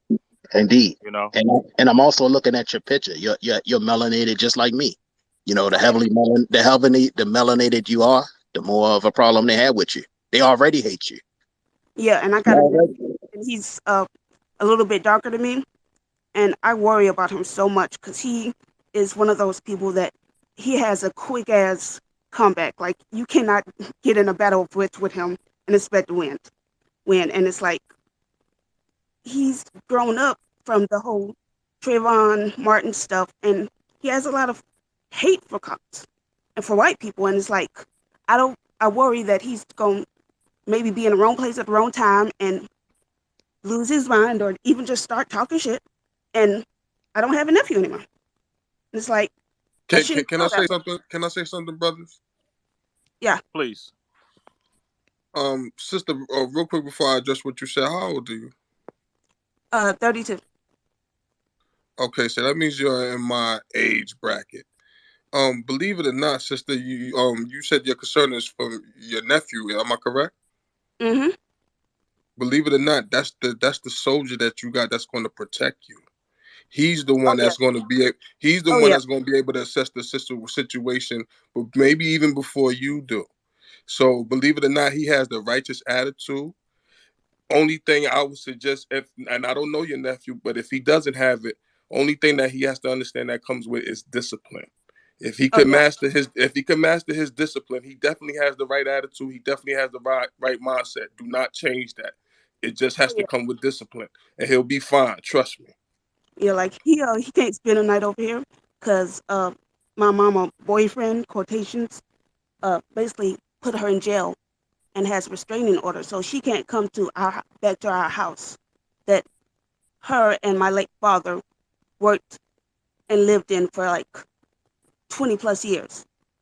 Park my let me just say this also, because Racer Bro made a good point. And I want to address this too. This is to all the black women that's in here. I want you to listen closely, black women. We have this problem in our community, and black men know what I'm talking about. When it's time to move furniture, black women love getting in the way. Yeah. Hold on. I'm gonna let you speak, but let me make this point. When it's time to move furniture, black women are always in the way. And as black men, we learn this when we're toddlers, when we're little children. We learn this because we're having a fight with our brother, and our mother come out of nowhere. Hey, stop fighting! You don't stop men from fighting. That is not your job, black women. That's not your job. Men need to fight. It's important to fight. Yeah, I know that sounds crazy, but it's not. Because you know what happens when you stop two men from fighting? Then they have no other way to let out their frustration. And then that's when they be like, okay, I don't want to fight no more. Let me bring out the guns. Men need to fight. Men need to move furniture. As a woman, you're supposed to be second in command. You relax and you stand back. Stand what Donald Trump said, stand back and stand by. Let black men do what they do. This is the problem we have. We have black women who want a little boy, black men. Oh, be calm, be submissive, relax. No, there's no relaxing. I'm turning up so you can relax, so you can live in a world where you can relax. That's why I'm turning up. Yeah, well, I We get have it's like, we gotta stop. I'm not just coming at you. This is a general statement. Black women, when you see black men starting to move furniture, move your ass out the way. They're establishing boundaries is the main thing what he's saying. They're establishing boundaries, and there's always going to be one guy who's going to lead, and it's got to be established one way or another. Women don't quite understand that always. Go ahead, And Sister always, Park Mine. Go ahead and speak. yeah, Miss Parkmine. You also got to remember too that your nephew is a black male, so naturally, they're gonna come at us first. They've always come at us first, oh, So you might not understand some of the things that has him have him the way he is, you know, because of racism. I'm saying for what I've seen, a lot of black women see racism very different than black men, especially when it come, because it come at us heavy, you know. So that's just another, that's just another suggestion from the guys here. I'm saying I hope you understand what we're saying. We just trying to, you know, just make some sense out of it. Did you state you were raised around white people? hmm? Did you state you were raised around white people? I mean, kind of, sort of, but I would say that, yeah. Would you ever say you've ever had any white people practice racism on you, or what is your definition of racism? I think I was in the 7th grade, and out of nowhere, this white boy calls me a nigger, and it's like, I, Just that one time. uh, So yeah, you're I not think so. trolling us? Hmm? Oh, hold So on, you're hold not, on, FBA Ray. Hold on, no, no, hold on, no, please. So, I mean, and the thing is, like, his he had two friends, a female and a male, and the girl's like, "Oh my God, why would you say that?" But the guy didn't say anything. But I'm gonna finish up. But I, I guess it's because I am timid and I'm very fearful. He's my only nephew, and it's like I, I don't know, like kind of like with my mama. I don't know if I would be strong enough to survive if something were to happen to them, if they were to die. Like I suppress a lot of my emotions, and eventually that shit does come out, and it's like I really kind of think that maybe either suicide or lose my fucking mind, and they got to commit me. It's like No. it's fair for me. It's fair. So that's Can it, can though. can We I say talked this one about thing real quick, earlier brother? the best thing you can do for as fear is get over it. Earlier I said, You have to conquer your fear by facing it. Yes, there's a possibility, but the best thing you can do for your nephew is get him prepared as possible to be a man. I don't know how old your nephew is. Hopefully, he's younger, preteen or teen. He's Uh, 18. he's 18. Get Hmm. him around strong, intelligent, um, capable, competent black men like the men here in this chat. So bring him. You should have brought him into this Twitter space so he can listen and hear brothers like us discuss what's going on in society instead of that foolishness on the Breakfast Club. The party and bullshit niggatry that's on all the rest of these so-called fake black stations. We're talking about real solutions here. Your nephew needs to be exposed to this so he can be prepared as a man. He's already a man. He's 18. But you being scared and fearful, look, you think he had a hot head. That was nothing compared to me. I'm actually kind of mild now in my middle age compared to how I used to be. Okay? I was Yeah. buck wild crazy. But he needs to know have solutions on how to release that aggression and how to prepare himself in this white supremacist society by men who've actually done it. You can't teach him how to be a man. You can be fearful, yes, but the white supremacists is going to attack regardless if we're prepared or not. The main thing is they'll go after the softer targets, not the harder targets. The more you harden yourself up and him, the safer you're going to be because the white supremacists know nothing but power. They come to steal, kill, and destroy. Their motto is the devil, you know, and the best thing that goes up against the devil is God, you know. You have to prepare him as much as possible to fight this white supremacist society because running being a coward and hoping that it doesn't affect you, just keep your head down, just work real hard like the white folks tell you to do, they're still going to attack you. Now they're going to see you as a soft target, and then they're going to rat pack you and jump you because what is she going to do? She's scared. What is he going to do? He's a punk, he's a coward. He's not going to defend her. That's the mentality that they have. But they see that, oh, these are some blackity black people. These are pro black people. If they pro black people, they got other pro black people. And they might cause me harm. You goddamn right we will. And you need to, however way you need to, figure out a way to get over. I'm an introvert too. It don't sound like it. That's what I used to be too. But I learned how not to be introvert by practicing, by getting out there and being in front of people. And slowly I realized all these people, when I was younger, all these people talking all this shit and, fronting like they hard is just that. They fronting. They lying. They putting up a mask. It's all phony. These are phony motherfuckers. I'm talking about white, black, Asian, Hispanic, Native American, East Indian. It's all phony. Black. These people are fronting. This is not real. Real is standing up and facing your fears every day and getting you and waking up realizing, the Lord gave me another day, another life. I'm gonna be the best person I can be. I'm gonna do my best so that for me personally, I always think, what do I want on my headstone when I'm dead? What do I want people to remember me for? Because all the money in the world, all the intangibles are good, but if I didn't represent something, if I didn't make a mark and make this world better than the way I left it, then I failed in my mission in life. So I have to give, constantly produce, be there. And that means conquering my fears, whatever they are, of doing. I mean, most people wouldn't realize, like, I would never dream of having a space of my own. This is my first one.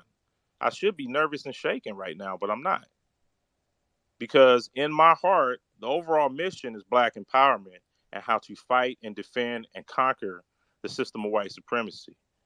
That takes away a whole lot of fear. So the more you study, the more you know, the less fear you're going to have because you're armed with knowledge, wisdom, and understanding, experience, practice. And as you get more of that, the fear goes away. That's all.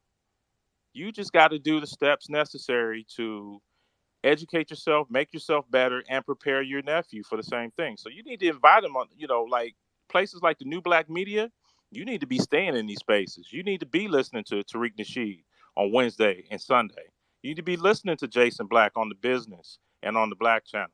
You need to be listening to tomorrow morning Professor Black Truth. Look him up on Twitter and YouTube.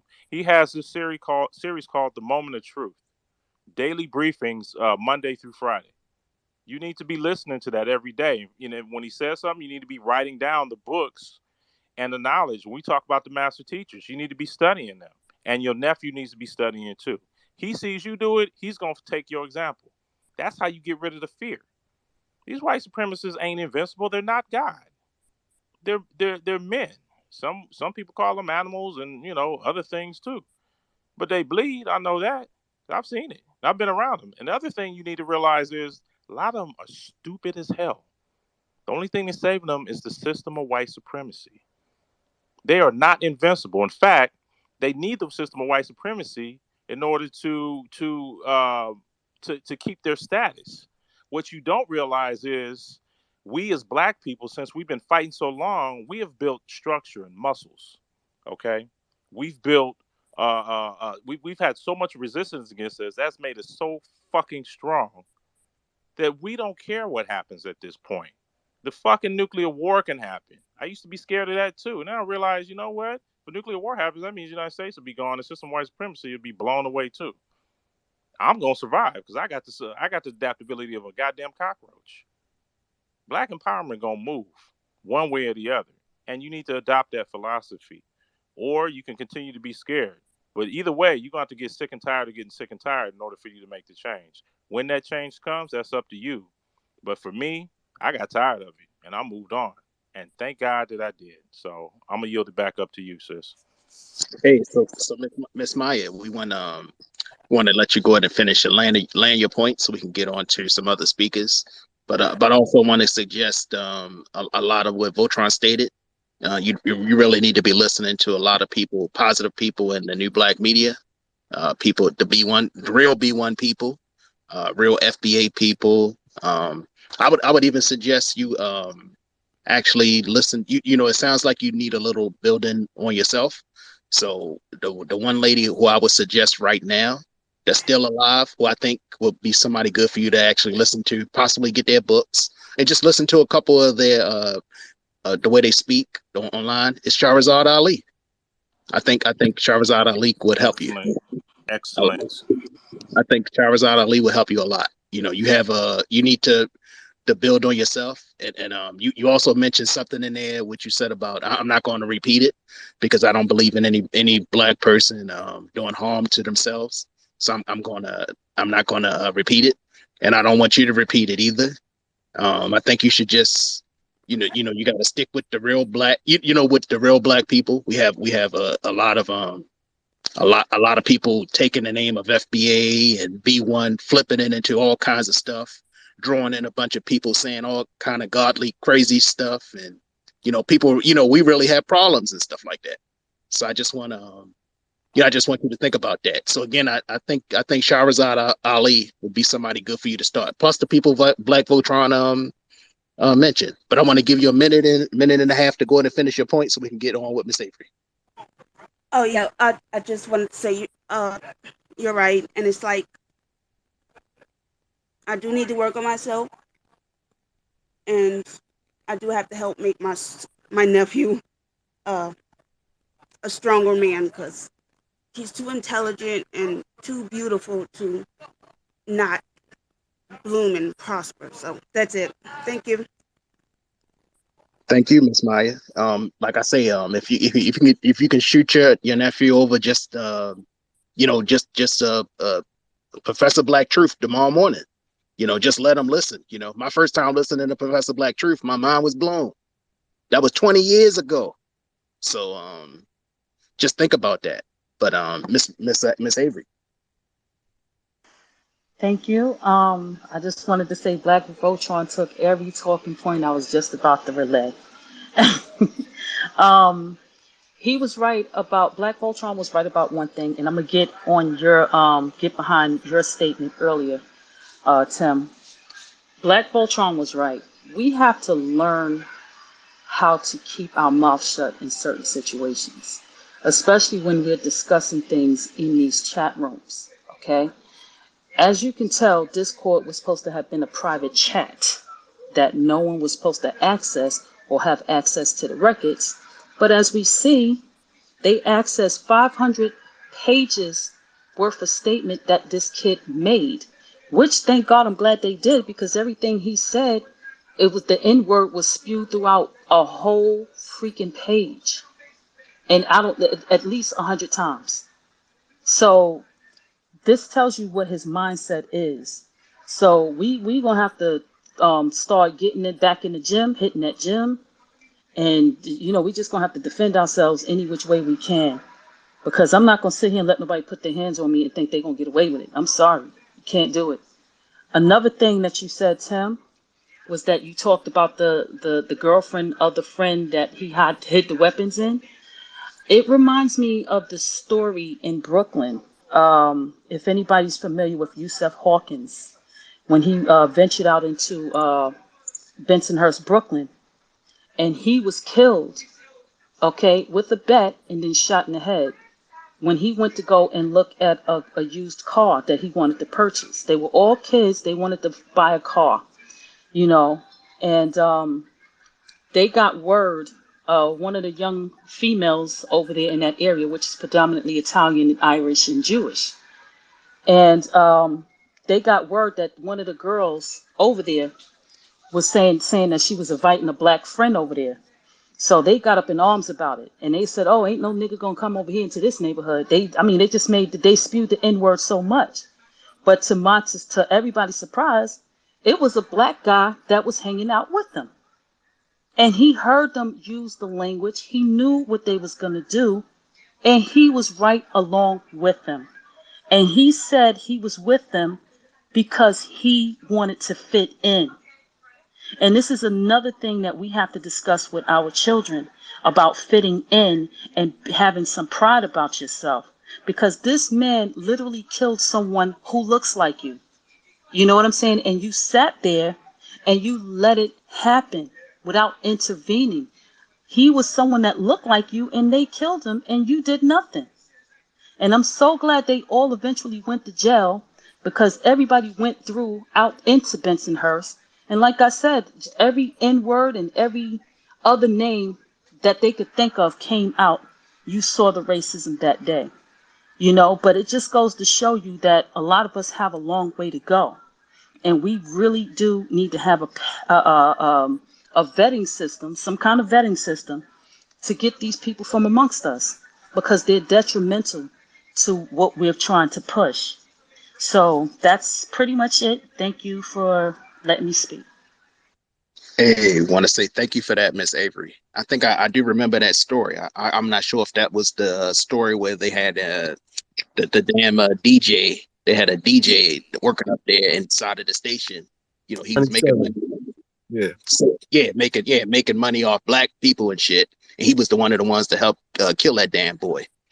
So And he did no time, bro. no time. No real time. Yeah. Got It's kind of really hold up for a second, FEA. It's kind of really crazy about how these things go. I remember I was kind of fucked up about that story too. But before we go to Afro real quick, just want to throw another stat at y'all. I call this dude the Call of Duty killer, Stephen Padlock. October 1st, 2017, was an American mass murderer who perpetrated 2017's Las Vegas shooting. Padlock opened fire on a crowd of 22,000 people at a country music concert festival, killing 60, injuring 867. Now, somebody from out that way told me that I think it was like 400 bullets hit people. So ain't no way of getting away from this stuff when it comes. These people just they hate us. I'm saying with this guy, like I said, I call him the Call of Duty killer. 22,000 people he opened fire on. Just think about that for a minute. But anyway, sorry about the long way, Afro. Take it away, my man. Thank you for letting me speak. Can you guys hear me clearly? I'm driving right now, but you guys can hear me, right? Yeah, we got you, bro. okay. Thanks. Okay. I don't know if the sister is listening, but if she is, and this can apply to the relationship between black women and black men, or the older generation and the younger generation.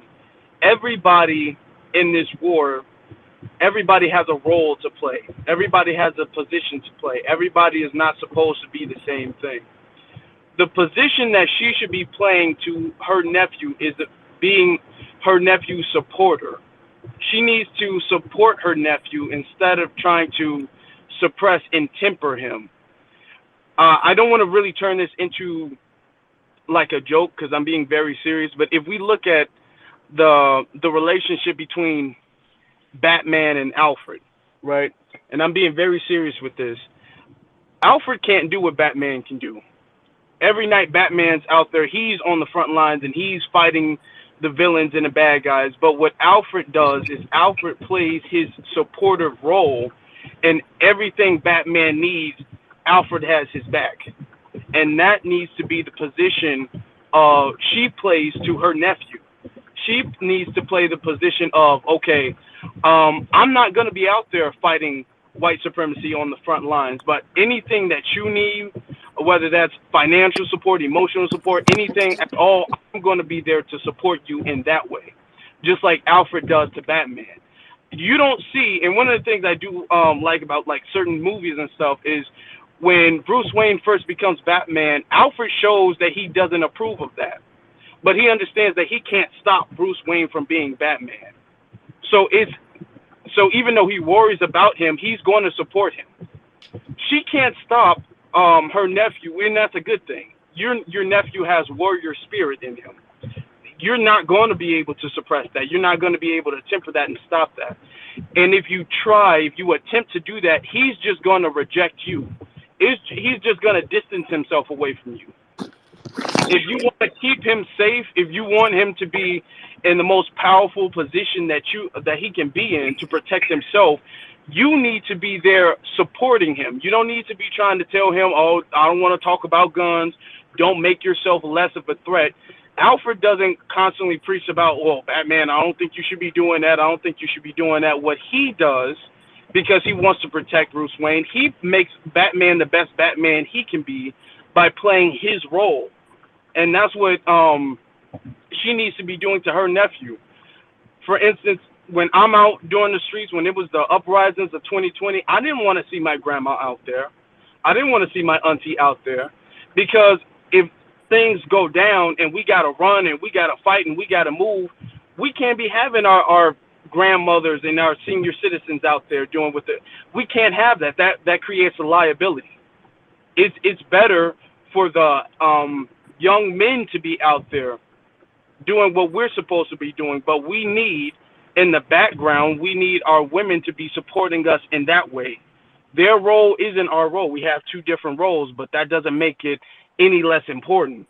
Just because you're not out there with your nephew doesn't make your role not important. Your role is to be a supporter to your nephew, to back your nephew up, to tell your nephew you're doing the right thing. To say, oh, you know what, nephew, let me send you BlkVoltron's channel. I think you should be following him. Twitter. Let me send you the NewBlackMedia. Let me give you this link. Let me buy you this book. Let me do this for you. Let me do that for you. Let me empower you in every way I can, because you're the warrior, and I'm trying to give you the best armor I can do that. I'm not trying to tell you not to fight. I'm just trying to give you a sharper sword and a thicker armor. That's the role that you should be playing. And to piggyback off of the roles that people play, I said this from the very beginning when I first heard about the Buffalo shooting. I said that I knew for a fact he didn't do this by himself. He didn't do this by himself. He had support. And I still say that, and I still stand on the fact that I believe firmly that law enforcement was tied in some way in this situation. Now, I still firmly believe that. And that is the thing with white supremacy. They're young soldiers that they send out to do the dirty work. They don't do that by themselves. They have support. They have people in the supportive roles who are helping them. You don't see Karen mass shooters. You see young, able-bodied white men as mass shooters, and their races as little Karens are in the background playing their role. Everybody in white society is playing their role, from the law enforcement, police department, the race soldiers, to the media, to the old white ladies who act like they don't see anything, to the teach. Everybody is playing their own role, and then they send the young soldiers, or the terrorists, I should say. They send the terrorists out there to do the dirty work. But everybody's not trying to be the next person. Everybody is trying to find out what their role is supposed to be and be the best person in their role. And that's what black people need to be doing. Everybody's not. Everybody doesn't have to be the loudest voice. Everybody doesn't need to be out there saying the same thing. You can have just people supporting people. You have the thought leaders, and then you have the force multipliers. You have your damn scientists, your engineers, and then you have your doctors. Everybody has their own role, and that's what makes a team a good team. Not everybody trying to be the quarterback. And I'm not sure if you guys are familiar with football, but everybody can't be the quarterback. You need a defensive lineman. You need your running backs. You need the coaches. You need all of these people to make a team an efficient team. So that's what I wanted to say to our sister. I think she might be listening. I'm not sure if she is, but this Yes, just goes to. yes, Afro. Afro, she down the bottom listening now, so she heard everything you said. Okay. Yeah, if you love your nephew, and I'm sure you do, don't try to suppress your nephew. Him being tougher and stronger, that's going to protect him. His spirit is actually going to protect him more than if he was timid and docile. You might not recognize that, but your nephew is probably in a better position now, being a firm soldier, than he would be if he was timid and afraid to fight against white supremacy, because they go after the weak targets. They go after the people who don't go after the people who aren't prepared. So the fact that your nephew has that spirit, what you should be doing is you should be trying to find a way to make your nephew the strongest warrior he can be. Play your role. Don't try to be his obstacle. And I'll land my plane right there. Thank you very much for giving me a chance to speak. Hey, thank you very much for that, Afro. Like I say, Miss Maya, she's still in the audience. Like I said, I hope she's taking all this advice that the people are giving. But I just want to read another article in regards to what Afro stated. FBI is not taking the rise of white supremacy seriously, former undercover agent says. In an interview with The Guardian, Ed Pilkington, a former FBI agent who spent years infiltrating and working undercover in an extremist hate groups, claims his former employers are not paying enough attention to the rise of white nationalism and subsequent increase in domestic violence seriously enough. Coming just weeks after an 18-year-old New York man went on a murderous rampage at a Buffalo grocery store in a predominantly black neighborhood after reportedly publishing a racist manifesto. Former FBI agent Michael German insisted Americans can expect more domestic terrorism of that sort unless the FBI gets its act together. So I just wanted to, read that little tidbit. Like I said, if anybody wants to, I have I got a 6-page data sheet here. If anybody wanted, just DM me and I'll turn it into a PDF with live links so you can just read all this for yourself. And I'll pause right there for Voltron. Yeah, brother Tim Simone, could you read that last line again, that last paragraph about the FBI, so that everybody can hear this? Okay, here we go again. Coming just a week after an 18-year-old New York man went on a murderous rampage at a Buffalo grocery store in a predominantly black neighborhood after repeatedly publishing now this is the thing. It said after repeatedly published. So he actually published this thing before, but repeatedly publishing a racist manifesto online. Former FBI agent Michael German insisted Americans can expect more domestic terrorism of that sort unless the FBI gets its act together. Did y'all hear that? Did y'all hear that? He said Americans can expect more FBI, the FBI, unless the FBI gets their act together, gets their shit together. Americans can expect more domestic terrorism. So these bastards ain't gonna go here and severely punish these little white bastards, severely punish and shut this shit down. Apply RICO laws to them. Make an example of them like they do black people. Do you understand that? They're not enforcing the law. It's selective enforcement and unequal application of the law against black people in favor of white people, specifically white supremacists. I need y'all to get this into your head. The cap, what you think is law enforcement ain't your law enforcement. What you think is the cavalry ain't your cavalry. It's white people's cavalry. They're not coming to save you. You can expect more domestic terrorism by these white supremacists. So, what does that mean, black people? If you read that intelligently, you got to think, hey, we all we got. It's like CMB from New Jack City. We all we got. We have to defend ourselves. We have to become self sufficient. We have to take the lead and push for the anti black crime bill legislation. I want to direct everybody to the Jumbotron. There's a petition on change.org asking Jim Crow Joe Biden to sign an executive order, just like he did the Asians, just like he just did the Jews, apparently, just like he did the Native Americans, specific legislation for black Americans. Sign the anti-black crime bill. Anti-black hate crime bill. I mean, it's either the Democrats are going to do it or they're not. There should be no excuse for we shouldn't have to ask and change our orders to do this. They should automatically do this. But they might not. So you're going to have to take responsibility for your own safety, black men specifically, since we are the warriors, we are the leaders. And ladies, you're going to have to take responsibility too, because you're most likely to be attacked because they view you as soft targets. That means you and your children. Every time you go out to the park, every time you go to the store, every time you go to the movie theater, every time you go out and go get you a cup of Starbucks or go out to eat, if you on that part of the country and stuff like that.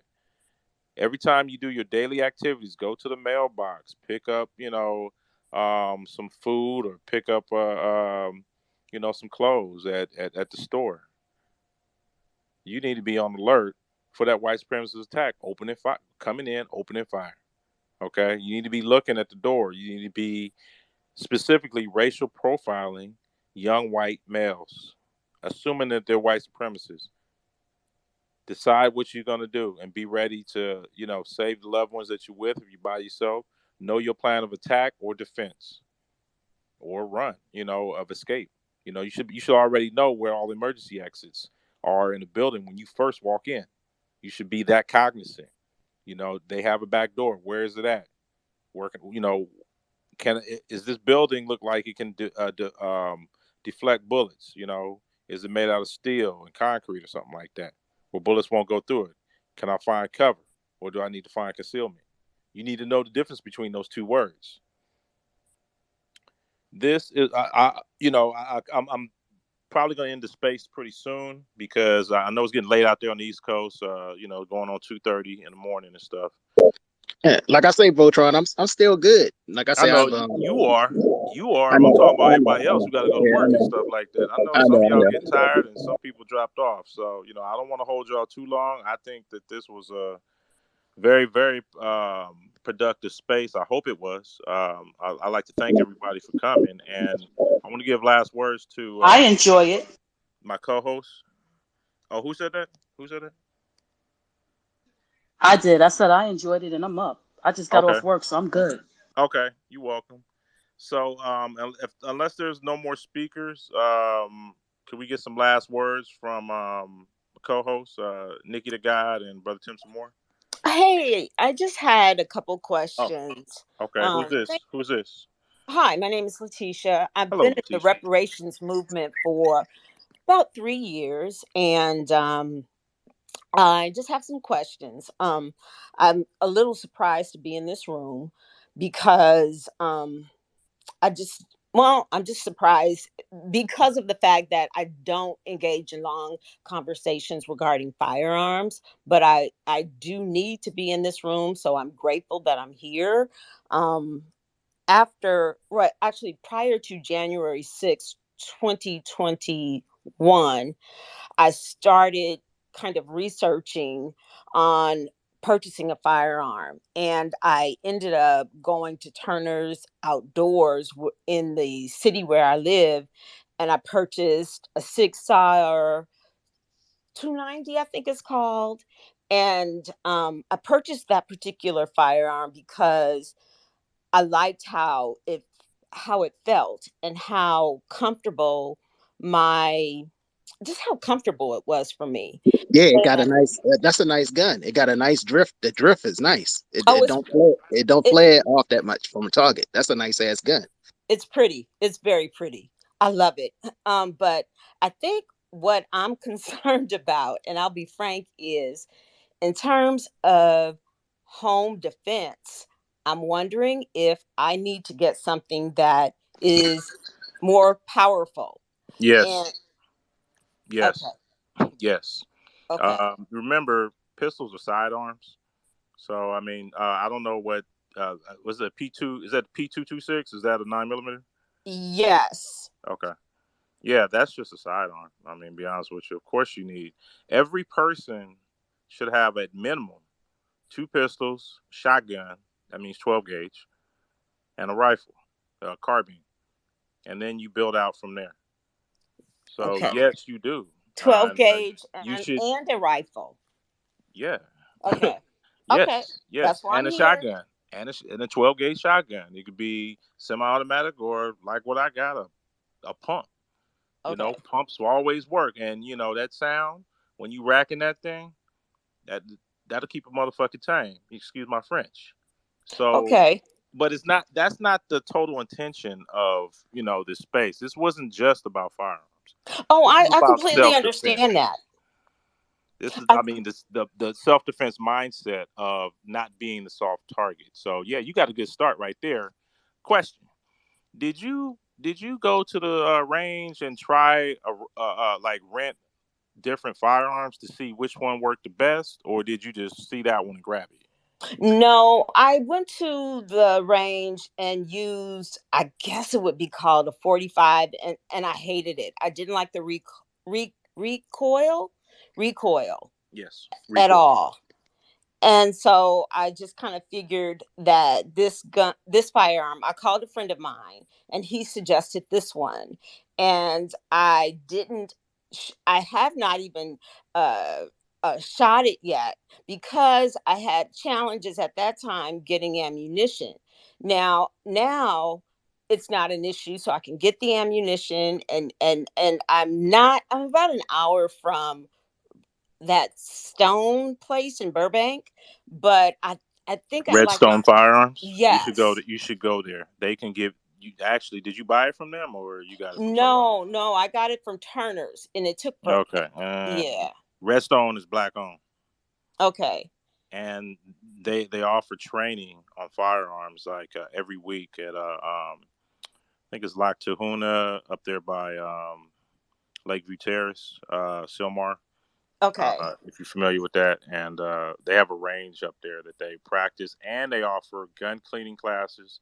They offer one class is that I'm looking to attend is your AR build where they put you in class with two armorers, Jonathan and Geneva Solomon, and they actually you put the firearm together. They give you a AR lower and upper, and you literally put this thing together piece by piece by piece. They give you a whole kit, and they train you all day, and then after you're done, you have an AR, and depending on which package you get, you'll have a case, sling, and a bunch of magazines and everything else because it has to be California compliant, as you know. So yeah, Okay. they're extremely knowledgeable, and you should check out their website. I posted it in the jumbotron. They also Okay. have a YouTube page where they discuss their daily events and stuff like that. I believe they have a Facebook page too, but I don't really go to that one. I'm Okay. mostly YouTube and Twitter and stuff like that, and I go directly to the website. But the classes are excellent, and you should be getting as much training as possible. Okay. Okay. They I can will direct you. definitely. Yeah, talk to the experts. I mean, if you still can, take it back and go buy the same P226 from them and give them the black business, give them the dollars and stuff. Okay. If Okay. if you want to do that, that's what I would do. My I'll personal. probably keep it and then Okay. just get my 12 gauge from them, or Right. a Glock or something from Right. them.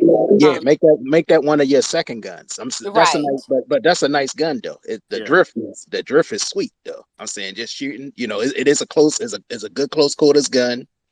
For fighting. If you got fighting close, Mhm. that's what it's for. But it's got a nice drift to it. Not too. I don't know if you say you've actually shot it already, but you'll notice the recoil isn't too tight. You know, Mhm. I'm saying you can get it like within your target, within your target within about 15 to 20 feet. Like it's Mhm. like I said, the drift is nice. I'm saying your bullet would just drift, like depending on where you aim in, if you aim in towards chest, knees, under places. I like to go for places where I know people might have a vest on, like a Mhm. little look like a little just under the stomach and just before the groin, Mhm. not towards the groin, but like in the middle. Yes. That'll usually slow that'll lock a lot of stuff up. So you ain't going nowhere. Even if I don't kill you, I know you ain't coming after me no time soon. So That's smart. And I definitely will reach out to Jonathan and Geneva, because I've heard a lot about them. And I think I feel more comfortable with a black firearms trainer. Last question. You guys have answered most of my questions before I even asked, but um where I am, I've seen kind of like these men in trucks, kind of like big trucks with these black flags on the back of their trucks. And I'm kind of thinking that when they're young men, they would probably fit the profile of somebody that I kind of need to, just observe and watch, and, make sure that, they are not basically going to shoot up a place. But aside from like the obvious demographics, the obvious characteristics such as race and age and all that, would you say that there are certain behaviors that we should kind of look out for when we're kind of because I'm always looking. I used to be somewhat tangentially in law enforcement. Like I used to work in the prison system throughout the entire state of California, so I'm kind of familiar with the racist white gangs, the Peni, Nazi lowriders, the men who would have the HH tattoos on their shoulders, on their Aryan chest. Brotherhood. Yeah, the Aryan AA, Brotherhood. AB. right, Aryan Brotherhood. But in terms of like someone who doesn't really have obvious characteristics, what behaviors, if any, can I look for? And then last question, if we can get a concealed weapons license or permit, do you recommend that? And so I'm done. Thank you, gentlemen, for the conversation. Absolutely, you should get a concealed weapons permit if you can in California. You know how it works out here. It's based on the county sheriff. So if you're in a more red rural county, you might get one easier than I can ever would. I'm up here in Alameda County, so I can forget it. Same thing, San Francisco, Contra Costa, San Mateo, and whatnot. We're screwed. Until they change the laws. Now, the Supreme Court is going to decide sometime this year on that specific law that sheriffs can determine if you can get a concealed weapons permit or not. And it's the same thing, I think, in New York, Chicago, and a couple other places. I think DC too. So if they rule on no infringement on the Second Amendment by anybody, then California just be just like Florida, Alabama, West Virginia, or whatever. So, but yes, you should not only uh, take the class because it's very knowledgeable. You should be practicing on a regular basis. So that's why I said go to Redstone, because they have beginning firearms classes, intermediate firearms classes, and advanced firearms classes. And like I said, they're very knowledgeable. But you can do a lot of the legwork on your own. I mean, YouTube is your friend. Google is your friend. But YouTube is literally a university of itself. And you could be looking at all types of firearms videos right now. There's some sisters out right now. Sister Taisha Essex, out of Georgia, and Avery Skipless. They're firearms instructors, and I think Avery Skipless has her own shop down in Florida. You can check out their videos too on YouTube, and they're also on social media. Sister Taisha Essex, she's B1 to the fullest, and you can just go through her whole timeline and story and just see. She's also on Instagram too, and just see what she about. She can throw down, and she used to be a former law enforcement officer, I believe, in Virginia, and she knows her firearms down to a pack. So there's all type, and I think there was another sister in here, Naturally Tura. She's real good with the firearms also. She was speaking earlier. But find those sisters out here. I mean, Geneva Solomon, over where you at down there in Southern California, and there's more. You could join NAGA, and you can see that's the National African American Gun Association, all black.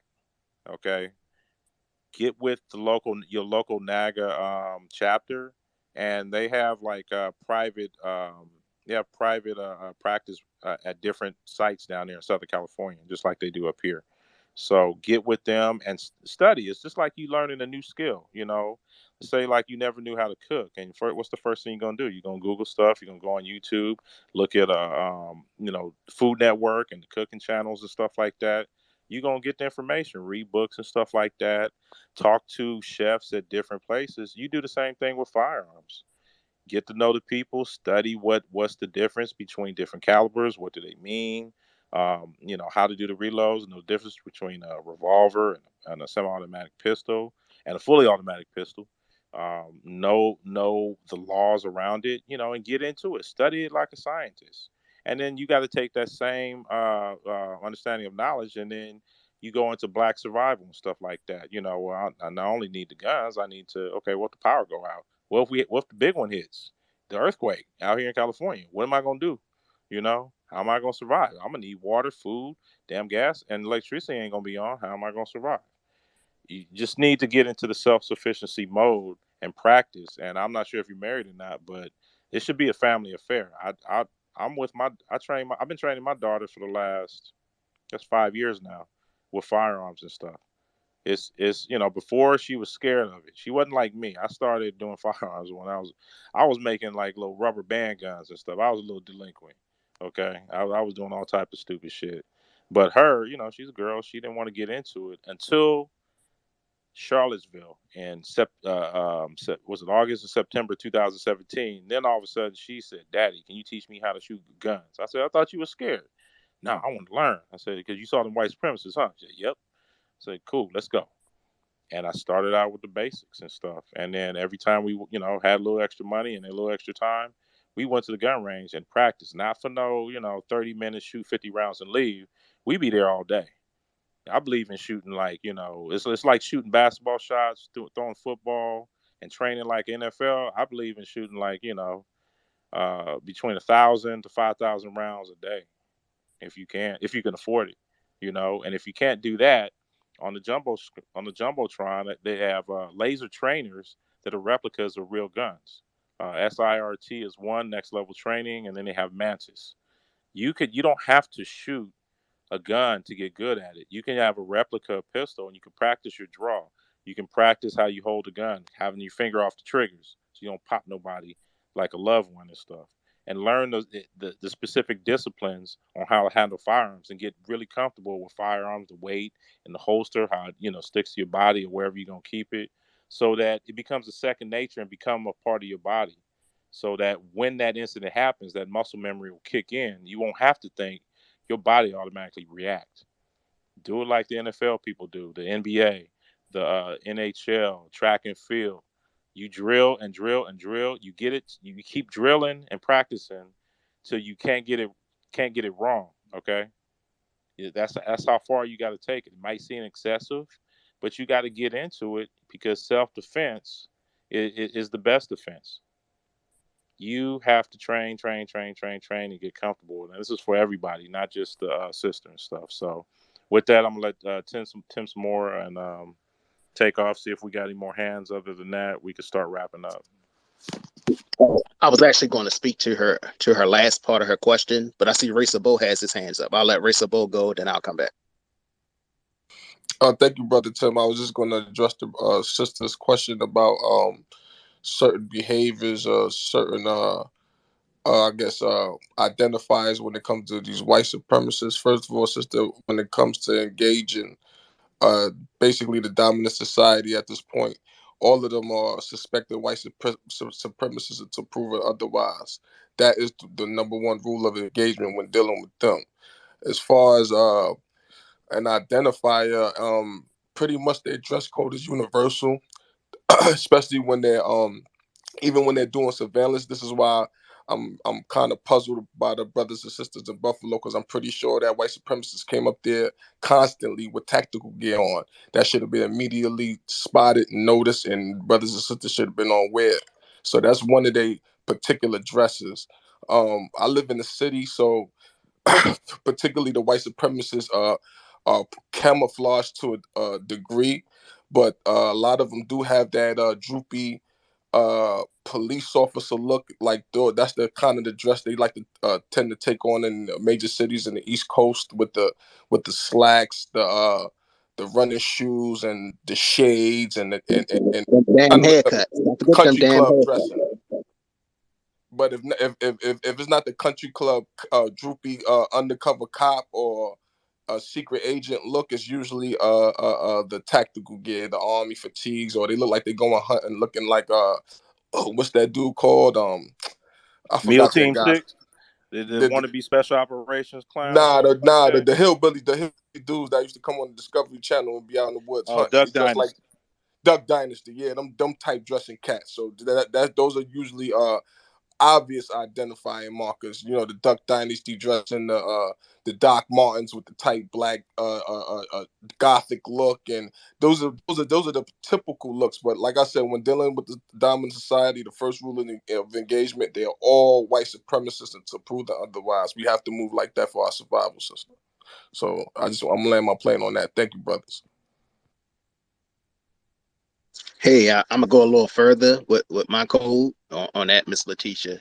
I would just say straight up, you should always, with all the evidence we have now, you consider you should consider most white people as being a white supremacist. It's either 50-50, you know. Look at the things we have today, 50-50, you know. Um, even in this situation that we had with the shooting, this white supremacist went in there and he picked out who he wanted to kill. He let people go. And then prior to that, we had people who I feel who could have possibly prevented this situation, who actually, I think he called one of the white ladies in there a nigger lover, called her a nigger lover. She reported it to no one, you know, and then she actually stated she saw him again in the store, So again, they protect, all of them. I consider all of them will protect their own. The only people who are gonna look out for us is us. We have to be situationally aware, just like they are of us. When we go in their neighborhoods, or we go into a CVS, or we in a supermarket and stuff like that. They're gonna walk. They're gonna follow you around there. The security gonna follow you around there. So just think about that. Identify. There is even with a lot of things, that to me there is no dress code. I don't think of it as a dress code, even though they are the obvious things. The haircuts.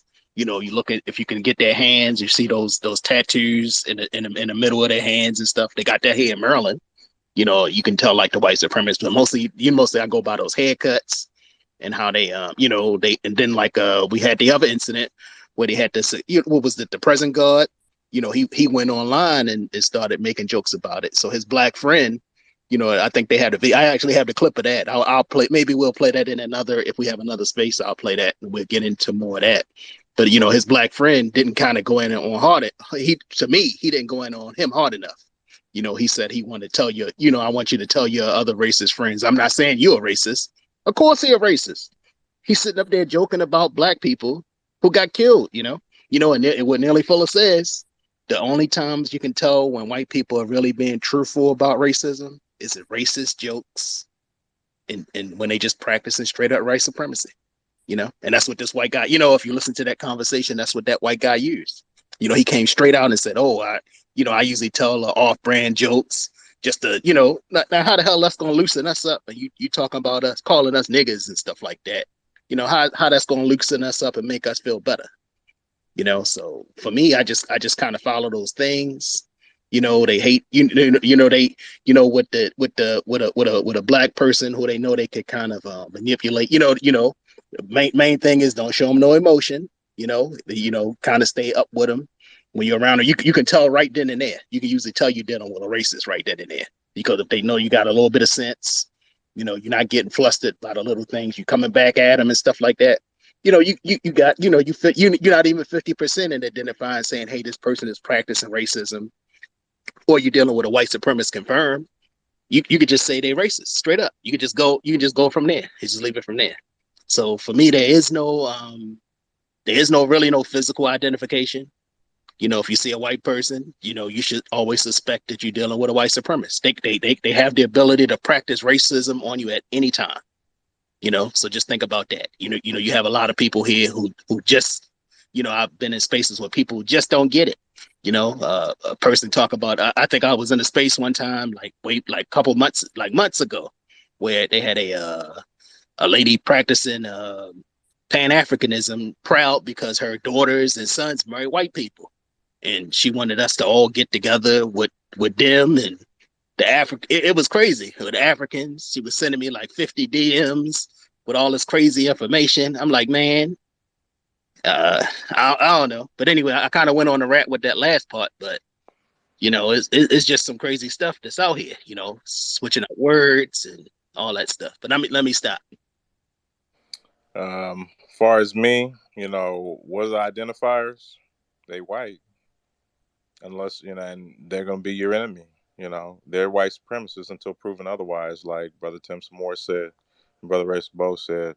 Um, there is no specific. There are specific identifiers. The wannabe Afghan soldier, military wannabe and shit. The Meal Team Six, fat fucks.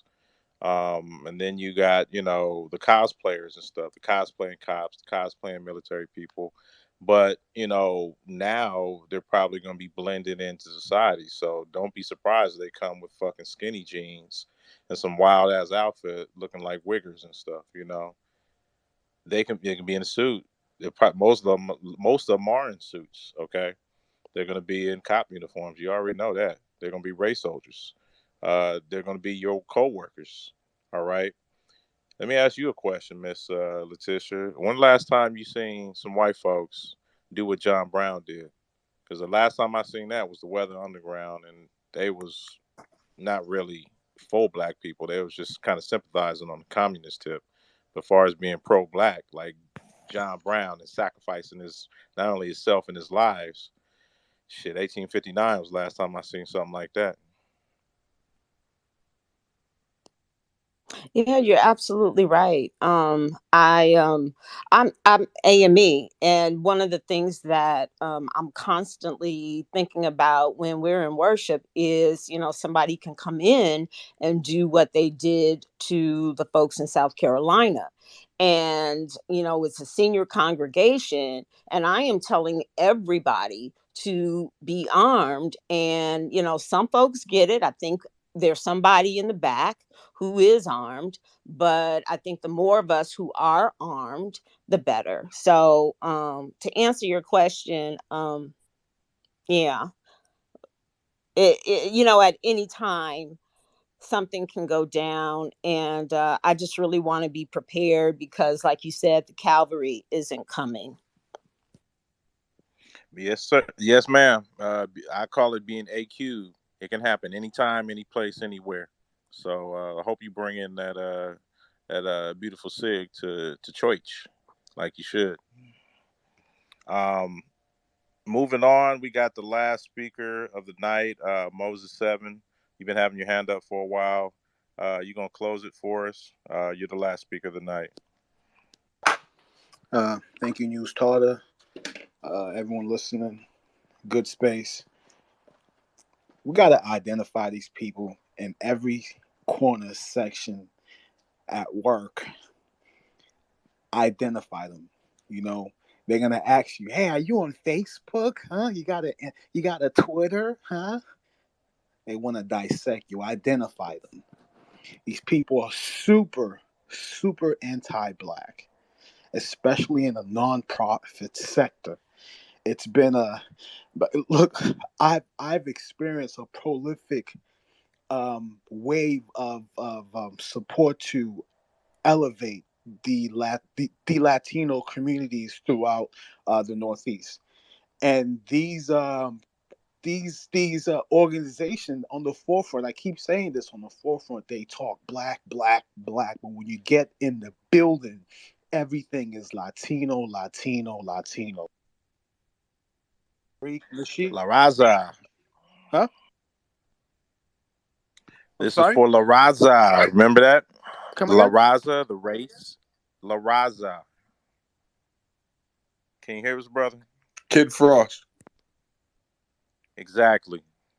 Am Yeah, I in the Moses. He Matrix? just no. He's speaking to your point. He's adding to your point, bro. Go ahead, brother Moses. I'm sorry about that. Go ahead, finish up. BlkVoltron, am I good? You are 100% good. Go for it. All right. So we need to identify these people in every corner. Watch out. If you're in a community that's predominantly black and you strange face in that community, peep that strange face. And if that strange face is there for more than several days, then you got to keep a tab on that. Keep a tab on that. Watch their moves. We are the tanks, and we are our investigators, and we are well connected, and we communicate with each other. So we have to pass this information along, and in the workplace as well. Identify everyone, because most likely 93%, 95% of them are against you. 99% of them are against you. So we need to identify them in the workplace, identify them at school. And identifying doesn't mean to act out in emotion. It means that now you know what's up, and uh,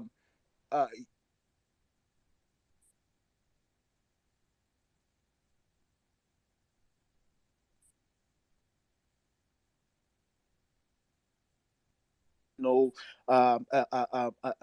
intentions. It's just you have to identify these people, identify them. You know how they're moving, so that makes you better in a position where you need to be in, because we are under a system of of total demonic white supremacists.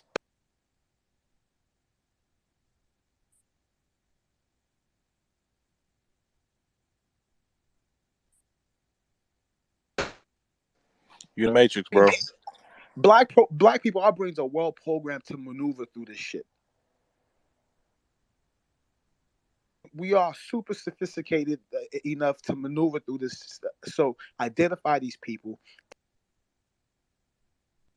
and break barriers, raise hell once you're in there. Once you're in there, just infiltrate every corner of their department. If you have leverage to change things as much as possible, even though you know they're gonna get rid of you. Just change as much as possible. We have to make marks in every room that we go to. Identify these people, go right through them, and get things done. That's all I have to say. Good day. Appreciate that, brother Moses. You're absolutely right. We got to do whatever and everything we can to defeat this system of white supremacy. So it attacks us in all 9 areas of human activity. As our brother Neely Fuller said.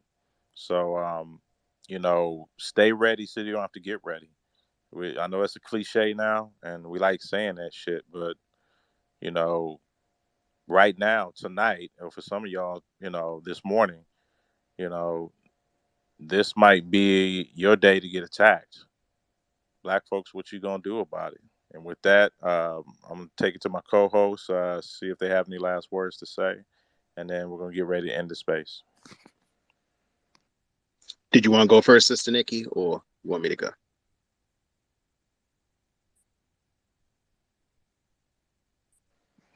Hey, Sister Nikki. I think she might be in the Matrix herself. Oh boy. Anyway, well, we'll get with her later. Anyway, I'll go real quick. I just wanted to add my add a tech point to the end of everything. Um, gave out some names of some apps we should have. Briar's one. Um, Signal. Someone sent that information to BlkVoltron. Also, while I'm speaking, hopefully everybody here can go up to the Jumbotron and go ahead and bookmark most of the information that we have up there, so you'll have it. You don't have to. I'm saying you don't have to look at it tonight. You don't have to look at it tomorrow, but you'll have it. Just go ahead and do your, go on each one of the different posts that are there while we still speaking. Go ahead and bookmark everything so you'll have all the information about the guns. Just the information in general. Um, the tech side of this is where a lot of us might have the income to get a lot of stuff, and a lot of us might not. So that's what I kind of, sometimes I get kind of upset at people who I see have who make decent money, but they can't even they don't even know you're supposed to turn your phone sideways to take decent pictures and stuff like that, or just use their phone to take a just to talk on. Back in the day when I used to do a lot of tech stuff, um I would have a lot of people who just wanted, they would have like $1,200 phones where they just wanted them just so they could talk on Facebook. And I'll be like, wow, do you realize what you have in your hand? Different stuff like that. But